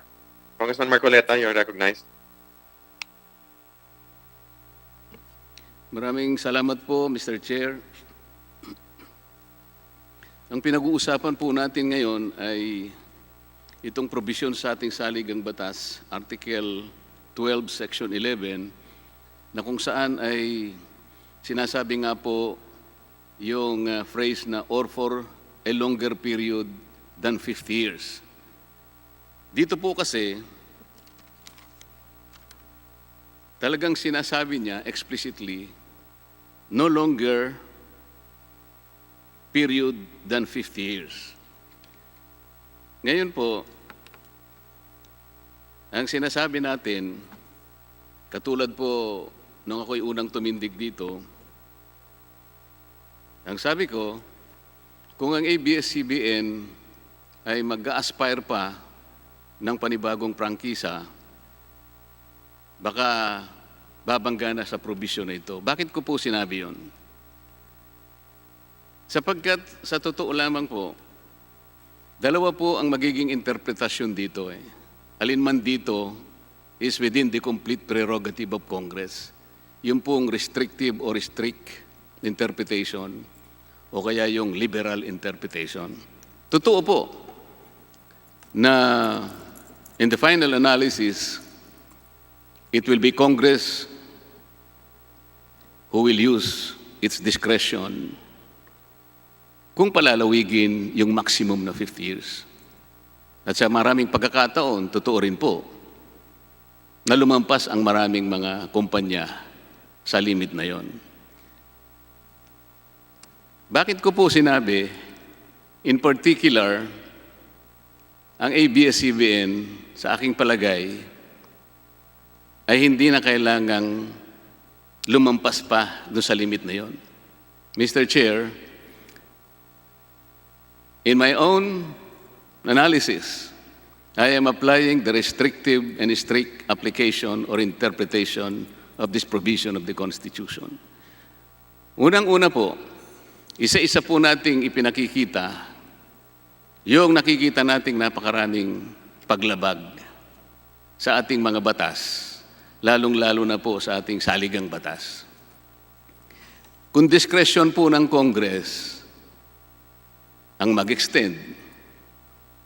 Discretion din po ng Congress na tingnan niya na maaaring hindi na po niya extend. Bibigyan ko po kayo ng halimbawa. Ito pong sulat ng ABS-CBN sa ating Chairman, Honorable Franz Alvarez, na may petsang May 28, 2020. On the issue, does the ABS-CBN application violate the Constitution requiring that franchise should only be for 50 years, considering that the company has allegedly been using a legislative franchise for more than 63 years? We submit here a list of companies granted legislative franchises. Ginawa po nila itong Annex G. At dito nga po sa Annex G, binanggit kanina ni Congressman Fortun, nauuna po rito yung Manila Broadcasting Company at yung 12 po na nasa baba. Pwede ko po bang itanong sa ABS-CBN, ito po bang 13 mga kumpanya na kinalap ninyo na di umano'y lumagpas pa sa 50 years? May nilabag po bang batas ito sa record ng Kongreso? Nung po bang ito ay pinagdidebatihan, and when all these companies in their applications for franchise within so many periods, lumitaw po ba yung maraming paglabag? Halimbawa po, Manila Broadcasting Corporation. Hindi ba dapat kayo pong magpatunay na meron silang paglabag? Hindi po kami ang gagawa nun. Kayo po dapat ang nagbigay sa amin ng katibayan na lahat ng 13 ito ay lumabag din sa napakaraming mga batas. Po pwede nyo ngayong questionin ng legislature. And dami rin palang nilabag nitong mga ito. Bakit kami? Ayaw nyo kaming pagbigyan. Meron po bang isa man dito sa 13 kumpanya na nilista nyo rito? May papakita nyo sila, lumabag po sila at sa kabila ng mga paglabag binigyan sila ng prangkisa sa maraming pagkakataon. Mr. ABS-CBN. Mr. Chair, hindi ko po masasagot yan dahil wala naman ako sa proceedings ng franchise application po nila. Yun nga po. Yun nga po Kaya po binigyan ng higit sa 50 years. Wala pong paglabag.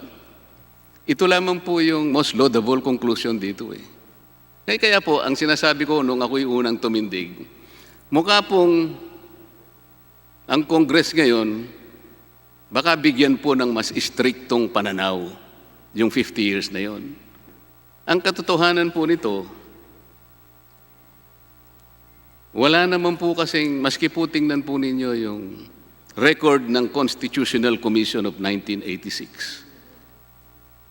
Wala pong binanggit na dahilan kung bakit napaka-strict niya na 50 years. Ni wala pong sinabing renewable of another period Basahin po ninyo yung Constitutional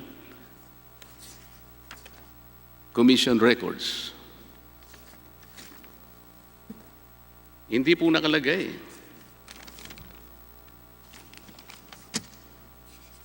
Pwede po bang matanong si Attorney Bautista kung meron po siyang nakitang discussion on the intent of the framers of the 1987 Constitution, kung bakit po sinabi ng Constitution na for a period or for a longer period than 50 years. Meron po bang explanation doon ang framers ng Constitution, Attorney Bautista? Good afternoon po, Congressman Marcoleta.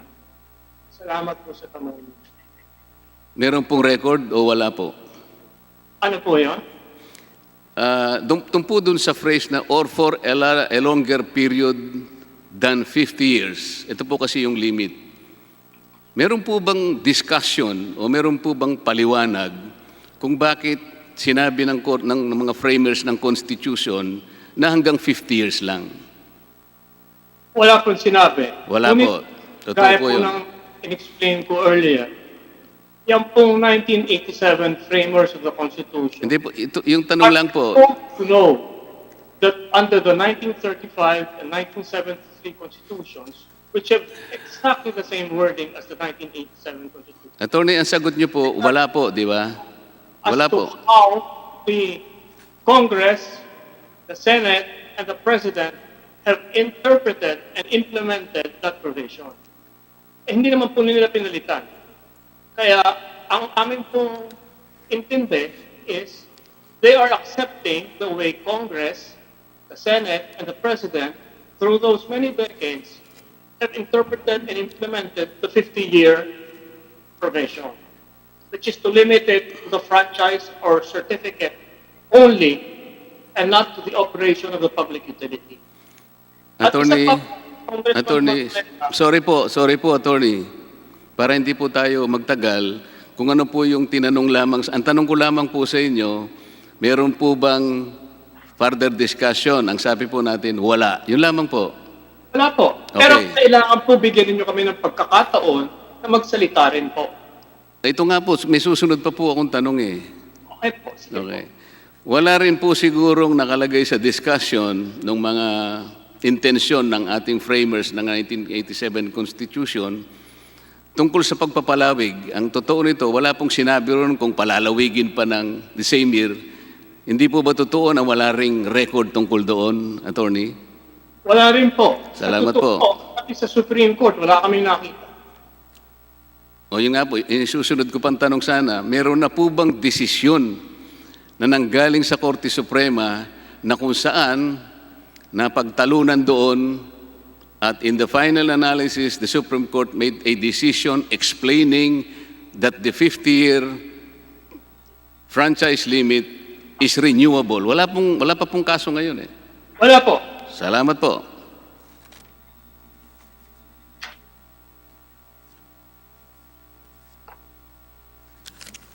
Bakit ko po sinabi na kung ako pong tatanungin ninyo, ay ililimit ko na lamang sa 50 years at hindi ko na po papalawigin. Sorry po. Kabisado po ba ninyo, Attorney Bautista, yung Republic Act 5730? Ano po ang title niya? Hindi yata.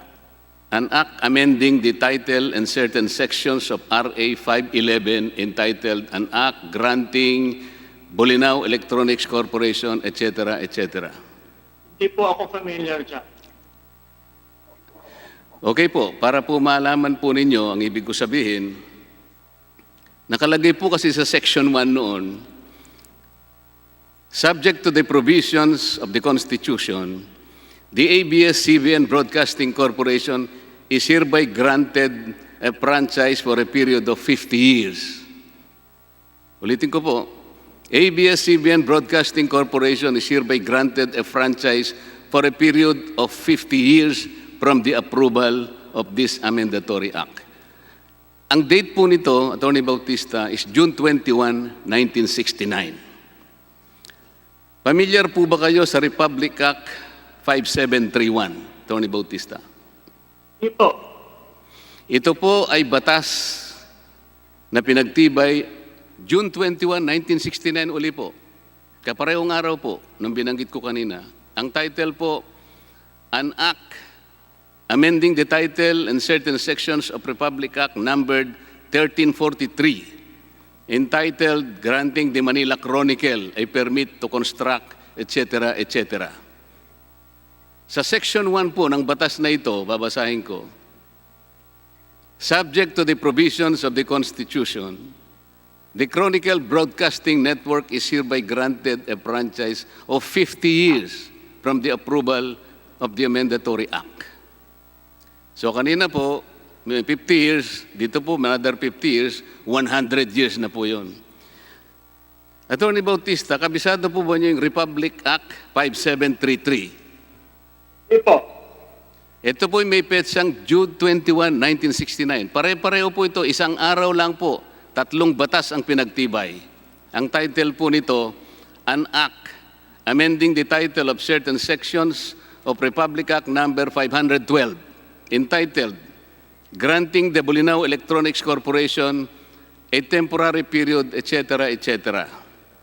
An Act Granting ABS-CBN Broadcast Corporation a franchise to construct blah, blah, blah for a period of 50 years. Ito pong 3 batas na ito Attorney Bautista, para sa ABS-CBN po lahat ito. Hindi po totoo na nung kayo'y mag-merge ng Alto Broadcasting Corporation at saka yung CBN, isang prangkisa lang po yun. Kapag sinuma ko po ito, 50 plus 50 plus 50, ito po ay 150 years.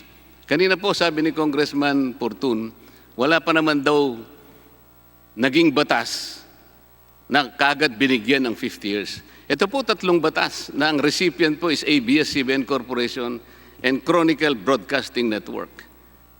150 years po ang suma ko. Ngayon kung bibigyan pa po kayo ng another 50 years, 200 years na po yun, Atty. Bautista. Napansin niyo po ba itong mga 3 batas na ito? Congressman Marcoleta, maaari po ba ako magsalita? Sige po. Salamat po. Yung pong binabanggit ninyo ay mga batas na pinaspo ng Kongreso at inaprubahan ng Presidente ng Pilipinas.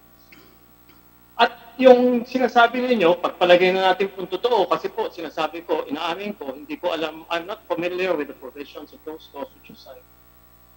But if it is true that you're saying that ABS-CBN was given 50 years or Chronicle Broadcasting was given 50 years or whatever, that reinforces our argument that we can exist for more than 50 years.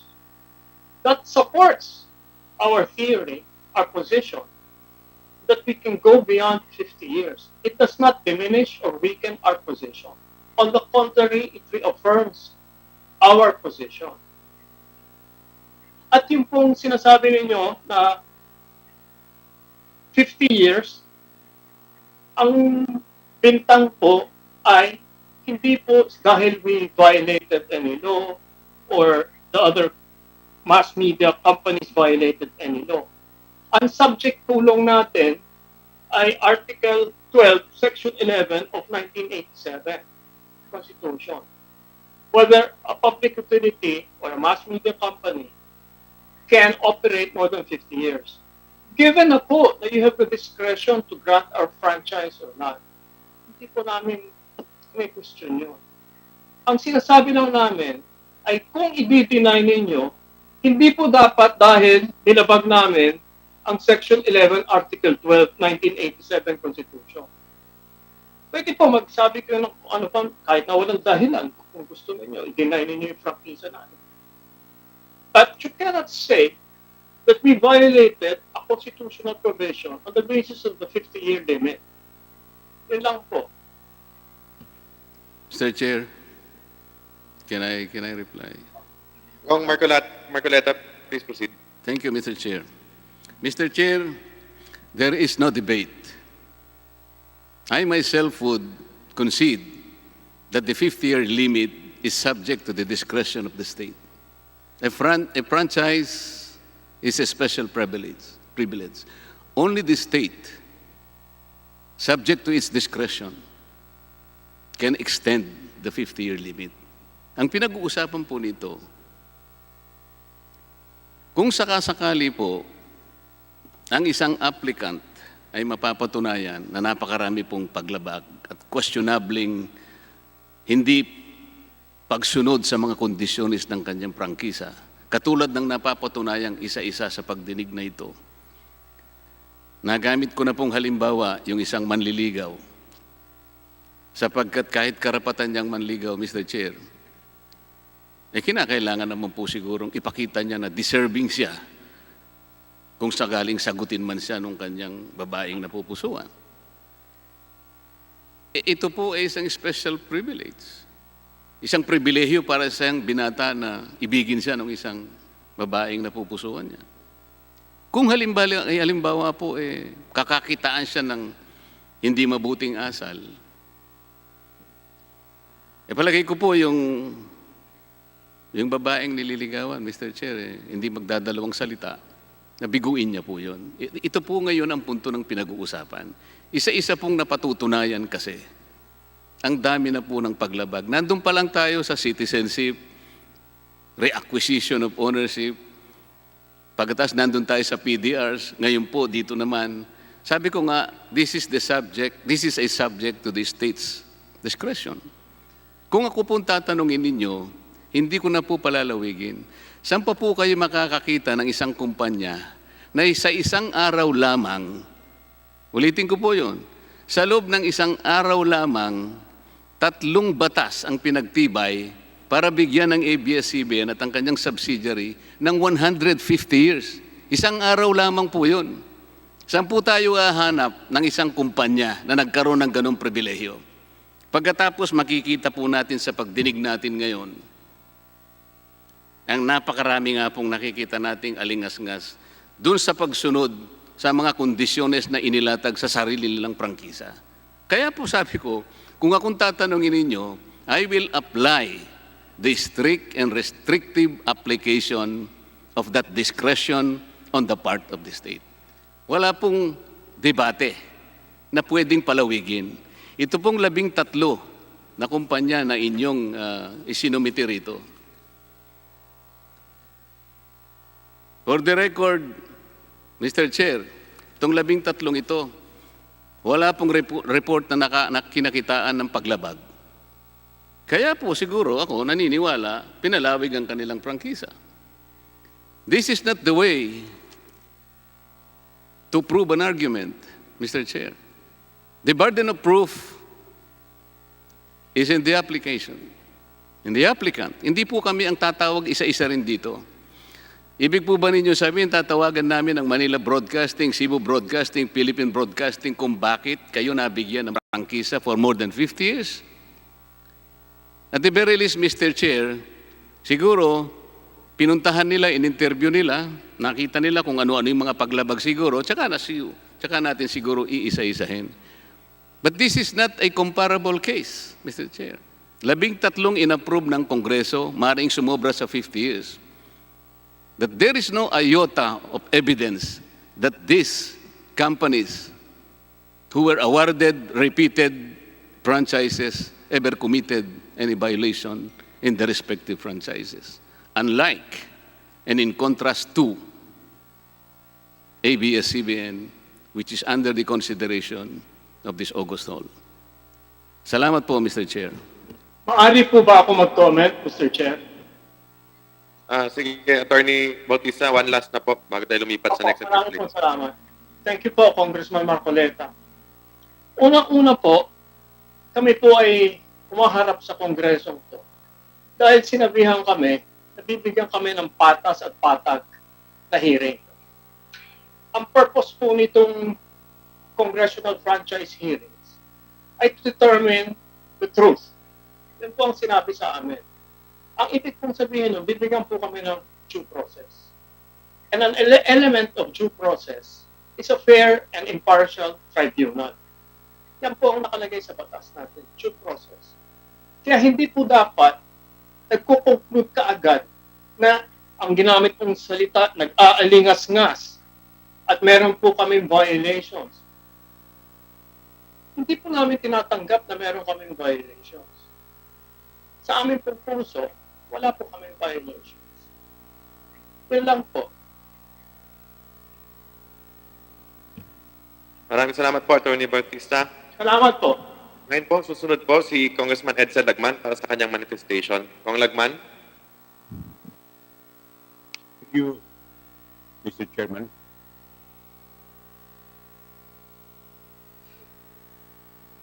This is a manifestation or statement disputing the allegation that the more than 50-year operation of ABS-CBN Corporation disqualifies it from securing a renewal of its franchise under Section 11 of Article 12. The purported ban on the grant of legislative franchise to companies which have operated for more than 50 years is definitely another non-issue based on the following reasons. One, there is no constitutional provision or statute which prohibits the renewal or grant of a congressional franchise to corporations which have been in operation for more than assigned to it. The question is not whether Congress can grant a renewal or new franchise for another 50 years to the same franchisee, but the issue is whether Congress can deny a franchise because the applicant has already operated for more than 50 years without offending the due process guaranteed in our Constitution. In fact, there are innumerable corporations which have been granted legislative franchises despite their long period of operation of more than 50 years, like GMA7, Bohol Chronicle Radio Corporation, the Catholic Bishops' Conference of the Philippines, Raha Broadcasting Network, and Associated Broadcasting Company, or TB5. Among others, not to mention power or electric companies and telecommunication companies which have operated for more than 100 years.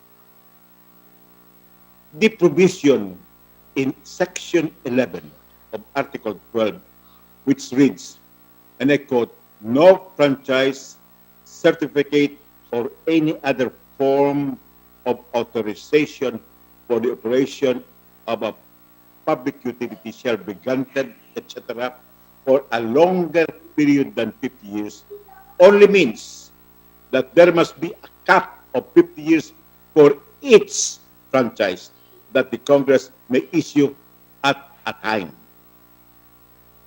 The limitation of 50 years pertains to every single franchise, but not on the accumulated years of operation by a corporation as a franchisee. Section 11 of Article 12 does not prohibit the renewal or grant of a legislative franchise to the same franchisee after the lapse of 50 years. A contrary interpretation is errant and counterproductive because it would be fraud and unconstitutional policy of disqualifying a corporation from securing a renewal or grant of a franchise because of, quote, old age, unquote. Corporations, like wine, become better due to the passage of time. Corporations which have been in operation for more than 50 years have tremendous investments, have gained invaluable experience and expertise, and have indubitable patronage. They should be allowed to continue serving the public and the nation instead of retiring them to oblivion. With respect to mass media, there is a special and more pertinent provision under Section 11.1 of Article 16, which reads, and I quote, "The operation and management of mass media shall be limited to citizens of the Philippines or to corporations, cooperatives, or associations wholly owned and managed by such citizens," unquote. Nowhere in the provision is the effective life of a mass media enterprise pegged to a terminal of 50 years. Senior corporations must be recognized and awarded for the longevity of their public service instead of being discriminated against in the renewal or grant of legislative franchise. The Constitution did not envision or intend that the badge of uselessness must attach to corporations which have reached the golden age. Thank you, Joint Chairman. Maraming salamat po, Congressman Lagman. Sunod po, babalikan na po natin si Congressman Caloy Zarate na binigyan nga ulit ng 5 minuto ni Congresswoman Arlene Brosas. Kong Caloy, meron po kayong 10 minuto. Salamat, Mr. Chair. Nailinaw na po ito ng aking mga kasamahan yung usapin ng interpretasyon doon sa limitation ng 50 years under Article 12, Section 11. At kahit na ang mga tumututol dito sa pagbibigay ng prangkisa sa ABS-CBN ay inamin na rin na hindi ito usapin. In fact, Mr. Chair, in the first place, dapat hindi nga naging issue kung constitutional issue. Kung pwede bang ang isang kumpanya, pagkatapos mabigyan ng prangkisa for 50 years, ay pwede pa ba uling bigyan ng Kongreso ng panibagong prangkisa for another 50 years. Dahil malinaw doon sa ating saligang batas na yung limitasyon na 50 years na yon ay for a particular franchise, sa isang franchise na ibinigay ng Kongreso. Ibig sabihin, kung natapos na ang prangkisang yon at mag-a-apply uli ang kumpanyang yan, ay nasa karapatan o prerogative ng Kongreso na pwede siyang bigyan muli ng another 50 years or mababa sa 50 years. At yan po ang malinaw lang na limitasyon ng Kongreso. So hindi ho usapin dito. Gusto lang ho nating linawin, Mr. Chair, na wala pang, kaya nga nagkakaroon pa tayo ng mga pagdinig ngayon. Gusto nating malaman ang lahat na bahagi ng mga issues na ito at sa aking pagkapalagay ay hindi pa tayo nagkakaroon ng desisyon. Ang committee ito na may nilabag ang ABS-CBN sa kanilang prangkisa at dapat hindi na siya bigyan ng panibagong prangkisa. Dahil ang pinag-uusapan natin ngayon sa isyong ito, ang isang kumpanya ba katulad ng ABS-CBN, pagkatapos ng kanyang current franchise ay mag-lapse, pwede pa bang bigyan ng panibagong prangkisa? At malinaw po, I think, as admitted, even by those who opposed the grant of a new franchise to ABS-CBN, na pwede pa naman. Ang sabi lang doon ay pag walang nilabag, nasa prerogative ng Kongreso yan. So, hindi ko na po papalawigin na napakalinaw ng probisyon na yan ng ating saligang batas. May gusto na lang akong itanong sa ABS-CBN, Mr. Chair. Kanina nabanggit na ang prangkisa ng ABS-CBN ay naigawad noong June 21, 1969 for a period of 50 years. So kung susumahin natin yon, ang 50 years na yan, ay dapat yung prangkisa na yan ay nag-lapse na noong 2019. Siguro ang katanungan ko po, Mr. Chair, ay ganito. Bakit ang prangkisa ng ABS-CBN ay umabot pa ng May 4 of 2020 kung ang prangkisa nito ay nag-lapse, yung 50-year franchise na ay ibinigay pala ng Kongreso sa pamamagitan ng isang batas noong June 21, 1969, Mr. Chair. Mr. Chair, may I be allowed to answer the question? Please proceed po. Yes, thank you, Mr. Chair. The franchise that was mentioned, the franchises that were mentioned were issued in 1970. Then martial law was declared, and in 1974, President Marcos issued his Presidential Decree 576-A, which terminated all congressional franchise by 1981. So that was the reason why there was a need for another congressional franchise in 1994, which ABS was able to secure in 1995.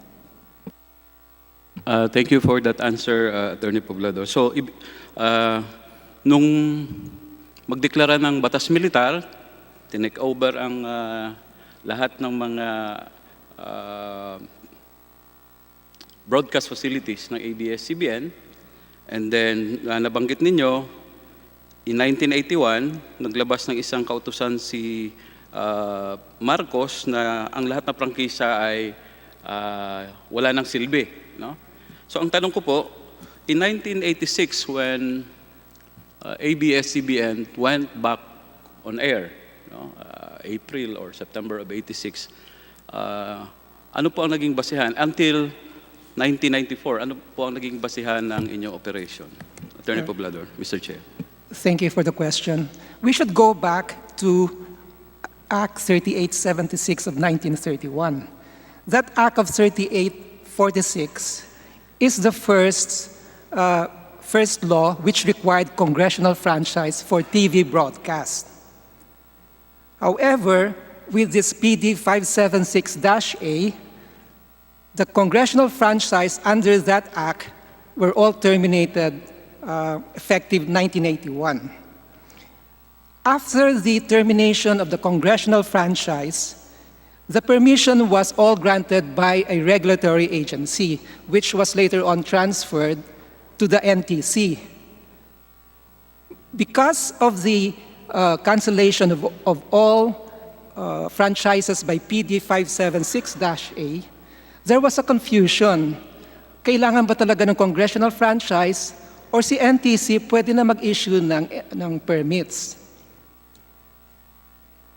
Nagkaroon ng understanding ang KBP, ang NTC, at saka ang Committee on Legislative Franchise that while this confusion still exists, the understanding is that the NTC will issue permits, but those who will be receiving those permits will have 2 years to apply for congressional franchise. And this understanding was confirmed by the Supreme Court in the case of Associated in 2003, which precisely identified this confusion. Okay. Salamat, Attorney Poblador. Nabanggit ninyo kanina na in 1994, ABS-CBN did apply for a franchise which was granted by Congress. Is that correct? Yes, Your Honor. Ang tanong ko ngayon, yung prangkisa ba na yan na binigay noong 1995 was for a 50-year franchise or lower than 50 years? It's for 25 years. Okay. So it's for 25 years, beginning 1995. Yes, Your Honor. At ito yung franchise na hanggang May 4 of 2020. Hanggang? May 4 yes, of 2020. Yes, Okay. that's the one. Salamat, Attorney Poblador. So, nabanggit rin kanina, in 1969, 3 prangkisa ang ibinigay. One for ABS-CBN, one for Chronicle Broadcasting Network, one for another one. Sa inyong pagkakaalam po ba, pag ang isang kumpanya ibinigay ng 50 years, at ang isang kumpanya rin, another 50 years, and another one for 50 years, ibig sabihin ba, ang karapatan ng mga kumpanyang ito na mag-broadcast will be for 150 years? Mag-total ng 150 years? Mukhang hindi ho. The reason why there were 3 franchises, they refer to one franchise referred to radio, the other referred to TV broadcast. I'm not sure about the other one, but they are all separate franchises. Your Honor, dadagdag ko lang po na yung ikatlong prangkisa was not an ABS-CBN franchise po. No, so yung isa po was a TV franchise for ABS-CBN, yung isa po was a radio franchise for ABS-CBN, yung ikatlo po hindi po ABS-CBN yan. Salamat po. Thank you, thank you po. So ibig sabihin, kung may prangkisa ang radio for 50 years at ang TV ay may franchise for 50 years, ay hindi ho pwedeng pagsamahin nito para 100 years both radio and TV can operate. Hindi po ganon. Hindi po ganon. Hindi po ganon. Dahil malinaw nga po sa ating saligang batas na ang isang prangkisa ay talagang 50 years lang ang bisa niya. No? At kung ibigay man ito sa isang korporasyon, hanggang 50 years lang ang prangkisang yan. At ang Kongreso ay mayroong prerogative na ang prangkisang yan ay pwedeng hindi ibigay for 50 years. No, gaya ng nabanggit ninyo kanina, nung mag-apply kayo in 1994, your 1995 franchise na binigay ng Kongreso ay 25 years lang ang binigay ng Kongreso. So, I think, Mr. Chair, malinaw na ito at ito ang pwedeng magiging ating batayan sa pagdinig na ito kung sakasakali na mabibigyan ng prangkisa ang ABS-CBN, ay usapin ito kung ito ba ay bibigyan ng 50 years or lower than 50 years, gaya ng binigay natin in 1995. Dahil malinaw sa ating saligang batas na walang prerogative ang Kongreso na magbigay ng prangkisa sa isang pagkakataon sa pamamagitan ng isang batas nang lumampas ito ng 50 years. Dahil yan lang po talaga ang nakasaad sa ating saligang batas. So, dahil sa paglilinaw na yan, again, gusto kong irehistro dito, Mr. Chair, na nandito pa tayo sa usapin ng pagdinig ng prangkisa ng ABS-CBN. At I think the Chair will also confirm na hindi pa tayo nagkaroon ng desisyon ang committee ito na meron ngang mga nilabag na ang ABS-CBN magmula doon sa unang issue na ating pinag-uusapan hanggang umabot tayo dito sa usaping ito kung ang 50 years ba na yan ay lalabagin ng ABS-CBN kung bibigyan uli sila ng prangkisa. So, I hope na malinaw yan, Ginoong Chair, para po pagpunta natin sa iba pang mga usapin, ay ganun din kabukas ang ating isip sa pagtingin sa mga issues na ito. Maraming salamat, Mr. Chair. Maraming salamat, Congressman Zarate. Ngayon, bago po natin ibigay kay Congressman Rufus Rodriguez, meron lang pong maikling manifestation si Congresswoman Biolago. Thank you, Mr. Chair. Simple manifestation lang po. Ang RA 5730 was franchise for TV station for ABS-CBN only. And RA 5733 was a radio franchise po because the TV and radio were not granted in a single franchise. And then RA 5731 was a franchise for Manila Chronicle, which is not ABS-CBN. It's a totally different company po, Mr. Speaker. I disagree, Mr. Chairman. Kong Remulla. I have a copy of the law here. Section 7 of the said law on chronicle broadcasting is here, and I will read it as a point of order, probably. The title of the same act is hereby amended to read as follows: an act granting ABS-CBN, the Chronicle Broadcasting Network, a franchise to construct, maintain, and operate radio broadcasting stations and stations for television in the Philippines. That is Republic Act 5731. Republic Act 5730 and 5733, just for discussion, at least to clarify this, one refers to radio of ABS-CBN and the other refers to television. So you have two franchises, one for radio, one for television, and one for Chronicle Broadcasting Network, which is still an ABS-CBN corporation. For the record, Mr. Chairman, all three franchises were passed in the same day. Thank you, Kong Boying. Thank you, Kong Mickey. Next to interpolate, Congressman Rufus Rodriguez, na kung saan binigyan din siya ng additional time ni Deputy Speaker Arenas, Congressman Tambunting, Congressman Garbin, at Congresswoman Biolago. Kong Rufus, you are recognized. Thank you very much, Mr. Chairman. And, good evening to all our colleagues and our resource persons. First, I would like to ask questions to Assistant Secretary Professor T, if he is available in Zoom.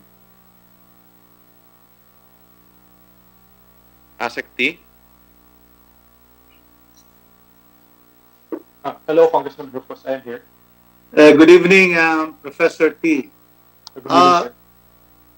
As Assistant Secretary of the Department of Justice, which renders opinion as to different legal issues. You've read Article 12, National Patrimony, and Section 11. And do you see any ambiguity or doubt as to the import of this provision that no franchise certificate other forms of authorization for the operation of public utility shall be granted except to seats in the Philippines, etc. And then the last phrase is for a longer period than 50 years. For us, Your Honor, there is no doubt as to what the 50-year limitation qualifies, and that the 50-year limitation qualifies the franchise itself. Yes. And so therefore, there can be no doubt, there is no room for any interpretation, whether liberal or strict, because clearly that it just says that no franchise shall be over 50 years. And therefore, if the law is clear that every franchise, every issuance of a franchise from Congress cannot be more than 50 years, that is clear itself in the law. Is that clear? Is that clear to you, Assistant Secretary? Yes, I would agree, Your Honor. Thank you.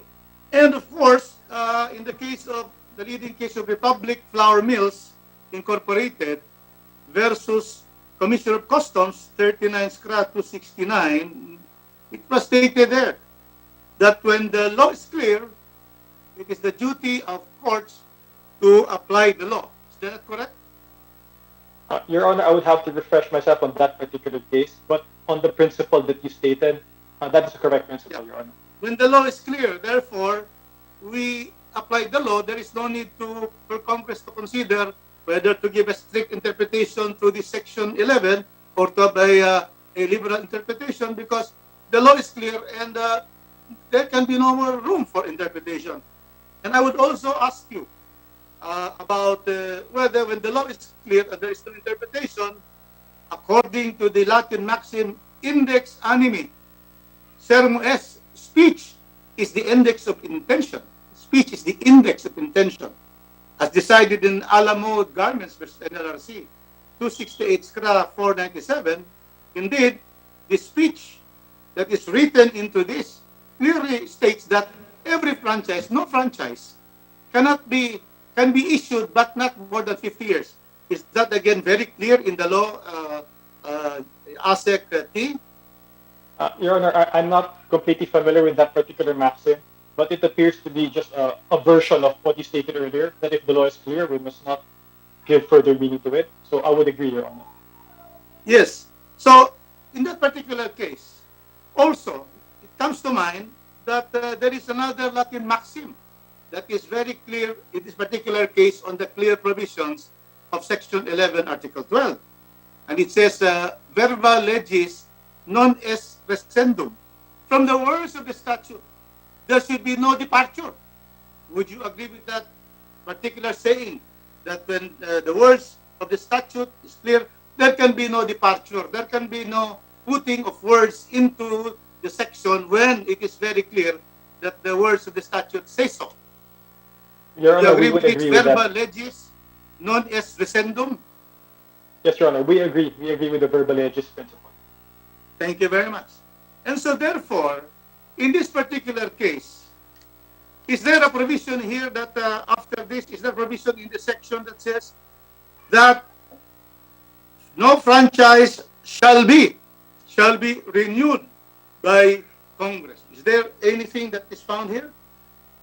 Your Honor, the Constitution does not mention anything to that effect.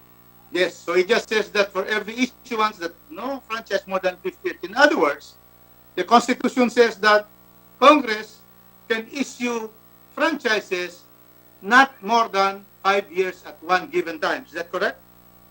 Not more than 50 years at one given time, Your Honor. That's correct. And so therefore, it is the view of the Department of Justice that as it is, this franchise, this particular provision is clear, and that therefore, we just have to apply the law. Is that correct? That would be a good supposition, Your Honor. Yes. And of course, also in the case of Ordilio versus Comelec, 192 SCRA 100, it is also established that in statutory construction or constitutional construction, like in this case, the language of the Constitution as it is, from the words no franchise up to not more than 50 years, should be interpreted in the sense that it has in common use and given ordinary meaning, that there will be no excess at one instance of more than 50 years. Do you agree with that, the case of Orvillo versus Comele? Your Honor, I'm not familiar with the case, but the principle that you stated on constitutional construction, we agree with it, Your Honor. Thank you. And so it has also been decided in the central bank case that here the Supreme Court has not any occasion to rule on the issue because nobody will bring this to the courts because it is very clear. So it will be thrown out by the court if somebody would question that it is more than 50 years for a franchise given successively, not simultaneously, not one time more than 50. And so in this particular case, would you agree that the contemporaneous construction of this constitution, because there's still no judicial construction, the contemporaneous construction is that you can see that Congress has construed this particular provision by repeating and repeating the issuance of the same franchise after the 50 years or 25 years. They're given another 25 or 50 years, and the construction of Congress, and it is public notice, judicial notice, that our laws are there. You can search it and on all the search methods, and that Congress, ever since it was established in 1907, Congress had been able to really just approve renewals of franchises already given before. Do you agree with that? The Congress has a contemporaneous, yes, construction of this, correct? Your Honor, we acknowledge that there's no Supreme Court decision yet that specifically tackles this issue, but at the same time, we also acknowledge that Congress has repeatedly issued legislative franchises that would confirm the view that the 50-year limit pertains to the franchise and not to the grantee. And we likewise confirm that continued performance of Congress, continued behavior of Congress would suggest an interpretation by Congress that the 50-year limit does not apply to the grantee but to the franchise. Thank you. So therefore, in the case of, I mentioned here just about 4 franchises on broadcast. And for example, the Philippine Broadcasting Service was given a franchise in 1950, again given in 1995. That will certainly be over already the 50 years plus. The third one is 2019, which will make it almost 100 years, because from 1950 for the Philippine Broadcasting Service, the same also with the Manila Broadcasting Corporation. These are all 1950 different broadcasting corporations. Manila Broadcasting, GMA Broadcasting Incorporated, Manila Broadcasting. These 4 are 1950s, and so therefore, up to this time, we say that's already 70 years. And because they were given in 2019, then they have additional 25 years. The other one is 2018 and 2017. And so clearly, 3 times, the Congress has construed this provision that it is constitutional and it is proper to be able to give additional period of time, even exceeding, if you accumulate it, exceeding 50 years, as long as it is one franchise at a time, not more than 50 years. Do you confirm that? Yes, Your Honor, that would appear to be the case. Yes. So therefore, in this particular case, Congress has already made its own construction by giving almost 3 times for this particular broadcasting companies, and it will go to 100 years if you add all of this, including the new ones that were the third franchise is given to these corporations. Now, it has also been stated earlier that the President and the Office of the President had signed this particular new extensions of renewals of 2019 for Philippine Broadcasting Service, to 18 for Manila Broadcasting, 2017 for GMA Network, and the President and the Office of the President had clearly have a contemporaneous construction of this law, seeing that there's no violation of it, had therefore construed this provision that it is clear and that therefore it is the President, Office of the President's construction contemporaneously that these particular extensions or renewals are valid and constitutional under the Constitution. Is that correct? Your Honor, we cannot speak for the office of the president, but they signed. yeah, yes, but of course we can confirm that they signed these different legislative franchises, and by signing those legislative franchises, we can say that they believe that they weren't performing anything unconstitutional. That's correct, because these are now existing laws, and they became law because of the signature of the president.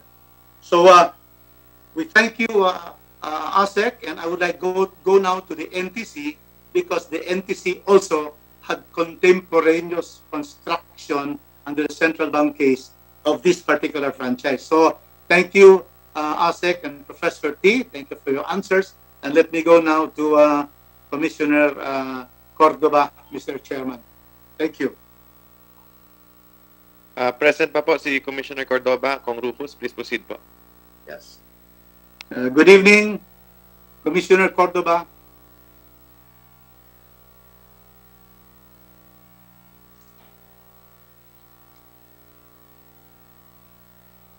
Comsec, unmute po si Commissioner Cordoba.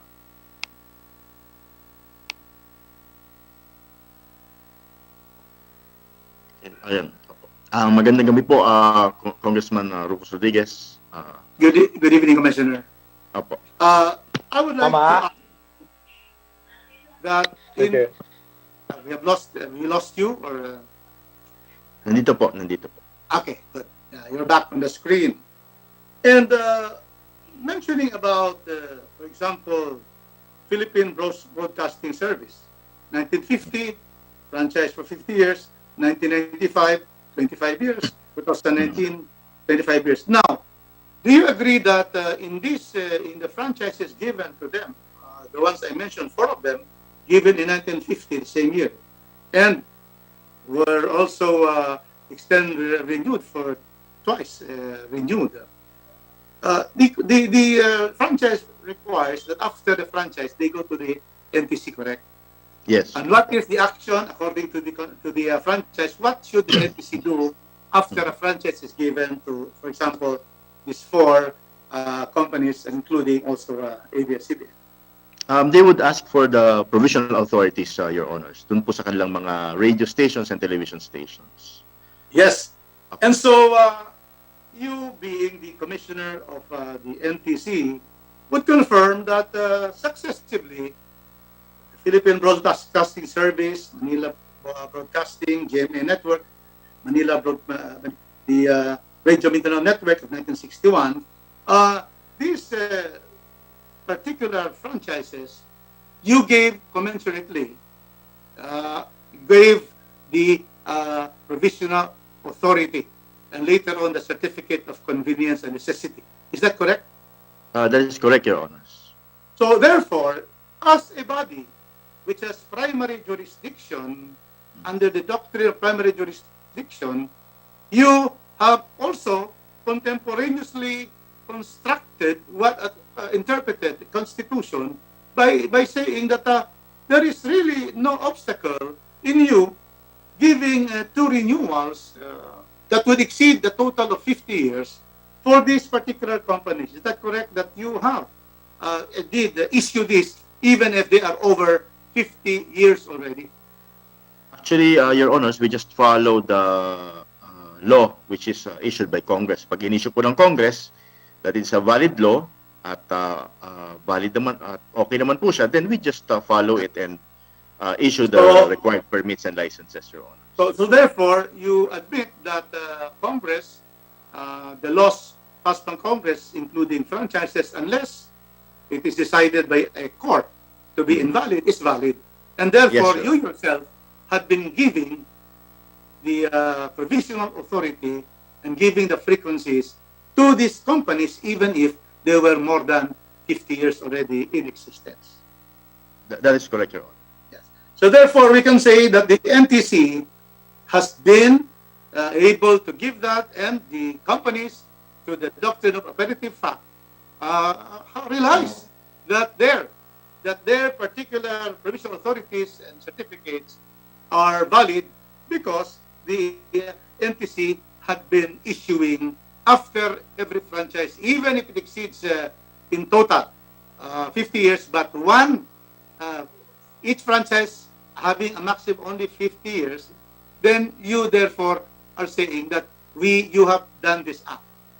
Is that correct? Yes, Your Honors. That is correct. And in all of these companies, these are all broadcast companies, in all of this, which you have given certificates of provisional authority, even if you cumulate them, it is more than 50 years you have given them. Has there been any instance where your certificate of public convenience on a second issuance or third issuance of the provisional authority, knowing that there may be over 50 years in total, had there been a question of your issuance of the subsequent provisional authority by anybody, and has there been any case that questioned you issuing to this GMA network, Manila Broadcasting, Philippine Broadcasting, and ABS-CBN? Had there been a question of your act as the primary jurisdiction body to any court? Has there been any question? As far as I know, Your Honors, wala naman. So nobody has questioned this, because also everyone really agrees that there is really a very clear provision in the Constitution. And so therefore, you therefore agree that you always confirm that you have issued all of this as a matter of course, and following Congress and following the law, and that all of these companies are still operating up to now. Yes, Your Honors. Thank you very much, our Commissioner of the NTC, for confirming that. So, Mr. Chairman, in conclusion, it is very clear that the Department of Justice, who gives opinions to our executive branch, has admitted that there is no ambiguity on Section 11. And therefore, when there's no ambiguity, there is no need for Congress in deciding to give this particular franchise or not, would take into consideration that is over 50 years. That is not a consideration, Mr. Chairman, in the grant. Other issues are there, but certainly this is a non-issue at all, because certainly this is particularly a situation in the Congress, in the Constitution, that it is very clearly stated in this particular provision of Section 11. So clearly, also, contemporaneous acts of the Executive Department has already gave imprimatur to all these renewals that will already exceed 50 years if you total the different renewals. And to repeat, the Congress had already passed through all the procedure, from the filing to the first reading, second reading, and then third reading, then goes to the plenary, and then to the third reading, it goes to the Senate. And so, therefore, it is clear that we in Congress, we always have been saying and implementing this Constitution without interpreting it and implementing it, that it will be for only no franchise, not more than 50 years at one given instance, but then it has been renewed, and Congress has given its approval of this kind of observance of Section 11. Likewise, we always also have the President. No less than President Duterte had signed the GMA Network 2017, Manila Broadcasting 2018, and Philippine Broadcasting Service 2019. And therefore, the President and the Office of the President and the legal Office of the President has given the President the advice to sign it because it does not violate in the constitutional provision. And finally, the body which has the jurisdiction, primary jurisdiction on this particular matter of allowing the operation and giving the frequency of agency or a company that has been given a franchise, has also confirmed that they have been extending and renewing this and giving the provisional authority. Therefore, Mr. Chairman, it is crystal clear, very crystal clear, that this is an issue, and we should proceed now to other issues, because this issue is again dead. This issue is very clear. It is clear in the Constitution, clear by extemporaneous construction, and therefore this issue had no bearing at all in this franchise application of ABS-CBN. Thank you, distinguished chairman. Thank you, my distinguished colleagues. Thank you, our resource persons, and all my colleagues in Congress. Thank you and good evening. Thank you, Kong Rufus. Mr. Chair. Next, Chair would like to recognize Congressman Lito Atienza. Mr. Chair, can I interject? Kong Marcoleta, si Kong Lito po muna and then kayo po sunod. Okay po, salamat po. Can you hear me, Mr. Chairman? Yes po, Kong Lito. Please proceed po. Thank you for finally allowing me to join the discussion. Malinaw na po yung paliwanag ni Congressman Rufus na yung ating konstitusyon ay hindi po nilalabag ng ABS. Yung kanilang application may be acted on by Congress. Pwede natin bigyan ng 1 month franchise up to maximum of 50 years. Yun po ang konstitusyon eh. Congressman Marcoleta lang po naman ang merong ibang impression, ibang interpretation. And again, he cites the Constitution and a violation thereof in this particular issue. Can I ask the gentleman representing ABS, Attorney Bautista, a simple question? Pwede po ba? Andiyan pa po yan? Andiyan pa po ba si Attorney Bautista? Attorney Bautista? Andyan pa po, Kong Lito. Nais ko lang liwanagan yung ulit-ulit na sinabi ni Congressman Marcoleta na meron siyang sinasite na 3 batas na nagbibigay ng 150 years franchise sa ABS. Totoo po ba yan o hindi? You were not given a chance to answer that very clearly. I'm asking you now. Did you ever enjoy a 150-year franchise? Hindi po. We never did. Alam ko po yun. Alam ko, and I agree with you. I just wanted that on record because Congressman Marcoleta was browbeating you. He was not giving you a chance to answer. Again, he's alleging a constitutional violation, but there is none. Okay lang po yun. Okay lang. Ang nakuha ninyong prangkisa, kailan po ba? Yung latest? 79. I think Attorney Poblador can answer that question. I'm not sure when we got it. I will answer it. 1995. 1995. 25 years. Kaya nga po, paso na ngayon. Ngayong 2020, it is now terminated or expired. That's the reason why you are applying for a new franchise. Yes, sir. So malinaw po sa akin. Hindi lang malinaw kay Congressman Marcoleta. Unang-una, wala kayong nakuha. Mr. Chairman, I object to the language being used by the gentleman from the party list, Buhay.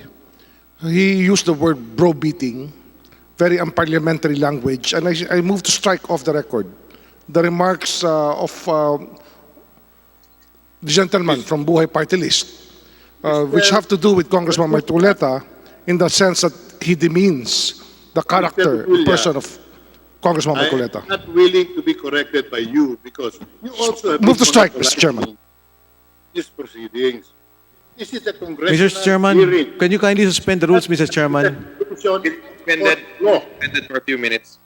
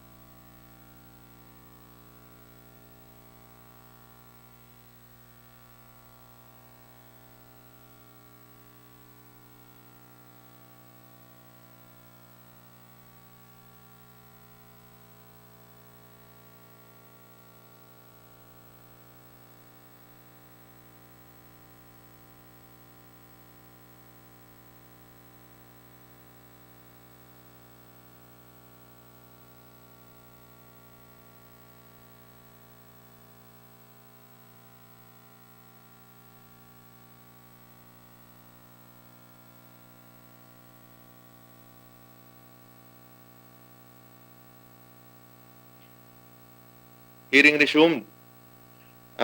Congressman Atienza, you have the floor. Pero remind ko lang po sana na refrain po natin na tukuyin yung ating kapwa at para hindi po maiwasan po natin na meron tayong arguments. Mr. Chairman, may I know what the action of the committee is on my motion to strike off the record the unparliamentary remarks of Mr. Atienza? And that's a motion by Congressman Remulla. Any second? Second, Mr. Chairman. We object to that. We strongly object to the objection of Congressman Remulla because he's also one who has been monopolizing these hearings. We Yes, are sir. a 305-member Congress, and this committee represents the Philippine Congress. Kaya sana'y maging mas mapagbigay sila. Immediately magre-react siya ng ganyan. Nangangahulugan lang, tama po yung aking damdamin, na itong hearing natin ay hindi po natin inilalagay sa tamang direksyon. For us to be very parliamentary and strict about our language, I think you should also respect the feelings and sentiments of those who may not be agreeing with what you're saying, with what our colleagues are stating on Mr. the Chairman, floor. I'm asking for a ruling, Mr. Chairman. Hearing suspended again for a few minutes.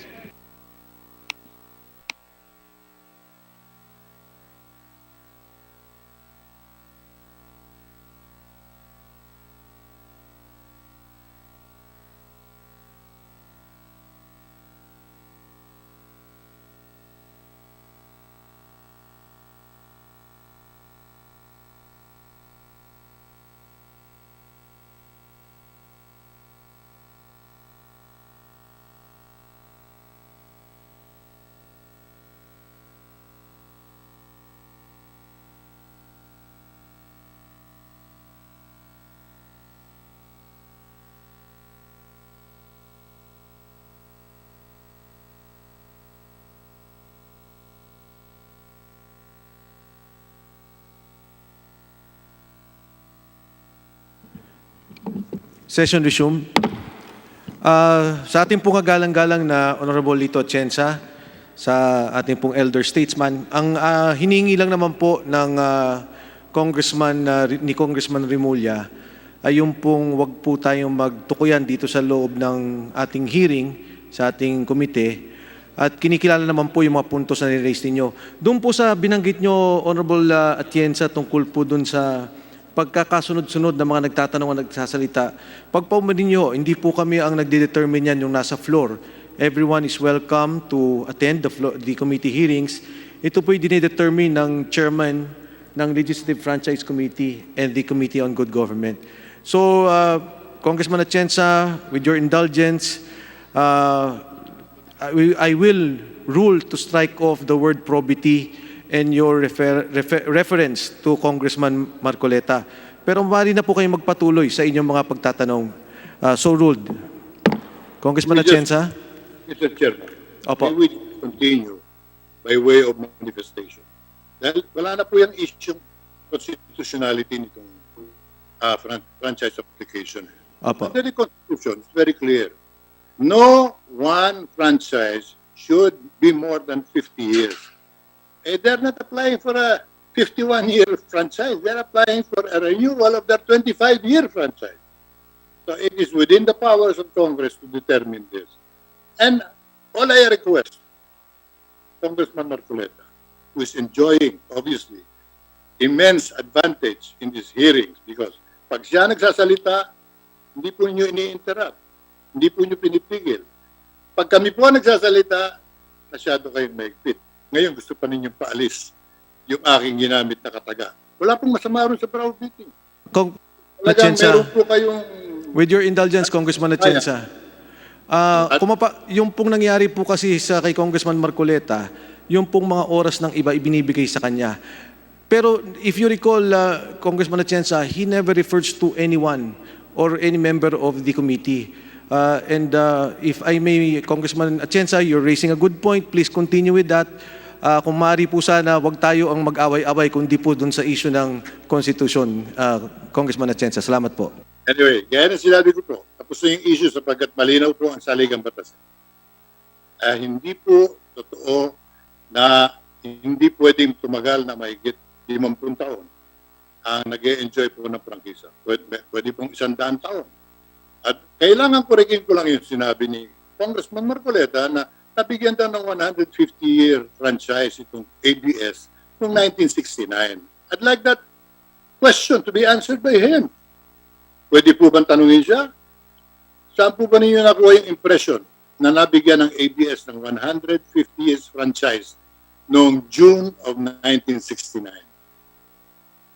I want that answer for the record. Dahil for the record, sabi niya, ang swerte naman itong korporasyon na ito. Nabigyan na ng 150, gusto pa ng additional. Mantalang marami kami question on the constitutional violation.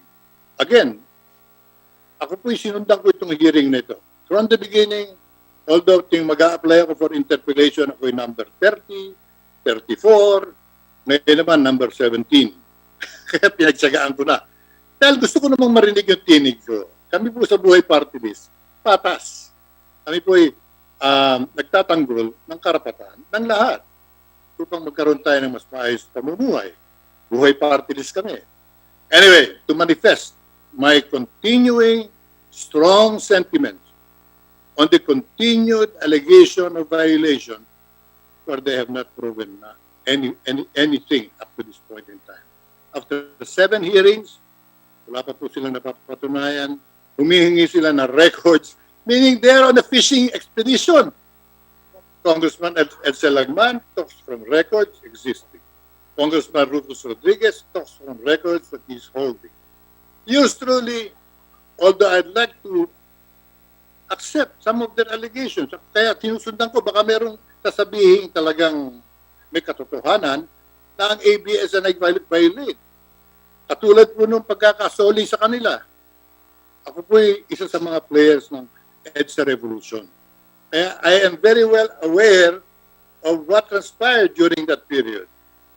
How the Lopezes were deprived of their property, ABS network was taken away from them. Use whatever word you would want to use. Hindi nagbayad, ginamit ng administrasyon ni Mr. Marcos. Noong dumating ang revolusyon at nanalo ang taong bayan, isinauli yung kinuhang ari-arian. Ano pang pinag-aaralan natin? Ang tanong ko nga sa marami, kung kayo, yung bahay ninyo, inagaw ng isang opisyal ng militar under martial law, huwag na si Mr. Marcos, nawala sa inyong control, nawalan kayo ng bahay at ari-arian. Nanalo ang revolusyon ng bansa, naibalik sa inyo yung bahay. Pagtatalunan pa ba natin? O may television dyan bago, o meron dyan oven. Unfair, illegal, unconstitutional. Kaya po medyo nababagabag po naman ang inyong lingkod. Baka kung saan mapunta itong hearing eh. This is not an investigative court of law. Kaya yung mga hinihingi po mga dokumento, mga prueba to prove their points, para sa akin po hindi tugma na dapat natin ginagawa. Ang pag-aralan natin yung pakinabang ng bansa sa operation ng ABS-CBN. Ako po hindi tao ng ABS at may reklamo rin po ako. Sapagkat nung kampanya ng 2016, ako po nagbayad ng mga advertising spots. Tananggap naman yung pera ko. Pero hindi po in-air yung aking spots. Kaya right after election, sinulatan ko ng formal ang ABS. Soli niyo yung aming binayad. You pay it before breakfast. It's one-sided.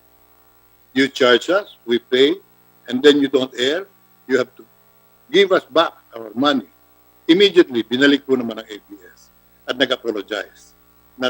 Dahil talagang sumobra ang kanilang kinuhang spots, advertising spots, hindi nila na-air lahat. Ang aking pakiusap sa mga kasamaan, sama na po si Congressman Marcoleta, Congressman Barsaga, Congressman Remulla, nakikiusap ako sa iyo. Luwagan natin ang ating pananaw sa hearing na ito. Let us stick to the genuine issues of whether ABS has violated the Constitution or not. I've heard the Department of Justice, the Immigration, and one of the most prominent immigration commissioners we've had in the country is Commissioner Rufus Rodriguez. Siya po ang maraming reformang nagawa sa immigration. Narinig na rin po natin ang SEC. Wala pong violation sa PDR. Ngayon po, pinag-uusapan itong nagpas na sa prangkisa ang ABS sapagkat limitasyon daw. Yun ang interpretasyon. And I have to mention the name because talagang galing sa kanya. Yung kanyang allegation from the very start, ABS violated the Constitution repeatedly and one of which is applying for a franchise where they have already in operation beyond 50 years. But they have not gotten any franchise for 50 years even. Congress has the power to give a one-day franchise or a 50-year franchise. But the ABS has not enjoyed a franchise more than 25 years so far. So that, I am constrained to clarify everything so that we may proceed with care. Kung gusto ninyong pagbigyan si Congressman Marcoleta sa kanyang repeated questioning on the constitutionality or violations of thereof, okay lang sa akin. Total, ang boboto po dito noon sa plenaryo tayong lahat eh. Yung boto niya isa. Yung boto po ni Congressman Atienza, isa rin. And therefore, in the final analysis, ito yung desisyon ng buong Kongreso. Subalit, huwag naman tayong magmukhang one-sided, bias sa mata ng tao. Ang tanong po sa akin sa labas ganun lang palagi.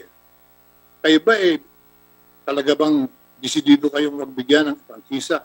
Sabi ko, bakit ganun ang impression ninyo? Napapanood po namin yung paratang ng isa ay paulit-ulit na hindi binabago. Bagamat nagsasalita na autoridad. Paniniwalaan ba natin yung kasama nating congressman who may not agree with the Department of Justice, with the immigration officials, with the Securities and Exchange Commission? Yung citizenship issue, hanggang ngayon, issue pa rin sa kanila. Malinaw na malinaw po dual citizen. Hindi naman dininay ni Mr. Lopez. I am an American citizen by virtue of my being born in America. Under American laws, that makes me an American citizen. Ang reaction mo, ang swerte mo naman. At talagang swerte nga siguro. Kayo, pag pinanganak kayo sa Amerika, American citizen kayo. Pero ako, personal, hindi po ako naiingit doon. Hindi ko masasabing swerte kayo. Maraming problema Amerika ngayon. I wouldn't want to be an American citizen. But Gabi Lopez is a natural-born Filipino. But my point is, why can't we accept the answers of the other side? Lest we be branded as biased, and we are already decided on the issue. So to clarify it, Mr. Chairman, I have my highest regard for you. You are an old friend. I've been a member of this committee for so long, and you already are very familiar on how we have dealt with applications for franchises. Itong application na ito ay isinampa dito sa committee ninyo. Ang hinihingi ko lang, take better control of the proceedings, as this is not a committee of one congressman or two congressmen or 3 or 4. This is a committee of 305 members of Congress duly elected by the people. And the earlier we agree on this, isampanan ninyo sa plenaryo. Pagbotohan na natin, anyway, narinig na natin lahat ng argumento. Hanapin pa ninyo yung pagkukulang ni Cory, pagkukulang ni makakapagbigay po ng malinaw na sagot yan, ang Pangulong Cory. Under the Freedom Constitution, she was free to become a lawmaker and the chief executive. Alam ni Congressman Rufus yan. Binanggit nga niya, we were under a revolutionary government at the time. We had a suspended constitution. We had a freedom constitution. So I don't know what they are looking for. Even if they are able to find any fault, sasagutin lang po yan ng mga abogadong Batikan. Wala na po yung taong nagkamali. Sino po ang ating parurusahan yung tumanggap ng benepisyo? Palagay ko hindi po. Usgahan natin ang ABS on the basis of their contribution to national development and, of course, the protection of the rights of every citizen and public service all the time. Yun po ang nakikita ng marami sa ABS. Kaya marami po tayong ipaliliwanag pag dito nagkamali tayo ng ating pamamaraan. I urge the chairman of both committees, Chairman Defensor is another member, another chairman of another committee, be more magnanimous and be more broader in your vision and appreciation of facts. Hindi yung gusto lang ninyo. Ano ang batas at ano ang katotohanan. Maraming salamat po sa pagkakataon, Mr. Chairman, and I trust that you will take heed to my admonition and my simple advice. Ituwid natin ang pamamaraan sa committee ito. Salamat po. Thank you. The Honorable Lito Atienza of the Boy Party List. Kong Mike. Yes. May dadagdag lang ako, no? Congressman Atienza, simulat sa pool naman, ang ginagawa nating committee is binabalanse po lahat. Ngayon po, kung labas po, kung dating po sa inyo ay one-sided, at tingin ko po, I beg to disagree kasi tingin ko po, patas naman po, lahat po may chance magsalita. Tulad ng sinabi niyo, matagal na po kayo member ng committee ko. Lahat po, kahit nga po hindi membro ng committee, hinahayaan ko po magsalita dahil gusto ko po lahat magkaroon ng chance na mailabas ang kanilang side. So dito naman sa committee na to, hindi rin po natin naman maisisisi kung Atienza, kung marami pong nagbibigay ng oras na iba nating mga kasamahan, kila kung Marcoleta, kila kung PD, o kung sino pa man. At hindi naman po yan na sa kanila lang marami nagbibigay ng oras. Kay kung Rufus, marami rin po nagbibigay. So patas naman po ang ating pagpapatakbo ng ating hearings dito. Yan po ang amin talagang pinagsisikapan kung Atienza. So doon po sa inyong observation na one-sided, I take exception po kasi pinaghihirapan po talaga namin ni Kong Jonathan na gawing patas po dito. So maraming salamat po Kong Atienza, and doon po sa inyong reklamo po na kayo po ay lagi napapahuli sa listahan. Siguro po mas maganda niyan, kung meron kayo tatanong, mas maaga po kayo magpalista no, sa ganyan, malagay po kayo sa medyo taas. Maraming salamat po. Kong Mike Defensor. Thank you, Chairman Chicoy Alvarez. Paalala lang po, maraming salamat Congressman Alvarez, maraming salamat Congressman Atienza. Paalala lang po sa ating mga kasama, sa ating pong pagdedebate, no, we recognize the decorum of the committee.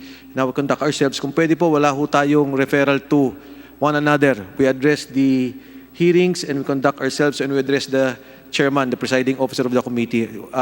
Maganda po yung mga inisyo nyo, Congressman Atienza, and I understand you, Congressman Alvarez. Talaga pong yung pagbabalansa ninyo ni Kong John Alvarado sa isang isyong napaka-init, talaga naman pong napakahirap. Hindi lang po yung issue, mismong yung mga miyembro ng komite kung paano nyo ho ililinya kung sino yung magsasalita. So with that, I now recognize... Mr. Chairman, yes. may I raise a point of order, Mr. Chairman? We are now here debating about a franchise or discussing a franchise that has expired. And a CDO was issued by the NTC. We're talking about the law here, Mr. Chairman. The NTC, a cease and desist order was issued by the NTC asking ABS-CBN to cease and desist from broadcasting. Now, we were in receipt of a provisional authority of the NTC given to ABS-CBN on May 14, 2019 on digital migration. And in here, there was a phrase which said, wherefore, premises considered, then I will detract from that, the Commission hereby approves the conversion from analog television service to digital terrestrial television broadcasting station of ABS-CBN Corporation using Channel 43 in Metro Manila, predicated upon its congressional franchise under RA 7966. Meaning to say, this provisional authority was granted to TV Plus. TV Plus, a product of ABS-CBN, migrating to digital. The question here, Mr. Chairman, is that earlier I saw a television set where there was a teleradio program airing on TV Plus. Teleradio, or DCMM was broadcasting on TV Plus. By what authority is the teleradio broadcasting on TV Plus, Mr. Chairman? Honorable Limolya, without point of order, without waiting for the explanation of NTC, I'm ordering NTC to make a written explanation for our next hearing. If that explanation can be given to us even before that hearing, it will be better if it can be sent to the committee secretariat at pwede pong ibigay sa atin. Ang punto mo, Mr. Chairman, no? Ang sinasabi ni Congressman Remulla, ang point of order niya, ginagamit yung free air, ginagamit to sa TV Plus, and therefore, you're calling the attention of NTC. Tama po ba? Yes, Mr. Chairman, because the CDO should also apply to TV Plus and all activities of ABS-CBN on TV Plus, just for the record, because we were in receipt of this provisional authority from them. Therefore, they must be obeying the same authority, the provisional authority that they granted. Okay, thank you. NTC is ordered to give us a written explanation, and because that will be the subject of discussion in the next hearing. So ordered. Congressman Marcoleta is recognized. Thank you, Mr. Chair. Before you continue, I will now relinquish the presiding duties to Honorable Alvarado. Thank you, Mr. Chair. Mr. Chair, may I ask a few questions from the representative of DOJ? Maaari po.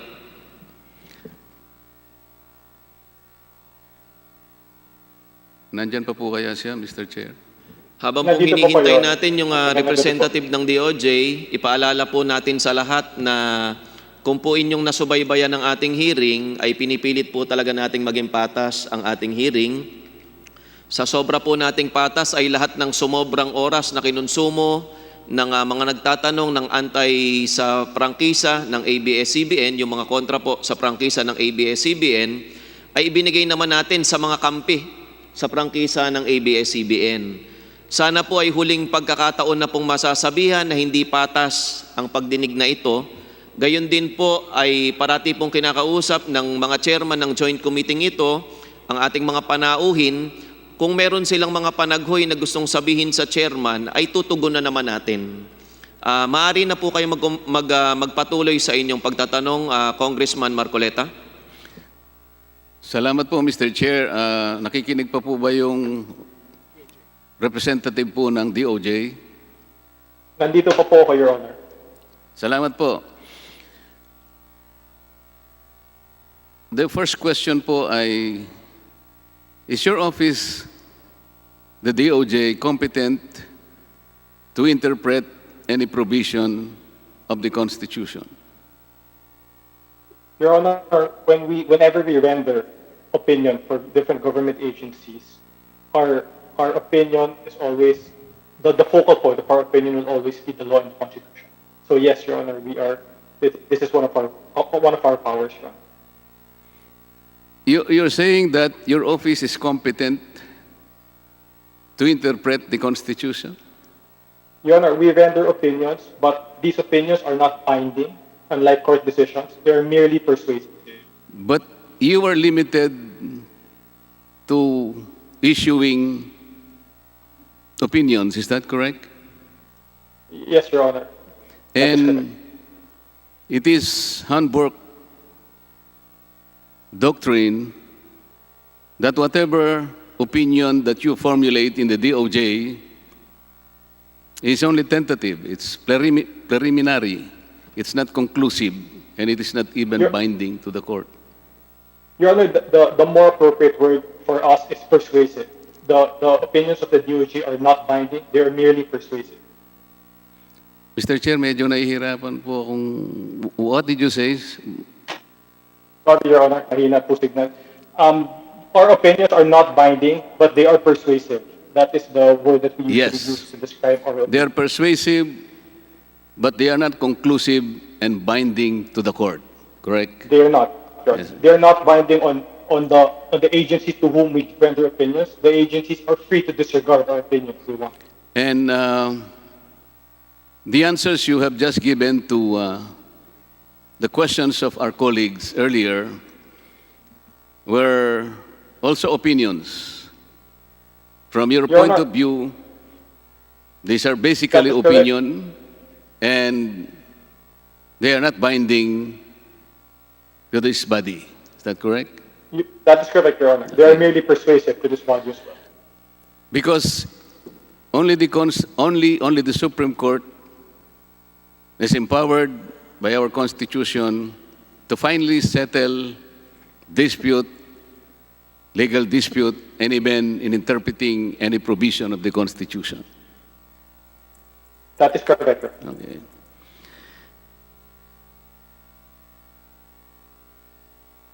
Yun pong mga sagot po ninyo kanina sa mga nagtanong pong mga kasama namin, they are persuasive at most, but basically, we may or we may not rely on those answers. Is that correct? You may disregard these answers, Your Honor. Okay. As a matter of fact, even the NTC as an administrative agency or any quasi-judicial body for that matter, if ever they make any opinions, the same treatment is accorded. They might be persuasive, but basically tentative, and again, this will not bind the court, not even this body. That is correct. That is correct. You're free to disregard. As a matter of fact, sir, even the House of Representatives is not even competent to interpret the law because only the Supreme Court can do it. That is correct. Your Honor, if I may qualify. Your Honor, the House of Representatives, and especially the Executive, the DOJ, and I would think any other department or agency in the Executive should be allowed to perform their function of executing or administering the law, even in the absence of any Supreme Court decision. It doesn't mean that if the Supreme Court has not ruled upon a particular issue, that we can just simply wait and not do anything. In the absence of Supreme Court decision or Supreme Court Asek, pwede po ba kayong gumamit nung yung ang tawag na earpiece? Yung pang Pwede po ba kayong gumamit ng kasi talagang medyo mahirap po, garbled po ng konti. Mayroon po kayong microphone. O lumapit po kayo ng konti sa dito sa bahay. Your Honor, tama po kayo na Supreme Court ang final arbiter ng kahit anong mga legal issues natin dito. Ngunit, mahirap naman po sabihin namin sa executive na kailangan kami maghintay ng sabi ng Supreme Court bago i-execute ang isang batas, no? O ang konstitusyon. Na kailangan namin hintayin ng Supreme Court na bago magbigay ng opinion, lalo na kung hinihingi ito ng isang body tulad ng Congress. So habang wala pong interpretasyon ng Supreme Court, ang ginagawa po namin ay to rely on principles of statutory construction as well as jurisprudence to come up with our opinion, Your Honor. Tama po yun. Wala po tayong pagkakaiba sa pangunawa doon. At kagaya nga po nito, naharap po tayo sa isang issue kung saan yung 50-year limit ay binibigyan po natin ng kaukulang pansin.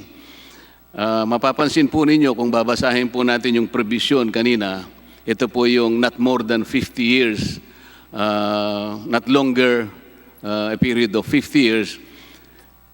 Maniniwala po ba kayo kung sasabihin ko sa inyo na wala namang binabanggit doon na talagang renewal? Wala pong salitang renewal, hindi po ba? Tama po, wala pong salitang renewal sa provision ng Constitution. Basta hindi po siya open-ended. Basta sinabi, not more than 50 years, period. Wala pong sinasabi na pwedeng i-renew, hindi po ba? Ang sinasabi po niya, the franchise shall not exceed a term of 50 years. Opo, basta wala pong mababasa doon na, let's say, subject to renewal. Wala pong ganun. Basta period na po siya, not more than 50 years. Period. Tama Wala po? Walang nakalagay na subject to renewal.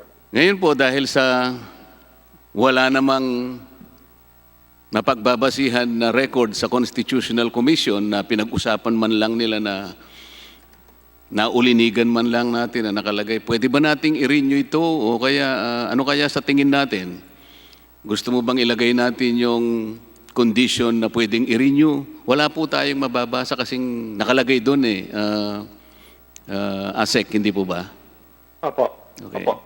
Kaya nga po, kung tutuusin talagang nasa wisdom na lamang po ng Congress, discretion niya po talaga, kung i-renew niya po. At yun naman talaga ay nasa kapangyarihan naman ng Kongreso, nahatulan po, hindi po ba? Tama po yun. Pwedeng i-deny ng Congress ang renewal. Opo. Ngunit hindi po pwedeng basehan ng denial na 50 years ang maximum term ng isang holder ng franchise. Kaya po, dahil sa naharap po kami sa usapin na ito, ang aplikasyon po ng renewal ng ABS-CBN, nakalatag po sa harapan namin ngayon. Kaya dinidinig po natin, para sa ganon, magkaroon ng kaukulang batayan po kung ito po ay i-renew o hindi. Ang naging posisyon ko nga po, kung ako po yung tatanungin, kasi sa pagsusuri ko, ganito po yung aking nakikita. Kaya dahil sa ang Kongreso na mayroong prerogative na either i-renew niya o hindi, wala naman pong makapagsasabi na basta't nag-apply ka, automatic pong i-renew sapagkat hindi nga nakasulat. Tama po? Tama po yun. Consistent po yun dun sa sinasabi natin na ang franchise ay isang privilege. At ang Opo. Congress ang kinatawan na magbibigay ng privilege niyo. Tama po, sapagkat ito ay isang special privilege na binibigay po ng Estado natin. Tama po. Okay. Yun lamang po, Mr. Chair. Salamat po ng marami. Maraming salamat, Congressman Marcoleta. At para po sa huling magtatanong ngayong gabing ito, kinikilala po si Senior Majority Leader Boying Remulla, isa rin sa mga Vice Chairman ng Joint Committee ito. Nabinigyan po ng oras ni Majority Leader Romualdez at Deputy Majority Leader Sharkey Palma. Mr. Chairman, I think that we have discussed this already fully, this issue. So rather, I would just file my favorite motion. Move to adjourn, Mr. Chairman. Or move to suspend until Monday, Mr. Chairman. Thank you, Deputy Majority Leader. Hindi mo nagamit yung 15 minutes mo, Vice Chairman. I will use it for the next meeting, for the next hearing, Mr. Chairman, on the next topic. Sige po. Papaalalahanan lang po ang ABS-CBN na kailangan na po ninyong magsumiti ng mga kaukulang dokumento tungkol sa labor bukas. Hanggang alas 3 po bukas ay hihintayin po ng committee ito. Lahat po ng isusumiti ninyo para sa usapin po natin sa Tuesday. 1 p.m. po ulit, 1:00 ng tanghali, Tuesday, magkita-kita po ulit tayo. At sana po ay mas maayos na po yung hearing natin kaysa po sa hearing na naranasan natin ngayong gabi. Ang chairman po isa po sa mga chairman ng committee ito, ang inyo pong kuya, ay nalulungkot sapagkat nagkaroon ng konting kaguluhan, ay patapos na ang araw ng ating hearing. Sana po mas maging parliamentary at mas maging maayos po tayo sa susunod na hearing. Ito po muli ay gagawin sa Tuesday. Sa Lunes naman po ay magkakaroon tayo ng hearing. Hindi naman po kasama ang legislative franchises, ang Blue Ribbon Committee, ay magkakaroon naman na hearing patungkol sa social amelioration nakatuon sa DSWD.